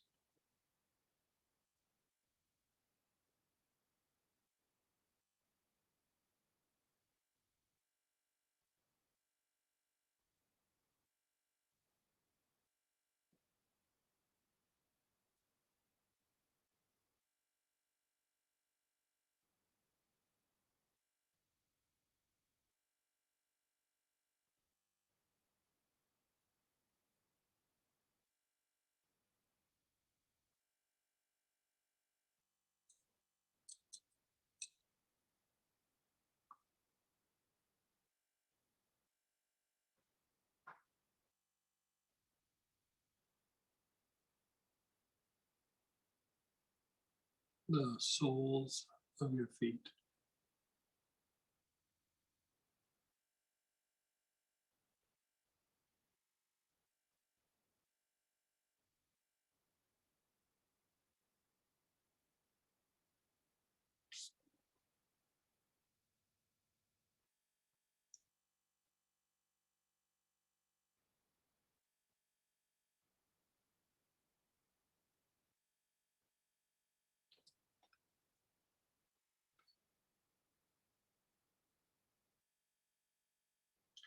Your armpits.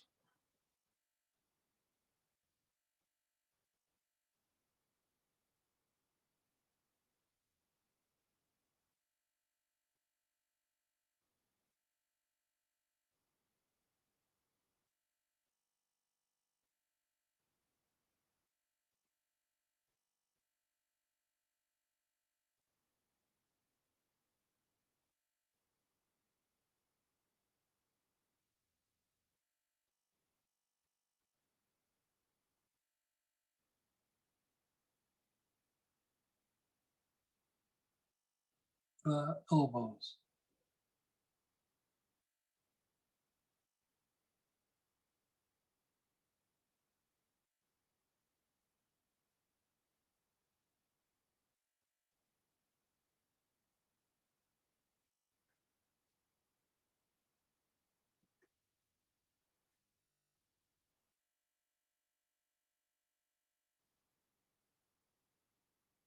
The wrists.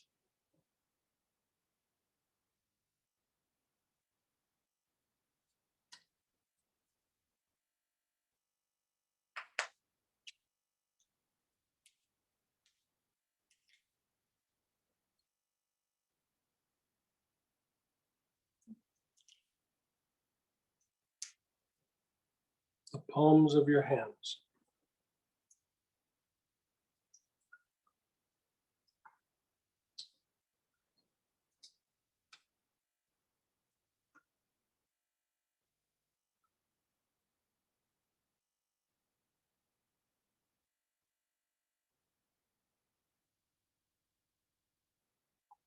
Your front heart.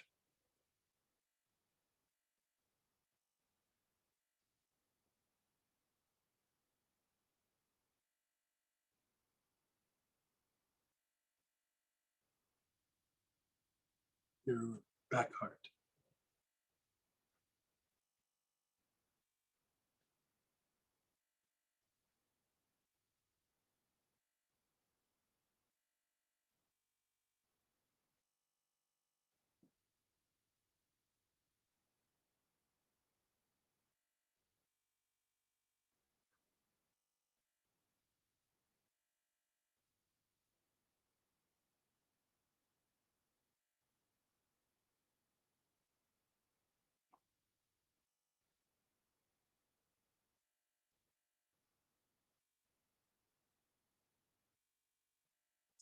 Just be still, be aware.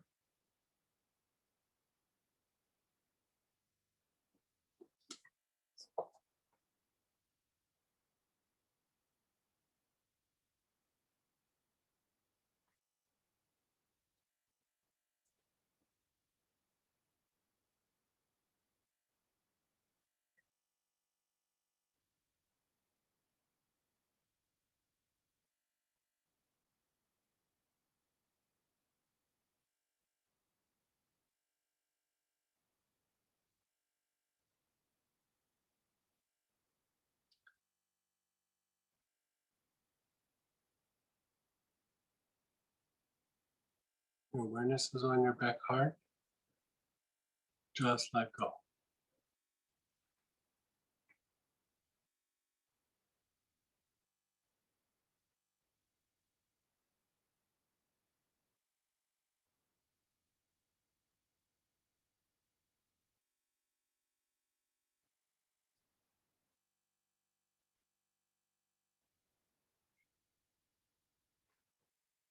Begin inhaling again. Your awareness is on your forehead.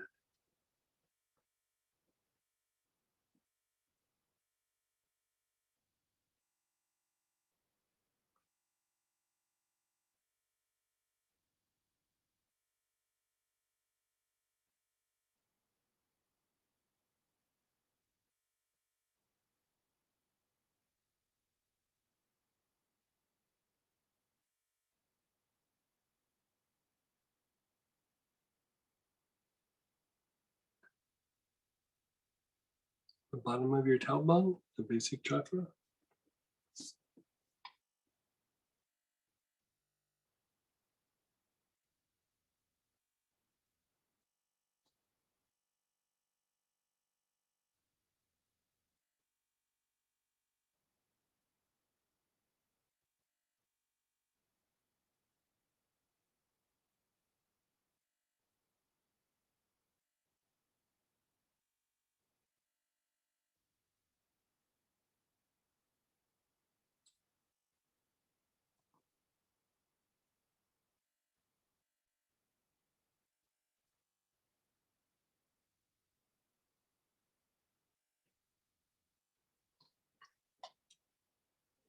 Your hips.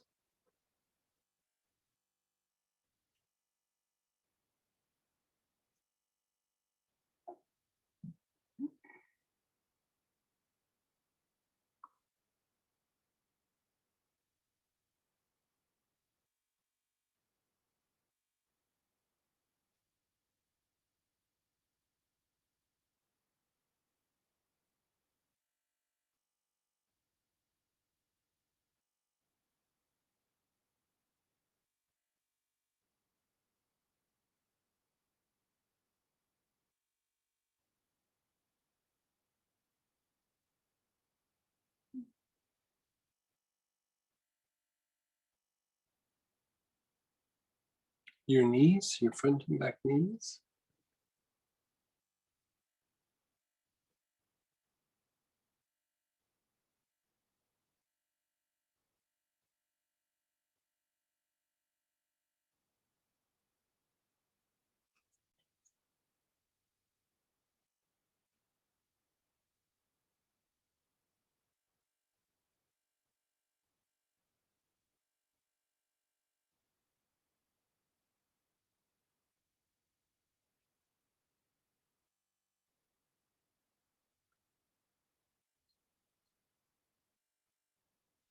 Your ankles.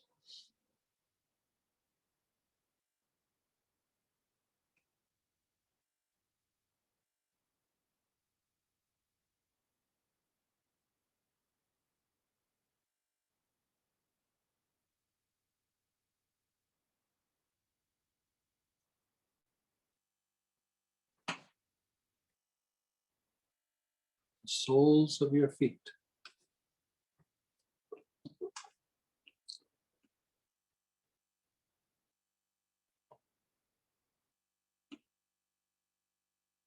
Your armpits.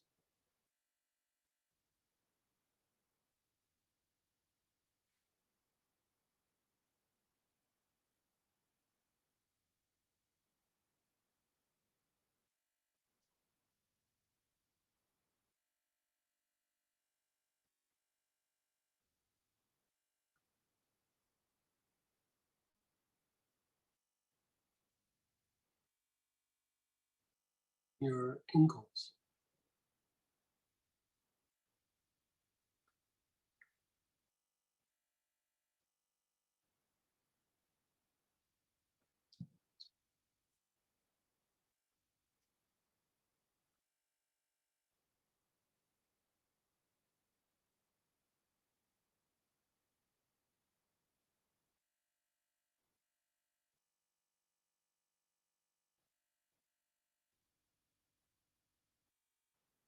the soles of your feet,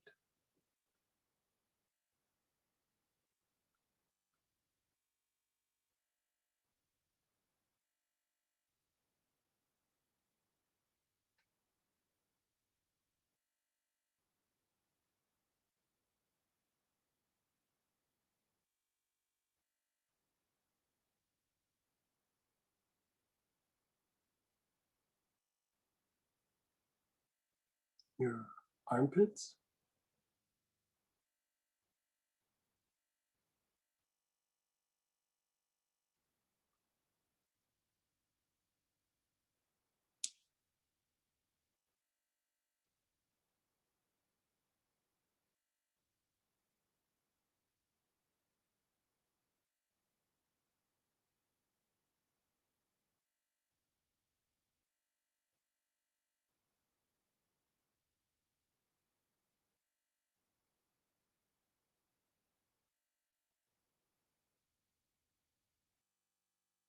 the elbows,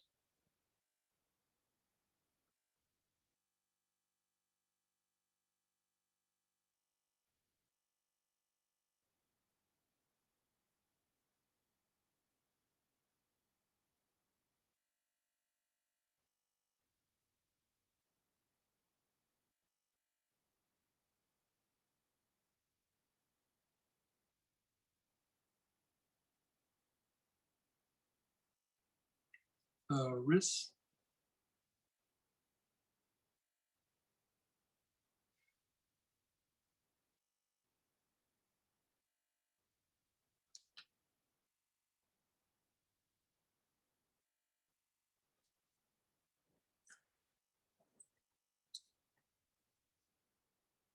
the palms of your hands,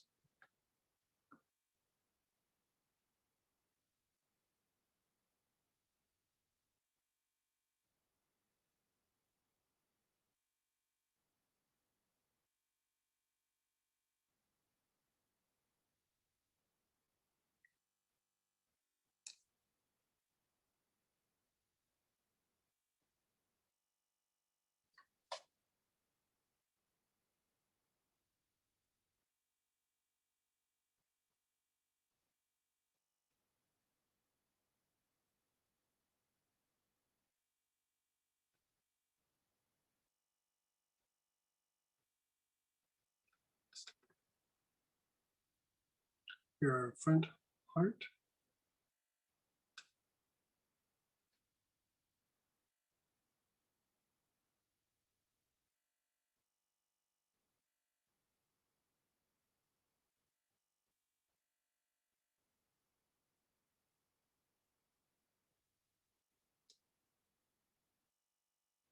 your back part,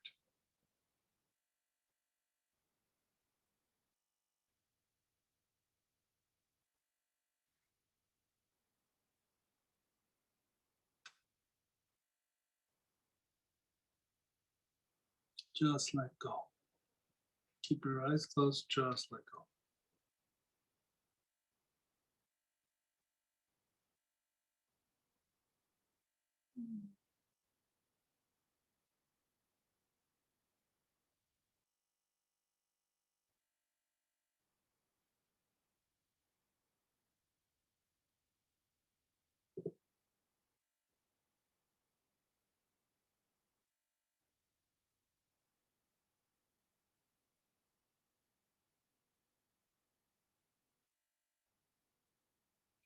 Begin inhaling, or excuse me, move the bottle to your chest, your chin to the chest, and do 8 or 9 materialization breaths.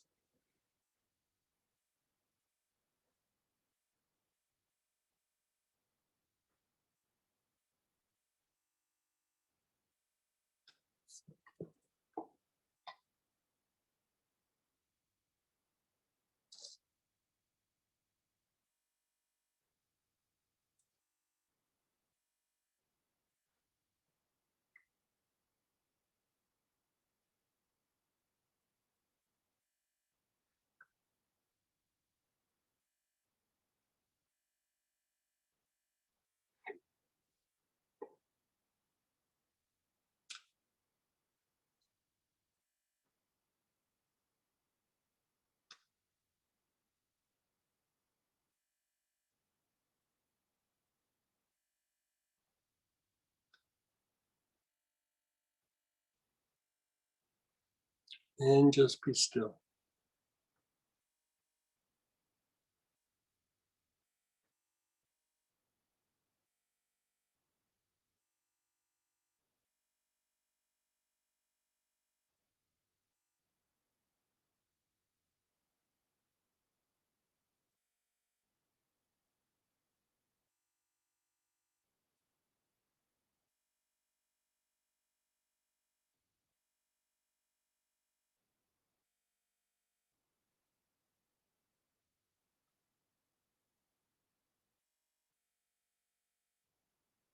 Bottle to your chest, chin down, 8 or 9 materialization breaths.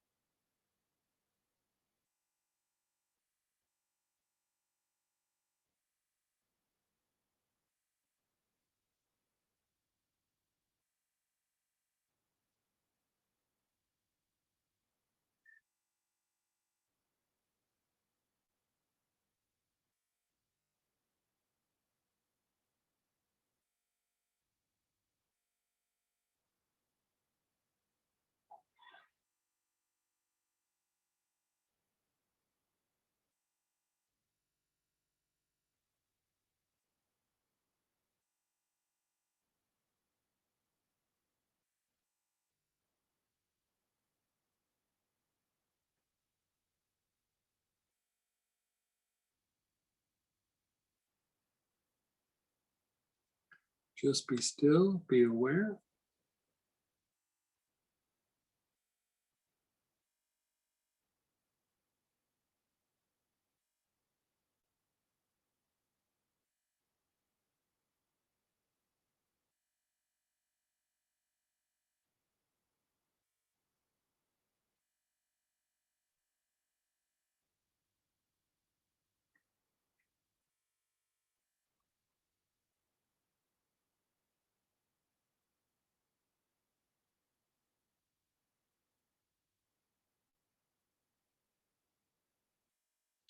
Bottle to the chest, chin to the chest, 8 or 9 more materialization breaths.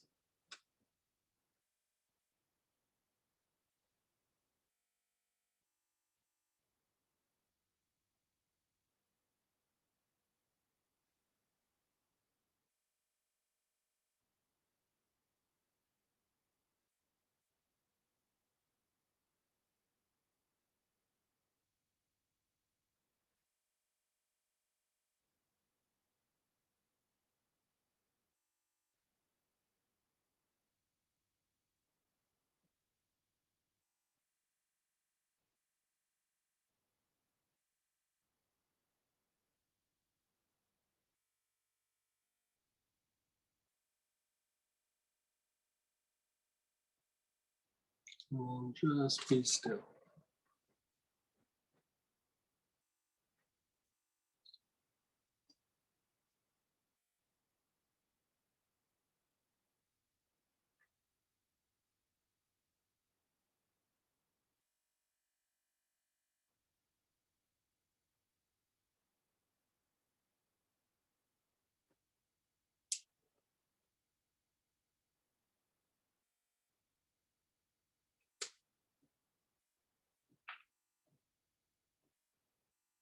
One more time, bottle to the chest, chin down, 8 or 9 materialization breaths.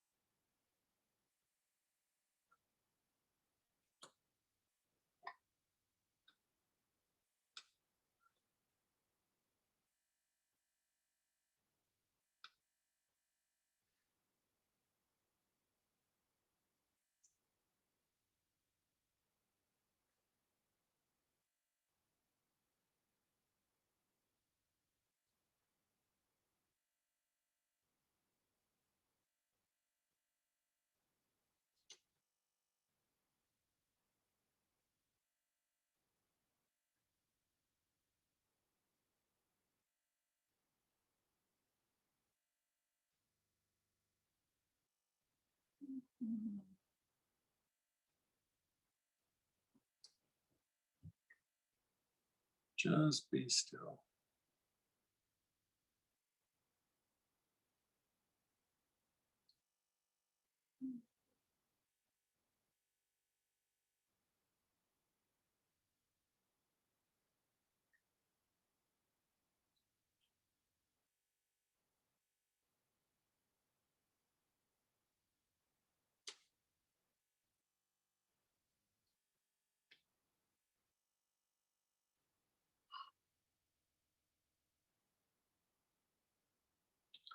Begin inhaling. Your awareness is on your spleen.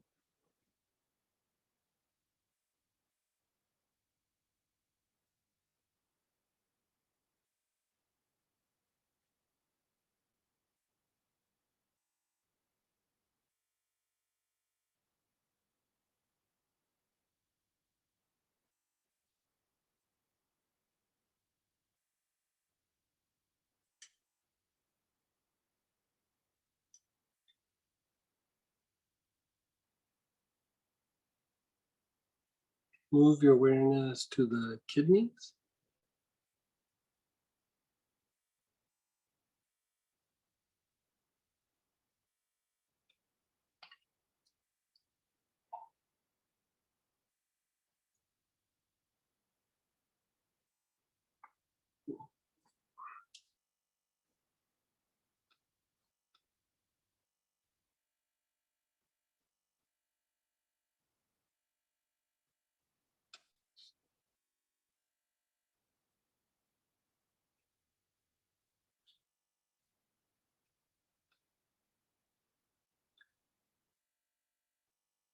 Up to your liver.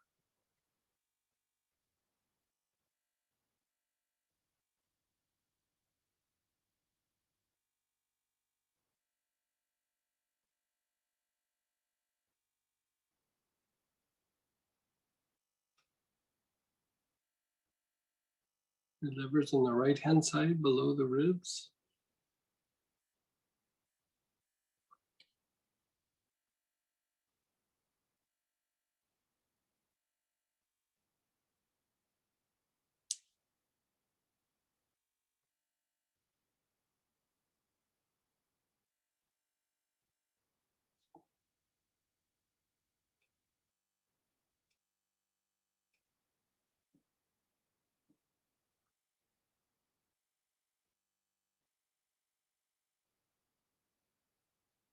Move your awareness a little bit more to the midline, just slightly off to the right, below the ribs.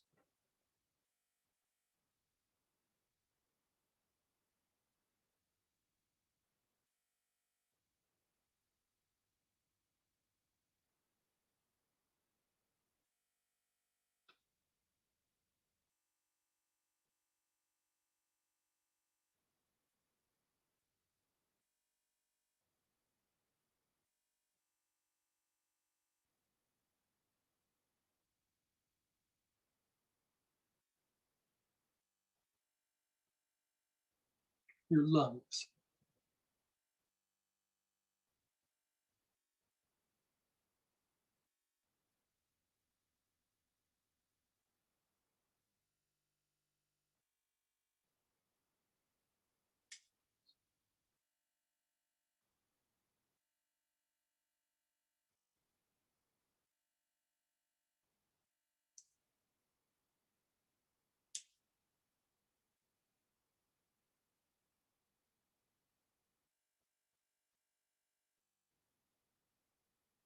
your brain.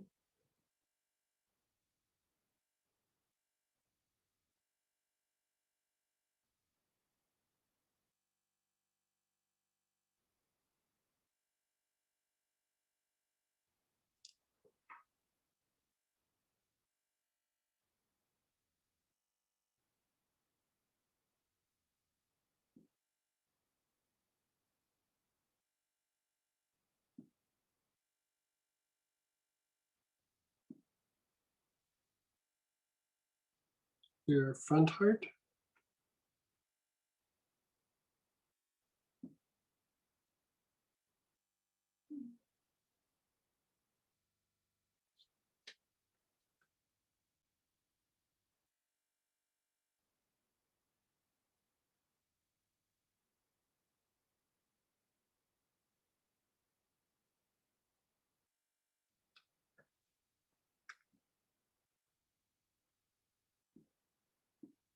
Your back heart.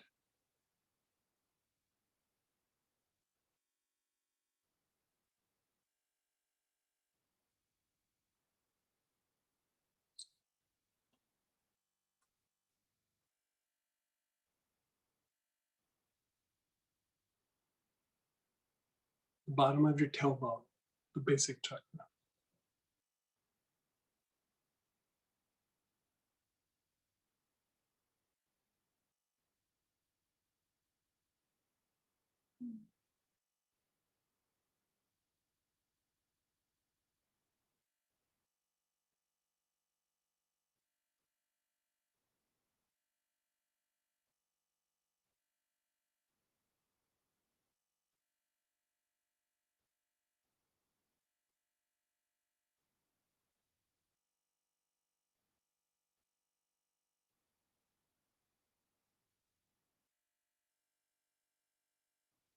Just let go.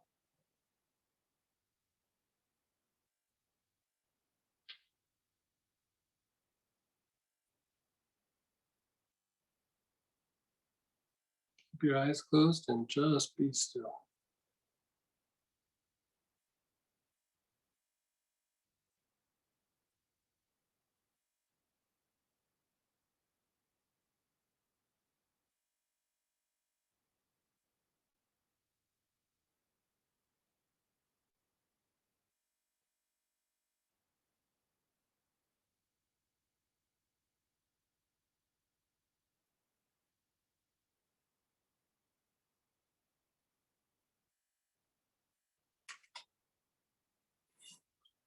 One more time.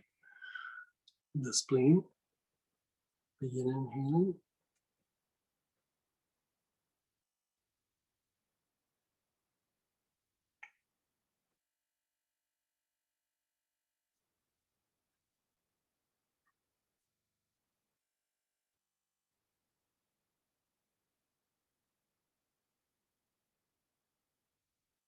The kidneys.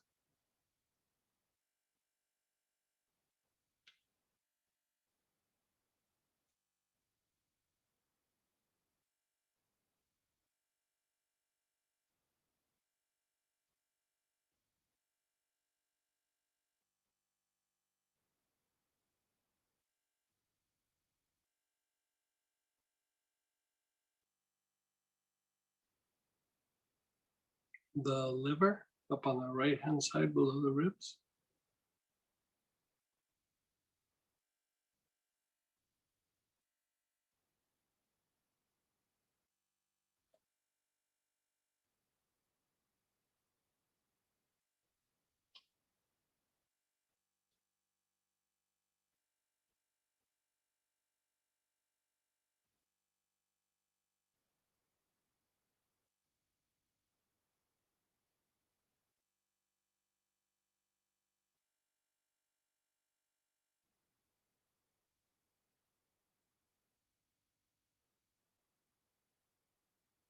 Move your awareness a little bit more to the midline, just slightly off to the right, below the ribs.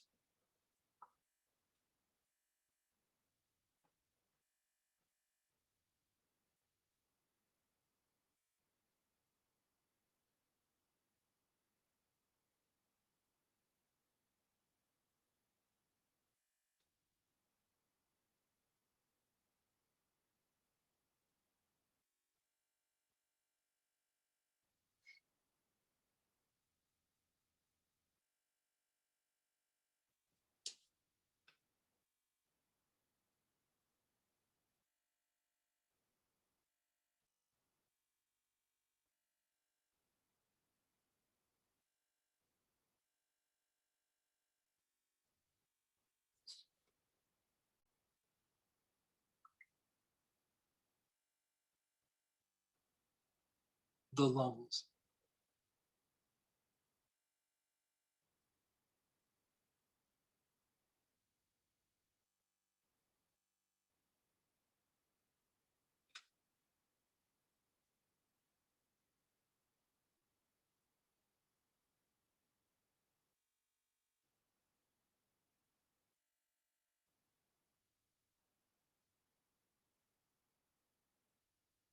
Your brain,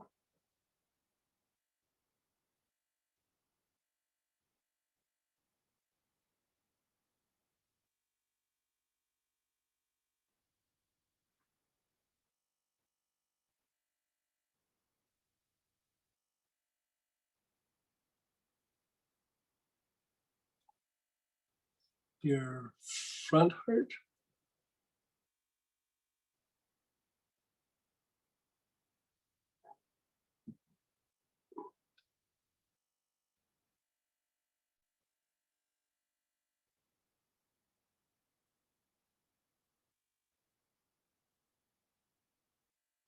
your back heart.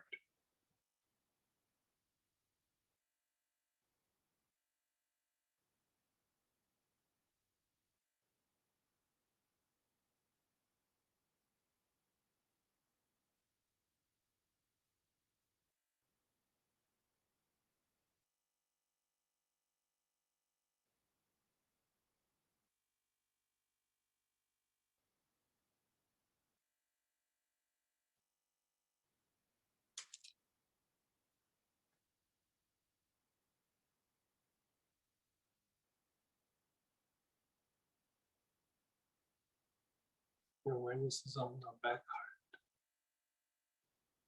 Move your awareness to the bottom of the tailbone, the basic chakra.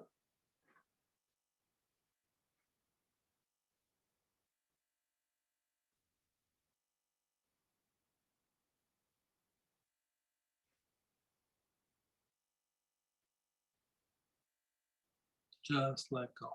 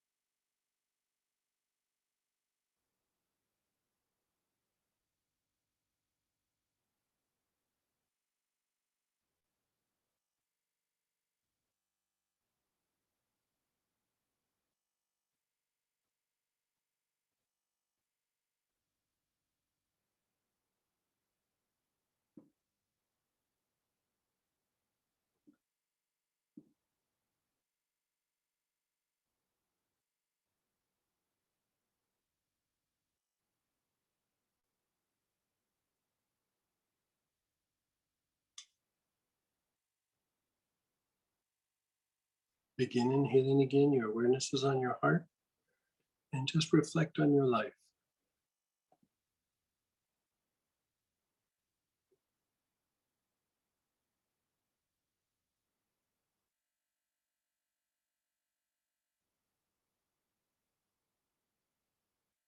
Reflect on nature.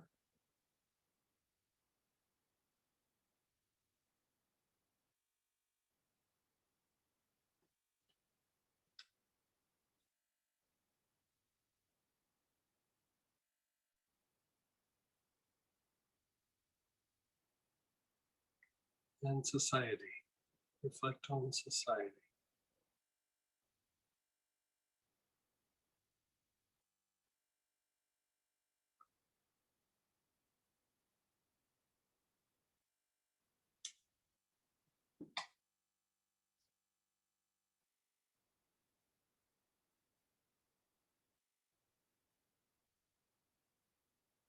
Just let go.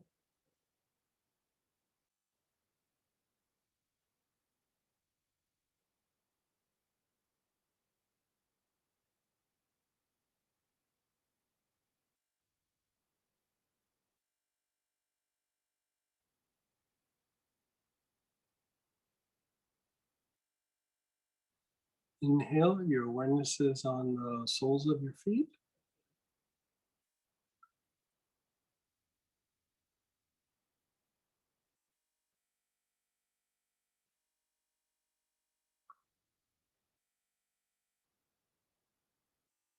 Move your awareness to the low back, opposite the navel.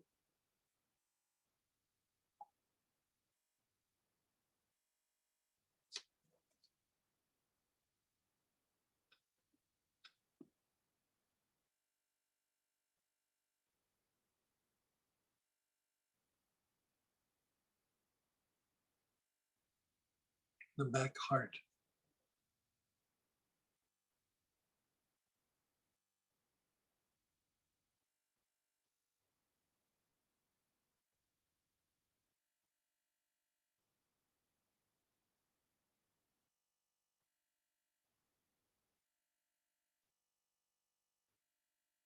The top of your head, the crown.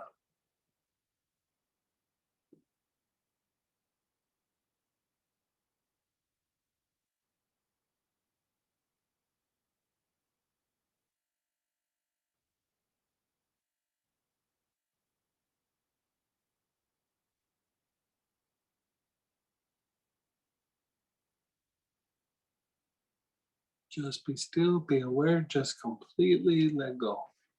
Set the bottle down, just completely let go.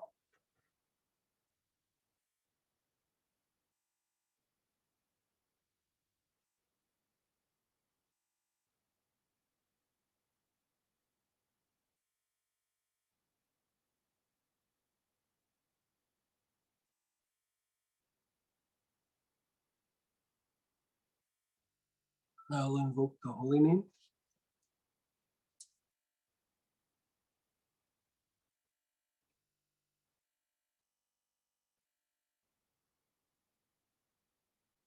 Elohim.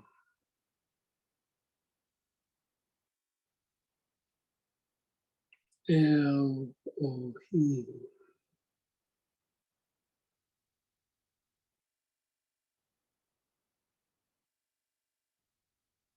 Elohim.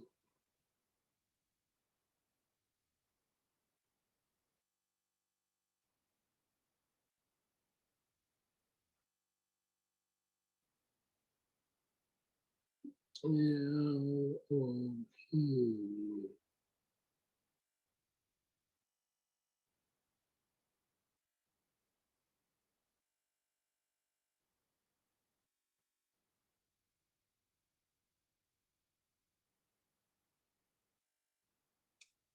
Elohim.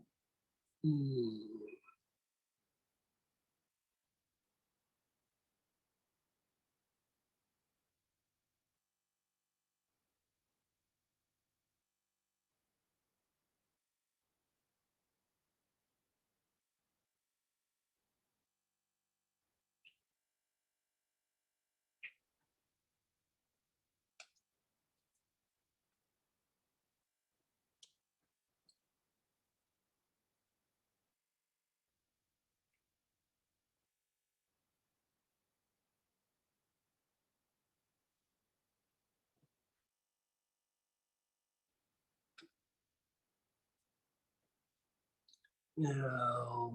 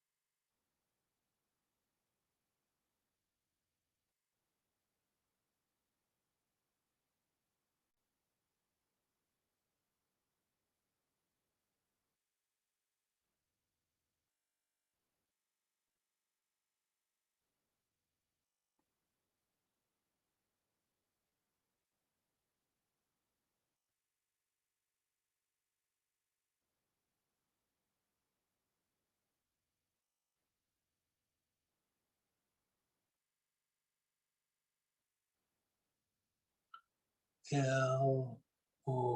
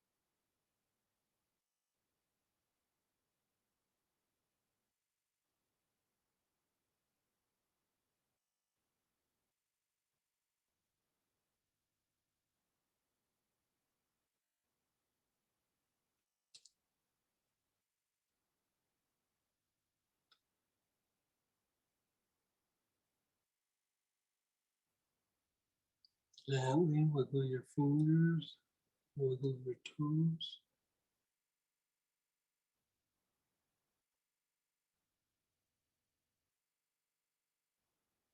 Wiggle your hair, your fingernails and toenails. That last one is associated with the creative aspects. Not so much higher creativity, but more of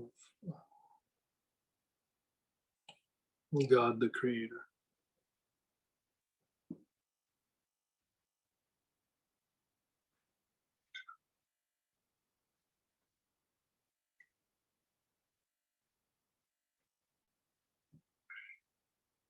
Well, you guys, those are the 7 perceptions. We'll be talking about them more. But that's what we planned for the retreat weekend this weekend. Yeah.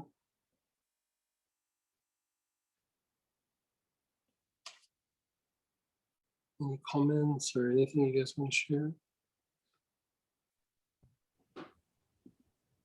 Yowza. Yeah.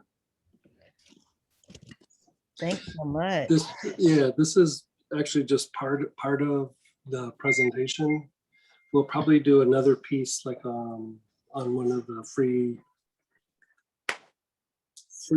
like study group things again, like when we do a weekend, a day or a weekend. There's actually more to this, but you guys got the meat of it.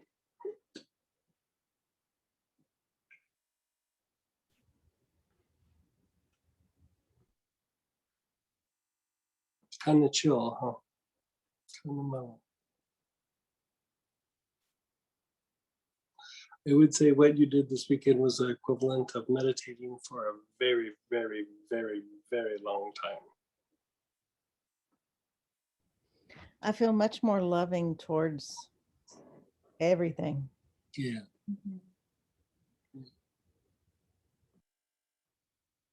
You know, in a way, you're changing your endocrine system by going through and doing this.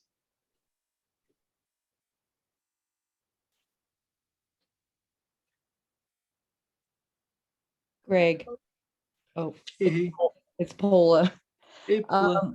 Hi. So first of all, I just wanted to, when we started the day, I think it was Perception 4, I was just totally filled with gratitude for you. My heart. Oh, you're so sweet. You and Sam and your entire distillation, you've had to, in many ways, pay a price, right? Experience. You've had to come down and touch it every single time, and then go back up and distill it. And you're now offering this to us on every platform in any way that we can engage it. You're here for us. You've layered it. You've put all of these other aspects in. It's blown me away. And I'm just so full of gratitude that you offered this to humanity. Thanks. It's just nice to share. It's nice to share things sometimes, you know. Oh, Like, you are. I had all these years of doing all these things, and I wasn't ever sure that I was going to get to share it. You know, I'd always tried to train like therapists and stuff, but it was, you know, like one-on-one, and it was just always too hard to, it's such a broad piece of information. I didn't ever know, you know, this is many years ago. I didn't ever know what I was gonna do with it, or if I was gonna do anything with it. You know, I tried many times to sit down and try to put it in book format, but it's just too like obscure. Like it's a hard one. You really have to do it with a lot of experience. And so you know, through a series of difficulties in my life is actually what brought this about. And so you know, gotta look back and be grateful for the difficulties. Well, I can't wait for the book. So I'm going to leave it there and I'm just so grateful. And to you too, Sam, so grateful. Yeah. I want to Yeah. keep going so much. So whatever Yeah. I can do as part of this. Yes. Thank you. Okay. So much. Thank you, Paula. Yeah, it's great to have you around. We're going to try to make it out to Albuquerque here when New Mexico opens up a bit more. I don't know how it is back there these days. Well, we're hoping June 1st, but you know, Oh, really? Yeah. Yeah, Yeah. every time I come through there, it always seems like it's pretty shut down. Yeah. You know, the indigenous population is much more susceptible to COVID. So I think they've had to take extra steps to protect the indigenous, you know, bloodlines. Yeah. Yeah, I come through there from time to time to see Emaho. Well, you're welcome anytime in my space. Thank you. Yeah, thank you. Thank you. Go ahead, Megan. Thank you, Sam. Very well said, Paula. Thank you for those beautiful words. I'm always amazed, Greg, thank you, at your ability to transfer this beautiful knowledge to us. I've learned so much about myself this weekend, and I'm so grateful. You know, I've done a lot of work, but it's one of those things you still got a lot of work to do, and I'm grateful Yeah, for that. you and me both. Yeah. I'm so grateful for that. Thank you. Oh, I had a question for you. Mhm, A lot of the teachings and the way that you spoke about these things kind of resonated, and it reminded me of the teachings that you did the day that we did the crystal class with Astara. Yeah, it's same kind of information. We're actually going to write a book. It's in process. I've got about 4 or 5 different like books that we're kind of pulling together, and you know, we kind of go back and forth with each of the different pieces, and some of it is more of just how to organize things, not so much for you guys but for the general public. And we are going to do one on the 7 perceptions for Astara. I'm going to give the book to Astara, and so we're hoping to have that done by the anniversary of Astara, which is the middle of October. It's like the 17th or 18th. What is it? Is it 18th? Yeah, I want to say it's October 18th. It's somewhere in the middle there. Peggy probably knows. Peggy, what's the day? Is it October 18th? No, actually, it's the 17th. 17th, yeah. We might be celebrating it on the 18th, but the actual date was the 17th. 17th, though. Yeah, okay. Yeah. Yeah, I knew it was in there somewhere. Yeah. So we're trying to have something done, but it was in the, you know, because it's part of the mystical path. And so when we were presenting the stones, you know, I touched on it, but I couldn't go in as much depth. And even here, you know, I had to just do like kind of a shortened form of it, because it's it's tied to planetary energies a little bit, but not completely. It's tied to your glands, but not completely. It's tied to actually the soul rays, but not completely. It's these things where you're looking at life, but through these different perspectives. And like, even when we're talking about the chakras, like, a few of you kept asking about like what chakras is affiliated with. It's like within each of the perceptions, it's all of the chakras. And then you go to the second perception, it's all of the chakras.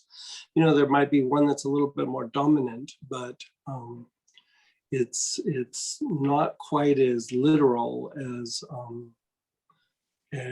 some of the other ways of teaching. And that's the difficulty with moving something forward in a mystical practice is, you can't quite always grasp the whole thing. There's always a little bit of that uncertainty or unknowing in what you're doing. And, it keeps you looking for more. It doesn't allow your mind to completely define it and stick it on the shelf. And so a lot of the practices for mystical practices are set up that way, where you look at astrology, it's an interpretation, but it's never like exact. You look at numerology, it's the same thing. If you look at theurgy, working with angels, it's the same thing. You're cultivating this mystical part that, like, it's something more than your mind can comprehend, and you want to stay engaged with it as much as you can. Even though part of your mind gets part of it, it's still, there's a piece that it can't get, and you're wanting to still bring in that piece that you can't get. You're trying to open up the pathway or the pipe to bring in something bigger so that you can stay open to these inner experiences. And so this is almost like shifting between a pair of glasses that magnifies things that we've been doing over the last couple of years. And now we're looking at the same thing, but now we're looking at it through binoculars. So it's almost like it's the same thing, but it's a different level or a different layer. I hope that makes sense. Sometimes the best way to make sense out of it is just to have the experiences. And so that's why sometimes I talk about it, but I don't talk about it like I could. Like, I don't want to limit your personal experiences, because we're all from different places. We're all going to have different experiences, and I don't want to like pigeonhole you too much. I want to kind of get you to this area and then allow you to have the experience. I'm basically just kind of taking you to certain places and then allowing you to have an experience, and then you kind of formulate where you are from there. Yeah. Alexa, turn on first plug. And Greg, if I might say so myself, you're doing an excellent job of that, leading us to the divinity that is within us, and that is, our own personal beliefs, and then giving us that opportunity to find the answers that our souls seek. And it's humbling to have the opportunity to be able to do these practices. I'm very blessed. I'm sitting in my home and getting to experience this with so many wonderful people. And thank you all that are here as well. So much gratitude. Thank you, Sam. Thank you, Greg. You're so welcome. That's the interesting thing too, is like, like me being able to present this really came out of some difficulties in my life. And then, they weren't horrible. They were just difficulties. It was nothing to get worked up about. But and even, how I present the information, it's really because I present things this way. It's because of my dyslexia. It's through a difficulty. And then if you look at like how the classes have really accelerated, it's because of everything that's gone on over the last 18 months, you know, we really have changed as a group of how we're processing information. And I mean, we've processed like probably 6 or 7 years worth of information. I'm not joking. It is kind of mind-boggling. You know, I had laid out an outline of what we were trying to shoot for like 8 to 10 years. We're nailing it. We're going past that. I mean, I had some other things written down too, but we're really, you know, we haven't seen all of it yet, but we're moving past that. And you know, I remember when I was young, they used to, when I was being trained, they would say that, you know, the time for the mystics and the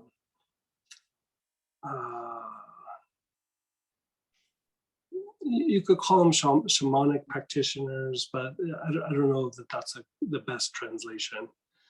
But you know, they always grew by leaps and bounds in times of difficulty. You know, in times of difficulty or when there was oppression. When things were smooth and everything was going okay, there wasn't a lot of growth in the practice or the practitioners. But when there was difficulty, they would grow by leaps and bounds. And you know, when they were telling me this when I was young, I was like, it sounds like, you know, I'm being fed a line or something. But if you look at everything that's happened over the last few years, I get it now. Like, you know, kind of got it in theory as I got older, but with everything going on, you know, things going well, I don't know that all of this would have happened the way that it's happening. And so I don't wish for bad things to happen, but like when difficulties happen, if we handle ourselves right, it's time for, you know, rapid growth. And I think all of us as a group have really shown that over the last like 2 years or so.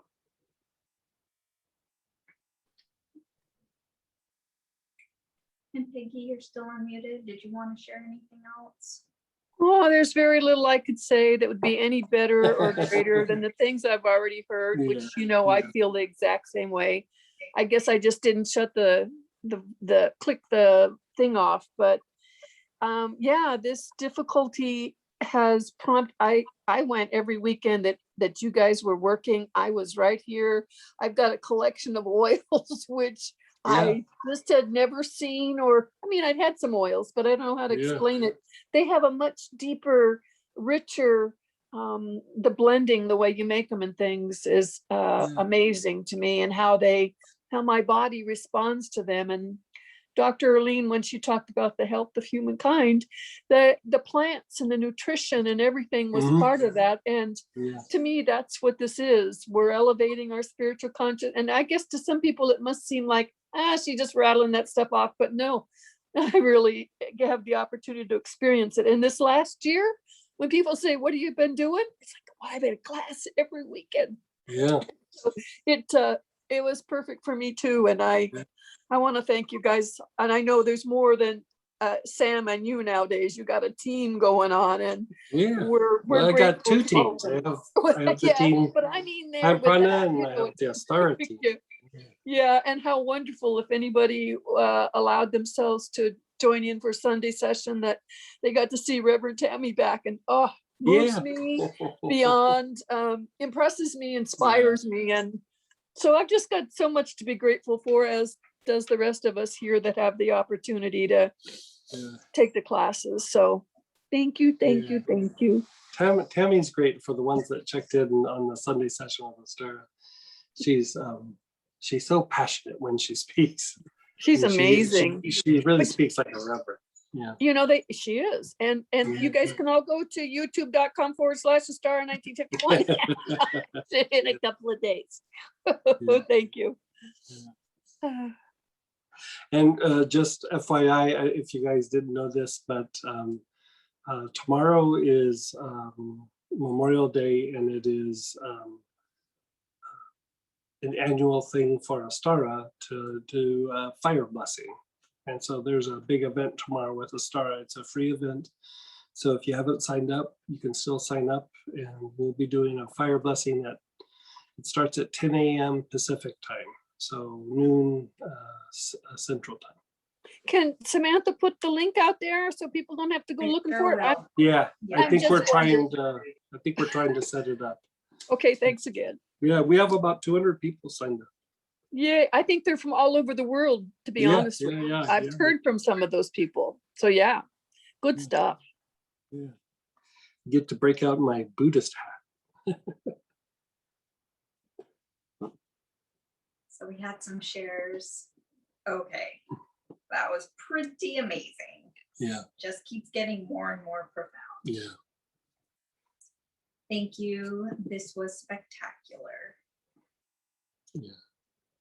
Yeah, I have 30 years of notes and we haven't cracked them through all of those notes yet. So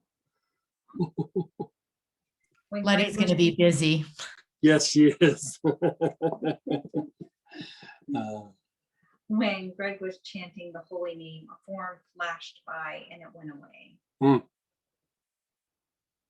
Wow. I had a rocky start to my day with some kind of ego backlash from yesterday's letting Yeah, go. yeah. Well, trust me, that happens. I did not want to do the oils at all, and there was a huge resistance before lunch. I'm so glad I persevered. I feel so much bliss. Thank you out of this world. Yeah.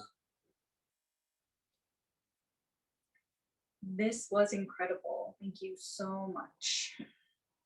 So generous. Thank you so much. Lots of people send them lots of love. Thank you. Thank Yeah, you good. guys. I'm glad you guys joined me on the, I mean, it's a holiday weekend. We weren't even sure how it was going to go over with it being a holiday weekend, but you know, thanks for joining us on. I learned so much about myself. Yeah, good for you. Yeah, good for you. I had the same exact experiences as the one with the like ego thing and everything. Mm-hmm. I thought it was because I was dealing with migraines, but I guess not. Like you, I stuck it out and I'm very grateful that I did. What we did this weekend has a big impact on the ego. Like a regenerating or a rewiring or, you know, re-educating of the ego. I mean, you're really, like, in a way, you're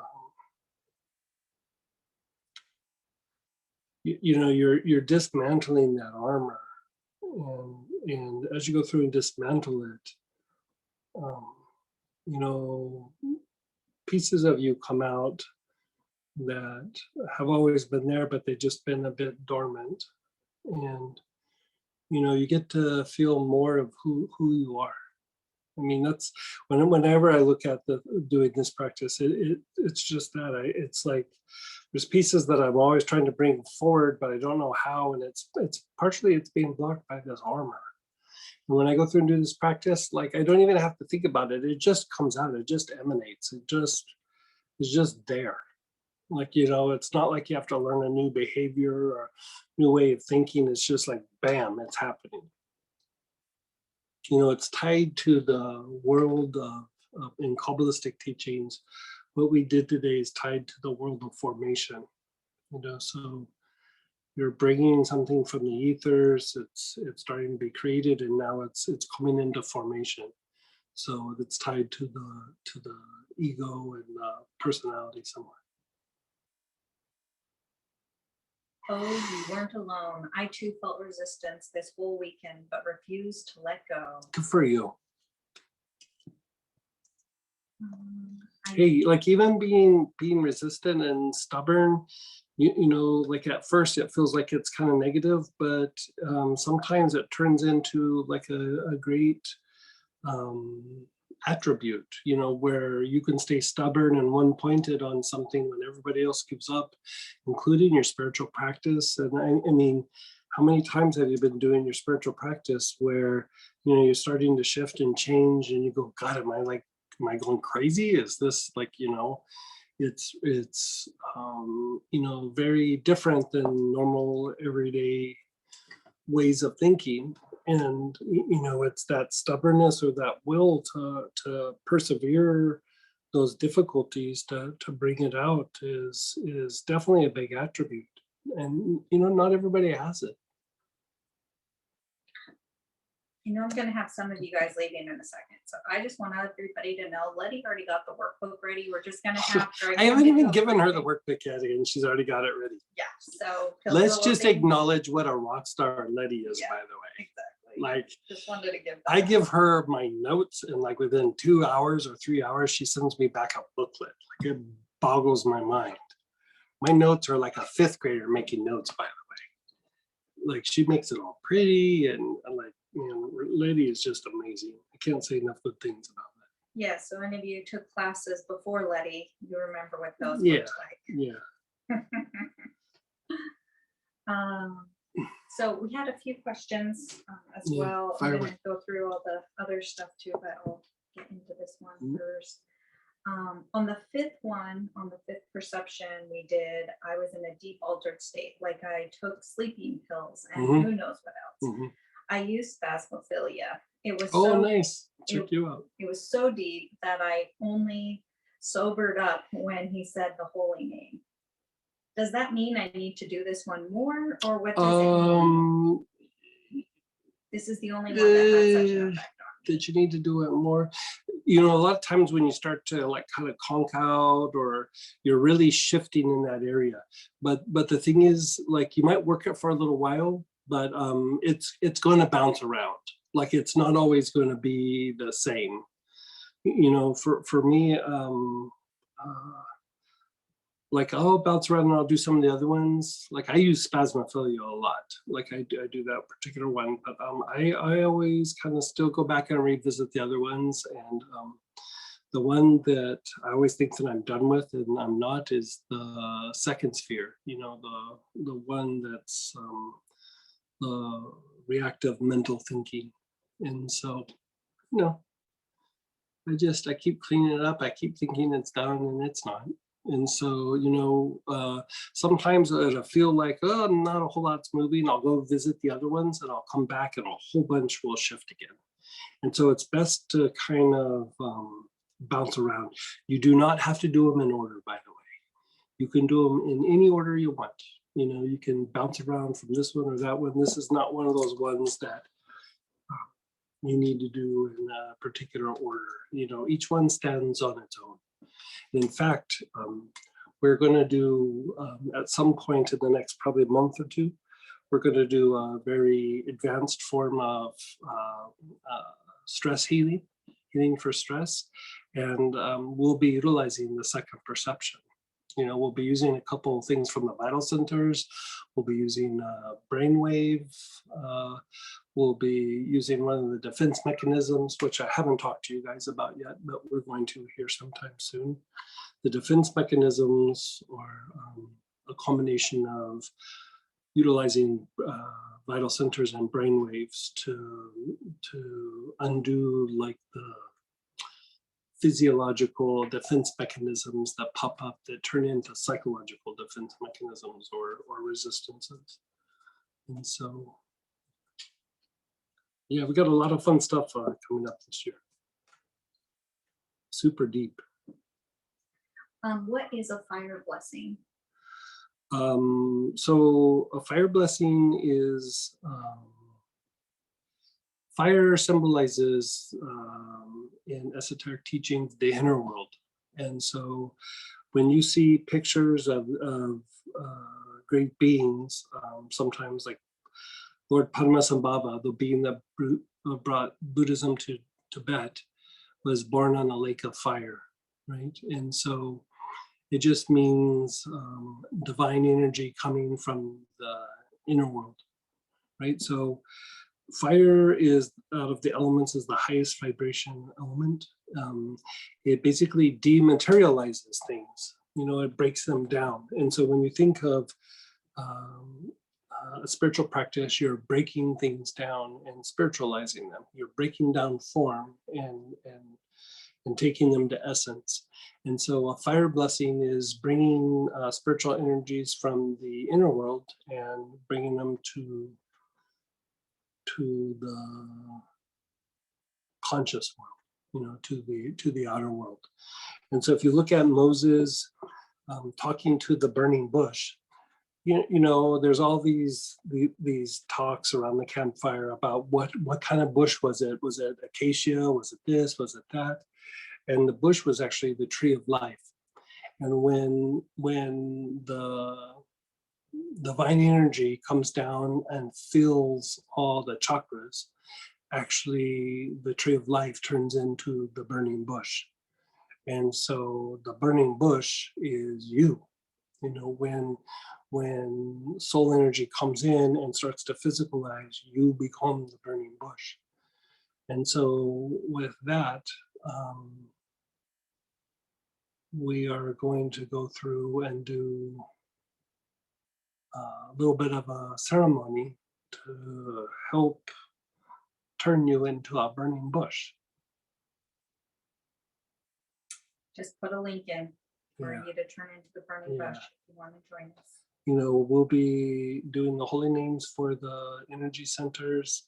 I'll bring out my special tools, and you know, we've been, I've been accumulating things that are used by high lamas for the last, you know, 300 to 400 years. You know, there's a couple pieces we use that was in temples for almost 900 years. And so, you know, these tools are used for these ceremonies. You know, it's not just something that we want to have, they're actually used in ceremony because it's been used in ceremony for hundreds of years. So we have the blessings that come from the holy names, we have the blessings that come from the connection to Astara, and then we have the blessings that come from the relics and artifacts from various traditions. More questions. So the last one, 6th, oh, I guess this was 2 times ago. I was smelling my favorite poplar. I coughed so much and so deep. My throat is scratchy now as if I have a frog in it, and stuff is still coming out. Does that mean I need to do the 6th? What does that mean? I would wait till everything calms down, and I'd probably go back and revisit the 6th without doing all the other ones. You know, one of the things, just poplar balsam by itself is incredible for diminishing and unwinding stress in the body. I mean, stress, trauma, fears, but especially stress. Like, you know, when we did the Vital Center class and I gave you guys that poplar balsam spray, it was, you know, it was mixed with holy water and lithium and things like that. And lithium is really good for reducing stress in the body as well. But part of it was, you know, we go through the vital centers and you're making these substantial shifts. And part of why I had you spraying down with the poplar balsam is so that the shifts would happen and integrate very quickly. And so anytime you have a reaction with poplar balsam, I would say that either a bunch of stress was coming out at once or you were starting to shift very quickly. And sometimes the body, you know, the body tries to pump the brakes a little bit. And so, you know, when the body comes down, maybe take a poplar balsam bath. If you haven't experienced that, they're pretty fancy. Yeah. Can we call transmutation patterns, starting with the souls, kicking my crap to the curb pattern? Yeah, kicking the crap to the curb. Yeah, you could call it that. Mm-hmm. It's really amazing, especially after you've done all that work and you've unwound things. You know,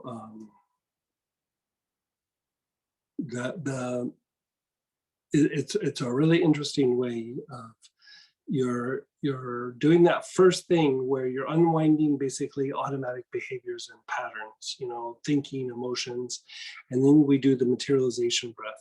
And Balaji brought up the point of like we're trying to bring something in that's good, but really what you're doing is, in this particular case, even when you're doing any of the materialization breaths, it's a very powerful way to do materialization because you're connecting to the things you're trying to bring in, but also to your environment, to yourself, to where is you're connecting to a much higher degree, and that materialization breath, just the actions of doing it reduces resistance. It reduces the building of the armor, and you're activating the blue pearl. So just that, it starts to be super potent. Then we go through and we do the blood purification pattern, but it's a different kind of pattern. It's almost like in reverse. And so when you go through and do that, you're starting to peel away parts of your personality that are ready to go. They're being shed, right? And then you kind of look at the environment and you're reflecting, you're holding things in the heart, and you're just inhaling. Whatever is there is being transmuted. Some things are going to come to the surface and maybe not completely clear. And then, like you said, you go through and you do the transmutation pattern, and it literally kicks your stuff to the curb. I mean, it is very systematic in what it's doing. Very, very systematic in what it's doing. And so that sequence of patterns is probably one of the more potent sequences that we've experienced. I mean, it is really a potent pattern, with whatever oils that you're using. The blends make them stronger, but even the single oils, it still packs a wallop.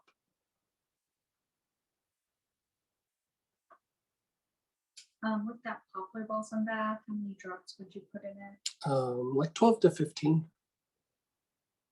If I'm feeling extra fancy, I do 20, but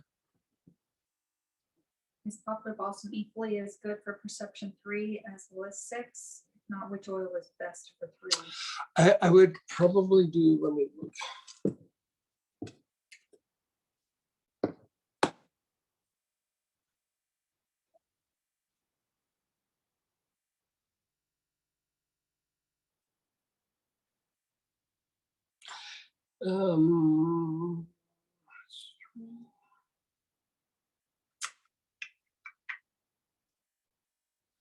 Three is probably best with jasmine or helichrysum. I mean, poplar balsam will still work, but if you've used it there, then I probably wouldn't use it on 6. To be honest with you, like if you're really doing the intense work, you might want to shift over to the blends. I mean, the blends were made for each exact perception, but still practice. Yeah, 6 is poplar balsam.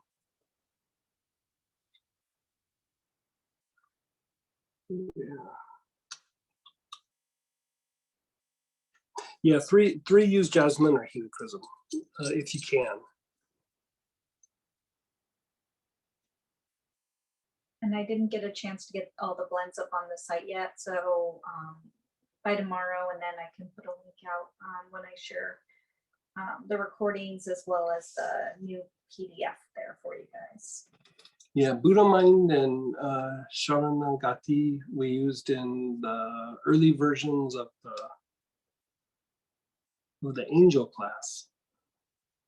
And so, back then I was dabbling on how I was going to talk about the perceptions, but I wasn't really talking about them at all. We just did the angels, and then I would say, well, these other things you could kind of play with.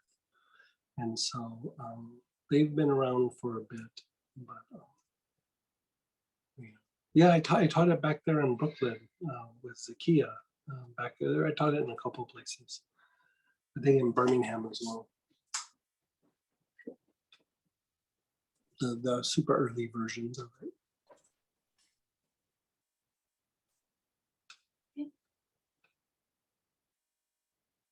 Okay, you guys.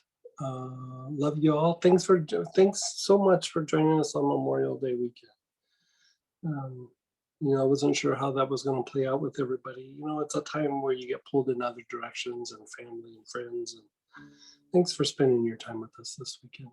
And so if you have a chance, join us for the fire blessing tomorrow. It's going to be nice and juiced up. And, hope to see you guys again during the week, Tuesday or Wednesday. Thank you, Greg. This is the only Yes, direction that makes sense. So thank you for Yeah. doing this. Thank you. Yeah, thank you, Jen. Thank you. Love you. Yeah. Yeah. Bye, love you. Sammy. Yeah. Thank you, Just Greg and so Sam. Love you Yes. guys. Fire blessing is what, an hour? Oh, tomorrow's fire blessing they have it scheduled for 2 hours, but it'll probably be like an hour and 15 minutes. There'll be a couple of people doing a little short presentation right before me, like leading their prayer and a little meditation, and then I'll come on and do the fire blessing. Greg, can I ask you about Mhm. tomorrow's fire blessing, please? Sure, sure. Is there any candles or crystals or oils that you would want us to have around? You could light a candle, but I'm also going to have a candle that we're going to use. Okay. If you are, I have your altar set up. If you have an altar, Yeah. your mala that you wear or you do your beads with, any sort of shawl or little hat that you wear in your meditation. And like if there's things that you wanted to have blessed or something, lay them out in front of you Okay. as you go through and do this. Yeah, it's going to be super charged up. We have the big mother crystal out of Stara that we've been juicing up every week, and then we have all the artifacts that we use, and we've been gearing up for this for a while. So yeah, it's going to be strong.